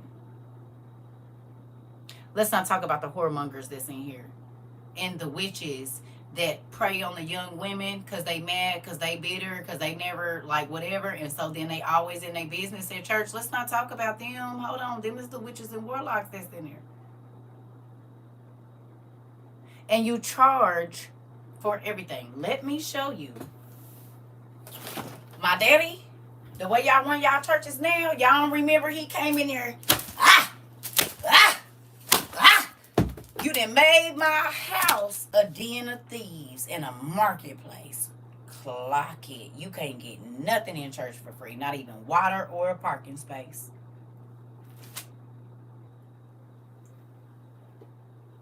Hello? Hello?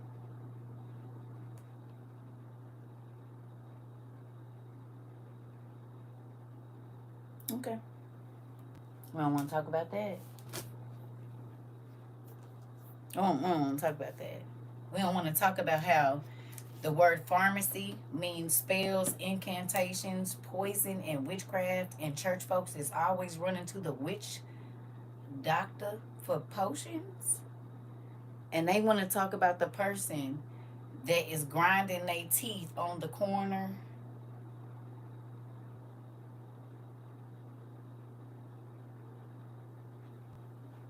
And you sitting in church on a perk 30, grandma?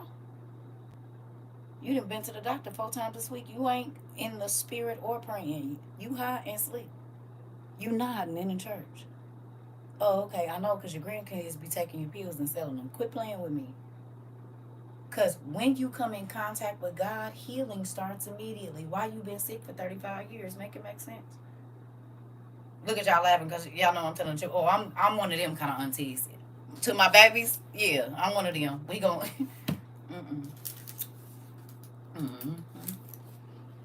Why is there so many sick people in the church if y'all connecting with the healer of everything? I don't know.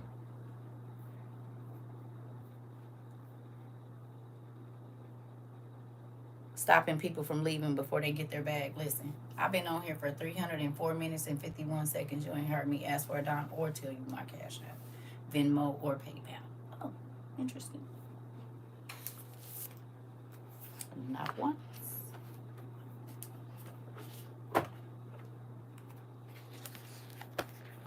$305 minutes. You can't even get 30 minutes worth of prayer at church for free. Stop it. You said you ain't lying. I always knew something was wrong in the church since I was 3. It's a real thing. See, it's the difference when man ordain you and God ordain you.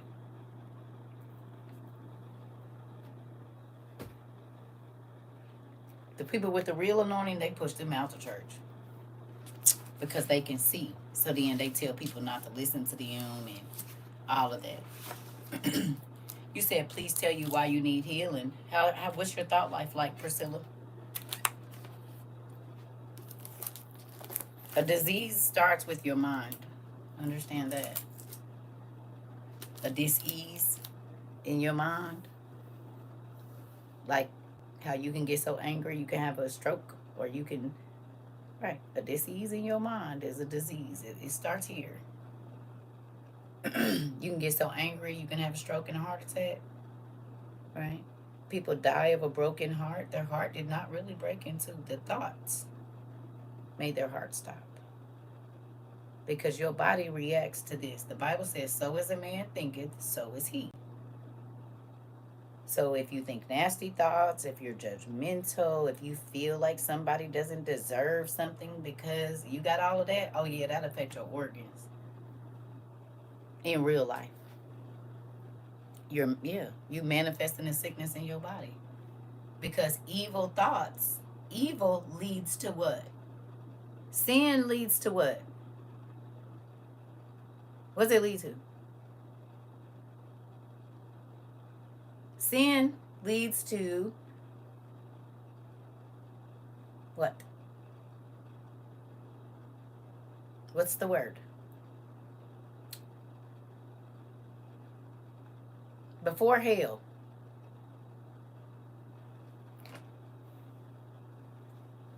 Leads to unalive. Right. Sin leads to death. Sinful thoughts lead to death too. It's not just a physical sin here. Okay. You ain't ever been talking crazy to somebody or thinking a mean thought and hit your toe? Hit your knee? Something dropped down on your head? Because you thought about hurting somebody else, you got hurt immediately. Oh, karma was instant. Action, regret, and death. Okay. And a physical one too. Okay. And a physical one too. Okay. Let me ask you a question. You ever been so mad you got a headache? It raised your blood pressure? How can thoughts raise your blood pressure?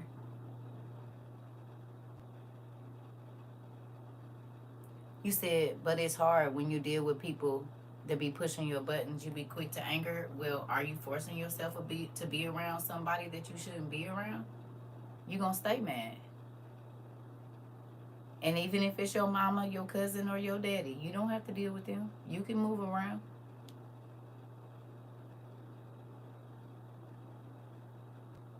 You said dealing with your ex-husband, he was abusive. But you're not with him right now. Okay. Raise your hand real quick if you're present in the class. I'm about to do something for you. Here we go. I don't have space to pull out the whole thing. Raise your hand if you're present and you want to participate in this exercise. I'm about to show you something. Raise your hand. To those of you that have already done the exercise, do not answer. WOIUers, if you've already done it and I see you answer, I just might block you today. I might unblock you tomorrow, I don't know, but I might block you today. If this is for the newbies. Okay. Think of something that somebody has done to you that you still haven't got over, that still makes you angry and can get a rise out of you. How long has it been since it happened? Tell me.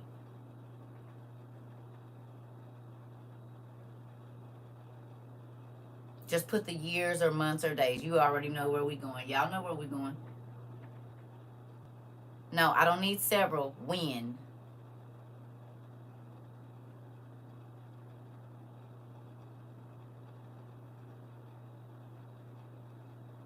Okay. I need you to take those years and break them down into days. So if it's been 8 years, how many days is that? 4 years, 2 years, how many days? You probably want to get a pen, but you don't have to.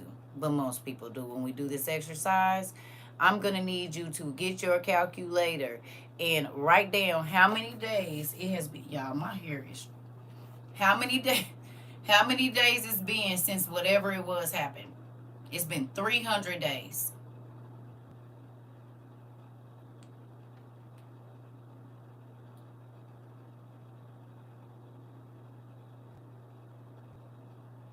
$3,600 days, 1,490 days, 9,000. You let a nigga or somebody take away 2,102, and do you see him right now? Do you gotta talk to him right now?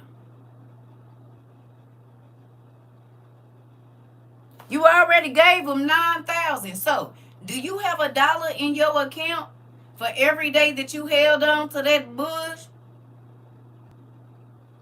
You should have 1,461 days dollars set aside just for the days that you held on to it, because it cost you a whole bunch of mental space.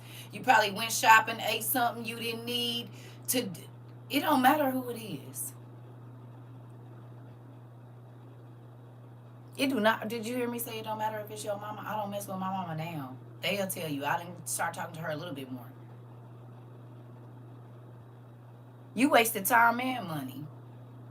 Because thinking about it probably made you go do stuff like drink, go out, get yourself in a relationship you probably shouldn't. So you spent money too, it wasn't just wasted time. When you get depressed, you smoke, you drink, you go get into a situation you're not supposed to be in, which costs you more money. Oh no, you paid some money. You paid more money than you done made on holding on to some BS. Dare to break it down into hours? How about minutes? Oh, okay.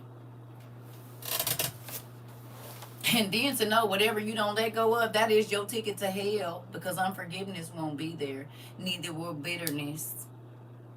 So if you didn't make no money on it, it cost you money, and then it signed you up for the hot place. Okay, you like losing, just say that.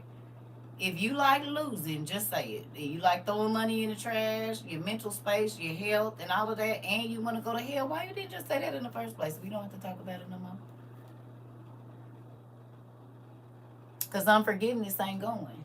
Bitterness ain't going. If you have any of that in your heart, when God come back to get you, you'll be going to another place. Ain't nothing on this earth worth me holding on. And I ain't about to let you. You didn't even make the days you was in my life happy. Why I'm going to let you keep making them miserable and you ain't here no more? Hell no. That's why I'm divorced. And I don't let him call me or nothing. You had me for 1,880 days and you did nothing with it. Why I'm going to give you access to some more? And 2 weeks after I was divorced, they was like, you got divorced? Yes. Well, you don't act like it. How am I supposed to act? Miserable? Why would I let the nigga keep taking over my days? And he didn't do right with the 1,880 he had. Hell no, I'm not about to sit and think about that. You crazy? He didn't do well with the 1,880 I gave him, so I'm going to give him another 10,000? Is you nuts? Are you okay? Do you have a fever? They already didn't do right with the hours you gave them. Why is you giving them more? You can't get another sunrise of mine, nigga. What? No. And that goes for my mama too. My brothers, my cousins, everybody. My mama, I don't fool with her. Because she not happy in her own self. You ain't about to keep making me miserable, girl. I got 20 years of stories. No. She said, you ain't going to come to my funeral. Girl, you ain't even going to know I'm not there. And all of them fool with you. Why would I put myself in a bad situation? No, I won't be at your funeral.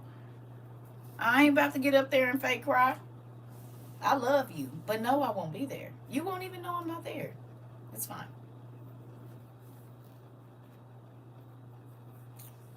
Only because of a child, you still have to interact. It's ways around it. Get a mediator. They got quarter pointed ones, and you got family. You can drop your baby off somewhere and wait till he gone and go pick your baby up. People be making stuff harder than it have to be, baby, because I'll put somebody in my business so I don't have to deal with you. Hey, I'm about to drop this baby off over there. He'll be there in 2 minutes. I'm on my way. And then as soon as he leave, nigga, he gone. Oh, okay, I'm coming to pick the baby up. Folks do a lot of that to make it so they feel relevant. I don't care what you're doing. I don't even want you to talk to me. So what is the way that I can do that? Let me go down to this court and give me a mediator. You drop the baby off here, and then I come pick the baby out. You're not about to make my life miserable. I don't care who you are, not even my kids. I haven't talked to my oldest daughter in a year. Do I miss her? Do I miss my first and second third grandchild? Do. But guess what? As long as you want to be crazy, I'm gonna let you be crazy. I don't have time for that. I'm not letting nobody call my house, ruin my mood. You can't. I'm not going to let you do it. No. It took too long for me to get to a place of peace, for me to let somebody else that don't even live in my house come and mess up my stuff. This is my sanctuary. But then a lot of people like being messy and in the middle of drama because it make them feel important. That don't make me feel important. Having something to call somebody and say, because girl, you'll never believe, it don't make me feel important. It make me feel drained that I gotta keep talking about stupid stuff. It make me feel like I wasted my time and I could have spent that 30 minutes learning a new language, learning a new craft, teaching myself, because I built these shelves behind me. They weigh 300 pounds a piece. It's 2 of them. Yeah, I built that, and I stained that, and I sand that, and I did that. I could be doing that with my time. I don't got time to be worried about who cheated on their baby mama and who is and girl and cheating about a new car and it's a waste. You only get 2,400 minutes in a day. What is it? 2,440.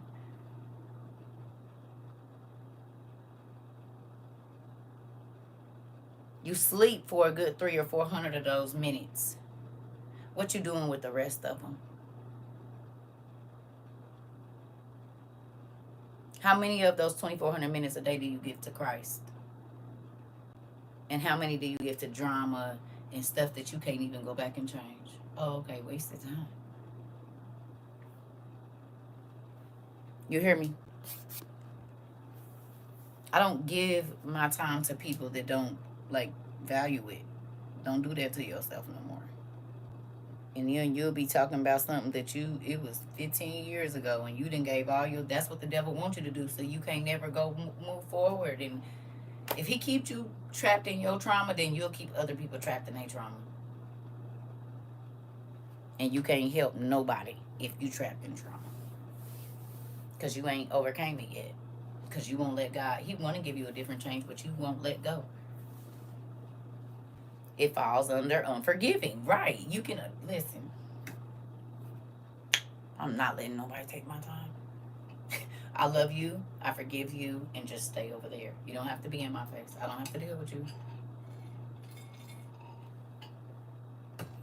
If Jesus said, who is my mother and who is my brother, if they ain't trying to follow Christ, they basically not my family, then I don't feel bad about saying it. Jesus himself said that. They said, Jesus, your mama and your brother calling you. He said, who is my mama? Who is my brother? If they ain't about my father's business, that ain't my family. So, case in point, WOIU family. We get in here and we study about God. We trying to help people. We not trying to be better than nobody. Like, this is my family.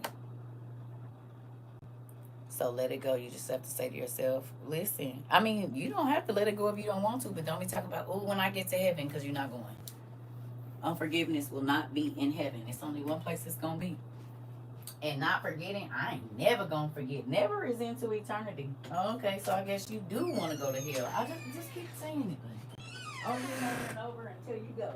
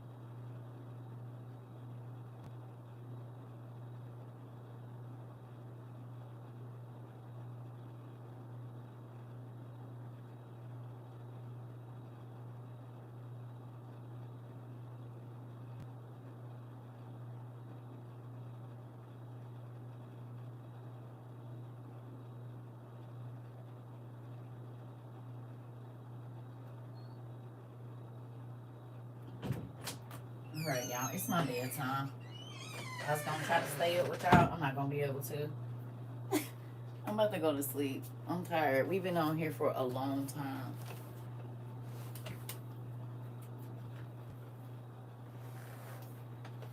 I love y'all. I hope y'all enjoyed this class.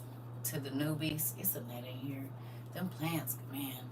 I gotta go to sleep though. I am exhausted. I gotta get up and clean up all these books because I'll be messed up my books. So I gotta make this shelf up tomorrow. To those of you that are new, CERCA TROVA 22, YouTube. I don't really care if you follow or not. That's not a requirement. You can watch the classes if you don't subscribe. It just, they won't tell you sometimes when we on. Even if you subscribe, sometimes they don't tell you. You said you helped me get through my shift. I wish I could go to sleep. Listen, well, that's what we used to do. I don't have a particular time. I don't have like set times. I'm on call whenever the Lord tell me to get on here and have a class. So he'll switch up my days and I'll be sleeping in the middle of the day, which is crazy. And I'll wake up at 2 o'clock in the morning. We have class from 2 to 5. Like, it's never, but they're always recorded. So if you work nights, you work days, we record on YouTube. Just always go under the live tab and it'll always be the newest class there. And you can fast forward, rewind, do all of that, save it in your playlist or whatever. And a lot of people, like, they watch it at, because everybody got different schedules, but that's why we record. So you don't have to worry about missing a class, because even if you didn't get it live, you can, and I know everybody like the live because they want to, interact, but still class. You said I always catch you when the Lord wants me to. It works out. So I'm about to, because I don't even know what time it is. My neighbor's probably, it's 3 o'clock in the morning, so I'm probably not going to get up till like, ain't no telling what time. I don't even know. But I love y'all, and I hope y'all have a good night. Some of y'all got some work to do. Let it go. It's making you miserable. Don't hold on to it. They ain't even in your life, and even if they is, don't give them no more of your days. Do something else with your time. Instead of thinking about what went wrong, you could be planning, pinky in the brain for a new plan of what's going to go right. Okay? So say your prayers before you go to bed. Ask God to forgive you and help you to forgive others. Oh, that's another thing. If you don't forgive other people, he don't forgive you, right? Before we go, let me put that out there. I forgot to say that. So every time you be like, ooh, God forgive me, he said no. Not until you forgive them. So that means from whenever time that person hurt you, that you couldn't let it go, every bad thing that you've done has not been thrown in the sea of forgetfulness since then.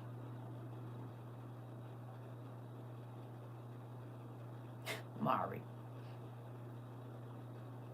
Don't forget that. That'll make it real easy. Oh, I forgive you, baby. You just going on over there because I got some stuff I need him to forgive me for. So you didn't say, oh, God, forgive me. He said, I absolutely will not. You ain't forgiving them.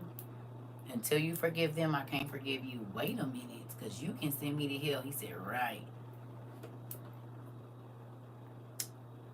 Right. Is it worth it? And then, if you do go to hell, hell is torment and torture, not just torment. It's torment and torture. Torment is of the mind. Torture is of the body. So not being able, listen, Mari, not being able to forget all of the, like, how you don't want to think about that stuff. Oh, because you didn't forget their stuff, you won't ever be able to forget yours. All your worst moments that you don't want nobody to know about, they're just going to replay over and over and over. And the times that God offered himself to you and offered you forgiveness and you didn't take it. And that is going to be played out over and over and over and over too. Mind you, you're going to get to see the people that's in the garden, but they won't get to see you. They won't even remember you. Ain't that crazy? One of the good gifts about heaven is we get to forget everything about this world. If you go to hell, you never get to forget it. No, thank you. I already don't be wanting to think about it now. And when you've been in an eternity for 10 days, you've been there 10,000 years. That's a long time to think. And the great reveal, when we all get called up and fam gonna know all your business. This part, and could have died and wound up in hell in between when you said that, and ooh, and now if you haven't forgave this part, in real life, untimely we send ourselves to hell with our own decisions. Choosing to forgive simply means heaven. That's because if you don't forgive, God don't forgive you. Nigga, I done did too much stuff. And when you understand that 40 days, again, remember this now. So just think you've had unforgiveness in your heart for 10 years. 10 or 4, right? 40 days of fasting and prayer does not undo 1 hour of sin. So what if you was in a, like when you was young and you had a boyfriend and you had premarital sex, right? Right? Even if it was only one time, until you repented of that, you were still in sin. You cheat on your wife or your husband, right? It ain't just the time, it's the hours that you were in a relationship. So if you hid on the phone and was talking on the phone with them for hours, stolen moments, yeah, 40 days, okay, of fasting and prayer does not get back 1 hour. So if you think about this, if you spent a weekend with somebody that you wasn't supposed to, 72 hours, you need to do 72 hours times 40.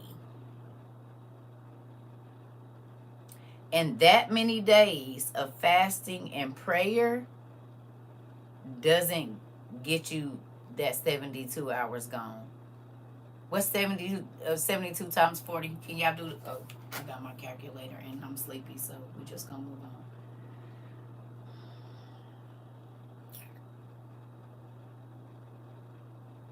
Where my mad people at? Okay, so 2,880 days of fasting and prayer does not take back 1 weekend of premarital sex or adultery or whatever you was doing.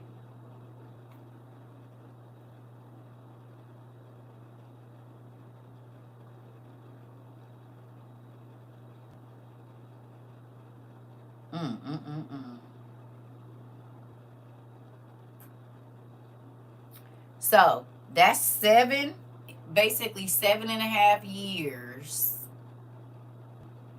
of fasting and prayer for 72 hours of sin. You would fasting and praying every day for 7.5 years would not get you back a weekend in Miami. It won't get. This is why God said you could never pay back the price for your sin. 40 days for 1 hour. So sneak off and spend 72 hours with your boo if you want to when you ain't married or you cheating or whatever. 7.5 years don't even get you back that 72 hours. So what if you was in a relationship with a person you wasn't supposed to be in with for 10 years or 2 years or 3 years? Every hour counts. And 40 days for each hour, even if you only spent 24 hours with them. You said I would be fasting and praying, and you would be fasting and praying into eternity. Because you got to think, you was a liar when you was a little kid. You hid stuff. Don't forget those sins. It don't just start when you're grown, from the time you're born. You could never pay back the sin. You could never pay it back. So if Jesus didn't come and pay the price, this is why everybody went to hell first.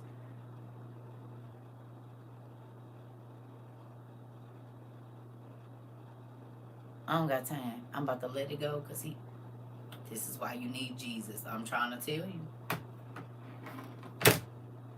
But think about the church folks that's been set in church and held on and backbiting. You ain't supposed to do that.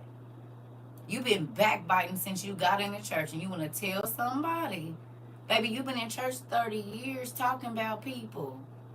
30 years divided by however many hours is in that year times 40 days. And you have the nerve to look down your nose at anybody. Baby, pick it up. Pick it up. Oh, okay. Pick it up. Mm-hmm. Exactly. All of it. Whatever they doing, they can't look down at nobody. Nobody. They cannot look down at not a soul. You said I did mine. It's 160,000 days. 160,000 days.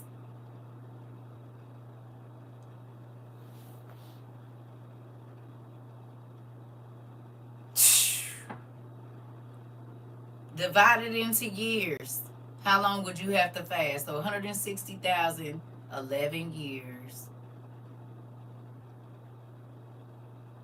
And even fasting for those 11 years does not get back whatever the time was. It couldn't pay it back. And that's just one thing. That's not if you lied while you was trying to go and get your freak on. Like, ooh. Listen. Thank you. I appreciate that.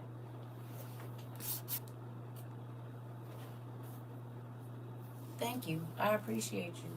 Thank you. So yeah, we dividing up the hours that you hold on to sin, or you in sin while you trying to talk about somebody else and be not forgiving nobody and all this old crazy stuff. Realizing you buying your first class ticket to hell. Yeah, that's what we was talking about. That's right. Right. That's why when people come in here talking crazy, I'm like, yeah, you just don't know. Oh, you can do whatever you want. You're right. And I can bust hell wide open too. And I don't need to.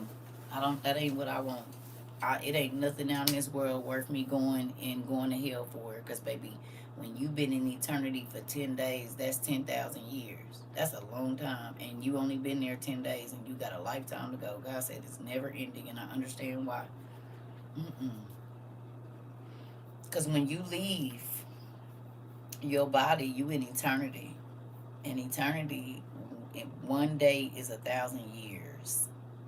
So if God sentenced you to 100 days of a specific punishment, and then your other stuff, is it consecutive or concurrent? I always, where is it where they're lined up, like you serve 90, and then if you still alive, then you got the other one? Is that concurrent or consecutive? Which one? I can't think right now. Whichever one where it start concurrent is where it goes like the next one, the next one, the next one. And then one of them is you serving all of the time at once. And then, okay, whichever one is, you serve this term and then you serve that, and they're not giving you all your time at one time. That's like, think about your sin in hell being like that. So say God gives you 100 days for this one particular sin, right? 100 days. In eternity, though, not over here. So 100 days in eternity is 100,000 years. Okay? 100,000 years. 10 days is 10,000 years. 20 days in eternity is 20,000 years. Is anything, and mind you, that's just for one sin. He said hell is forever and you're going to pay back the sin. He said, I already paid for it. But if you don't want to listen, then you will then pay for your sin in hell. And you going to serve every day of it. And that body don't give out. It don't get old. And there's no shock. Like the pain and stuff that you feel there, there's no shock in our new body. The heavenly bodies, hell gets a heavenly body too, because it's a spiritual body, and it's going to be made for the destination that it's going to.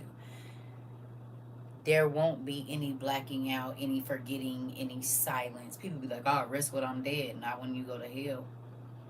When you go to hell, there is no silence there. So just think about the noisiest kid room that you've gone to. That times a million. Is it worth it? You're going to hear people screaming, hollering, like, no, and you don't sleep. But the people that's going to be in heaven, in paradise, they're going to be at rest. It's going to be silent. But all you going to hear is people screaming and that, like, "Ah!" Like, because there is no, like, it says they're going to give merciless torture. They have weapons of atrocities. I don't even want to know. Like, women that are married and adorn themselves for other men to lust after them, they gonna be hung by their ponytail. Like, and beat with like fiery bats. Women that like caught, like, I don't, men that couldn't keep their eyes to themselves. It said they gonna be hung upside down by their feet, and their head is gonna be like in a hole, in a dark hole, but the rest of their body is gonna be above ground, and they gonna be getting whipped with fiery whips. You said, is this what God allows? You allowed it. There's a law. If you break the law, you go before a judge, and the judge decides what your punishment is. You don't get to choose it. Our law system is built off of his. It's a replica of his, and it's not as crazy. But there's no corruption in his. It is what it is. It's plain black and white. That's what he allows. You said, where can you, in what book? Ooh, Ezra in here. It's in a whole bunch of them. It ain't just one. Did you know there was more books of Ezra? They only gave y'all like 10 or something, but it's more. It's a whole lot of them. The Apocalypse of Zephaniah and Enoch. It's a whole bunch of places you can read it. Real good too. It'll make you change your life. I promise you. You'll be like, I don't want no parts of that. You said y'all have to go sin. Yeah, I'm going to go on and go on home. I'm so sleepy. Hold on, y'all. I done got sleepy.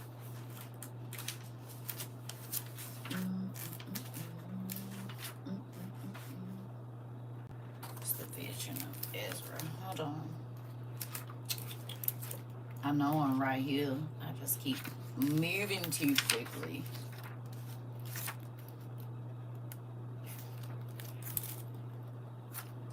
There we go.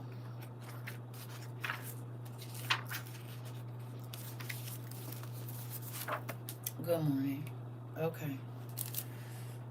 Well, he had me pull an all-nighter, didn't he? So, see this right here? See what it said? Ezra prayed to the Lord, saying, God, grant me courage, O Lord, that I might not fear when I see the judgments of the sinner. See, they took this stuff out the Bible because then you wouldn't be so quick to do certain stuff. See, it says, and there were granted to him 7 angels of hell. Because people be like, oh, the demons in hell. First of all, demons are going to be prisoners in hell. No.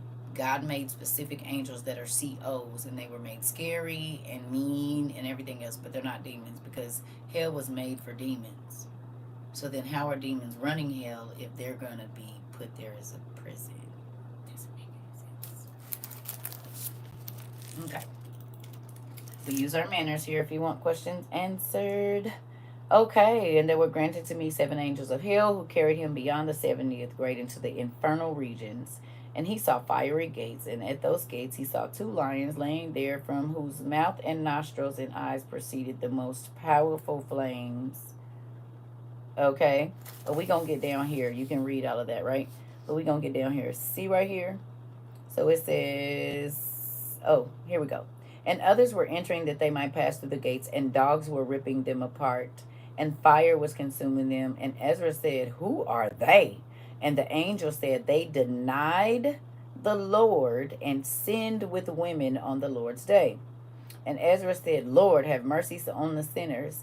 And they led him lower to beyond the 50th grade, and he saw in that place men standing in torments.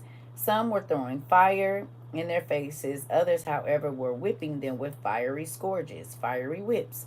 And the earth cried aloud, saying, whip them and refuse to have mercy on them, because they worked impiety on me. And Ezra said, who are they who are in such torments daily? And the angel said, they dwelled with married women. Uh-oh. The married women who adorned themselves for not their husbands, but that they might please others, desiring an evil desire. What? And it goes on and on and on and on. Here y'all go. Let me turn some light on so y'all can see. So, I mean, if you want to play with it, fine. I don't have time for that. And it goes on about y'all loudmouth kids that y'all let talk crazy. Oh, yeah, they going to be in there, too. The ones y'all be letting cuss out grown folks and stuff. Yep. You and them going to be right next to each other.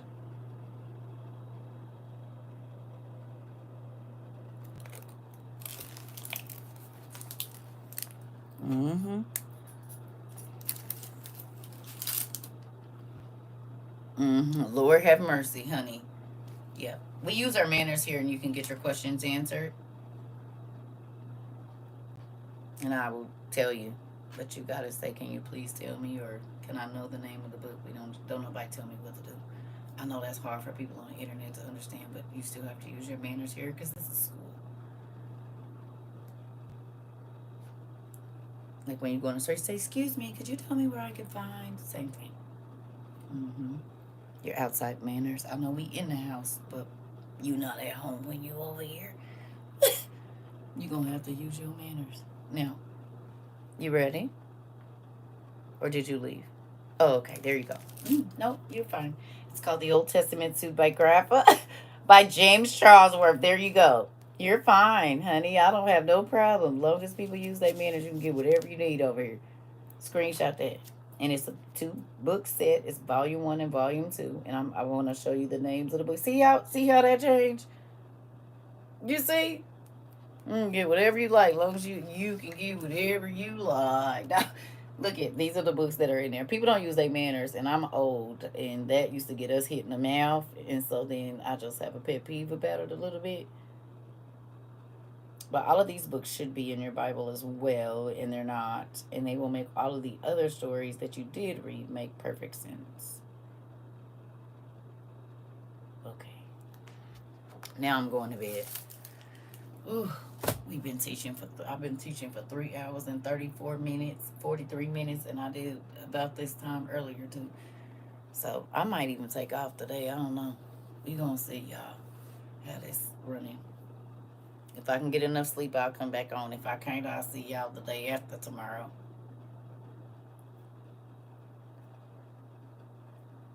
Theory, I'm about to go to sleep. Do you see that counter says 343 minutes? That's a very long time to be standing and talking. And my kids had already woke me up from my nap. I'm about to go to sleep. I love y'all. Say your prayers before you go to bed.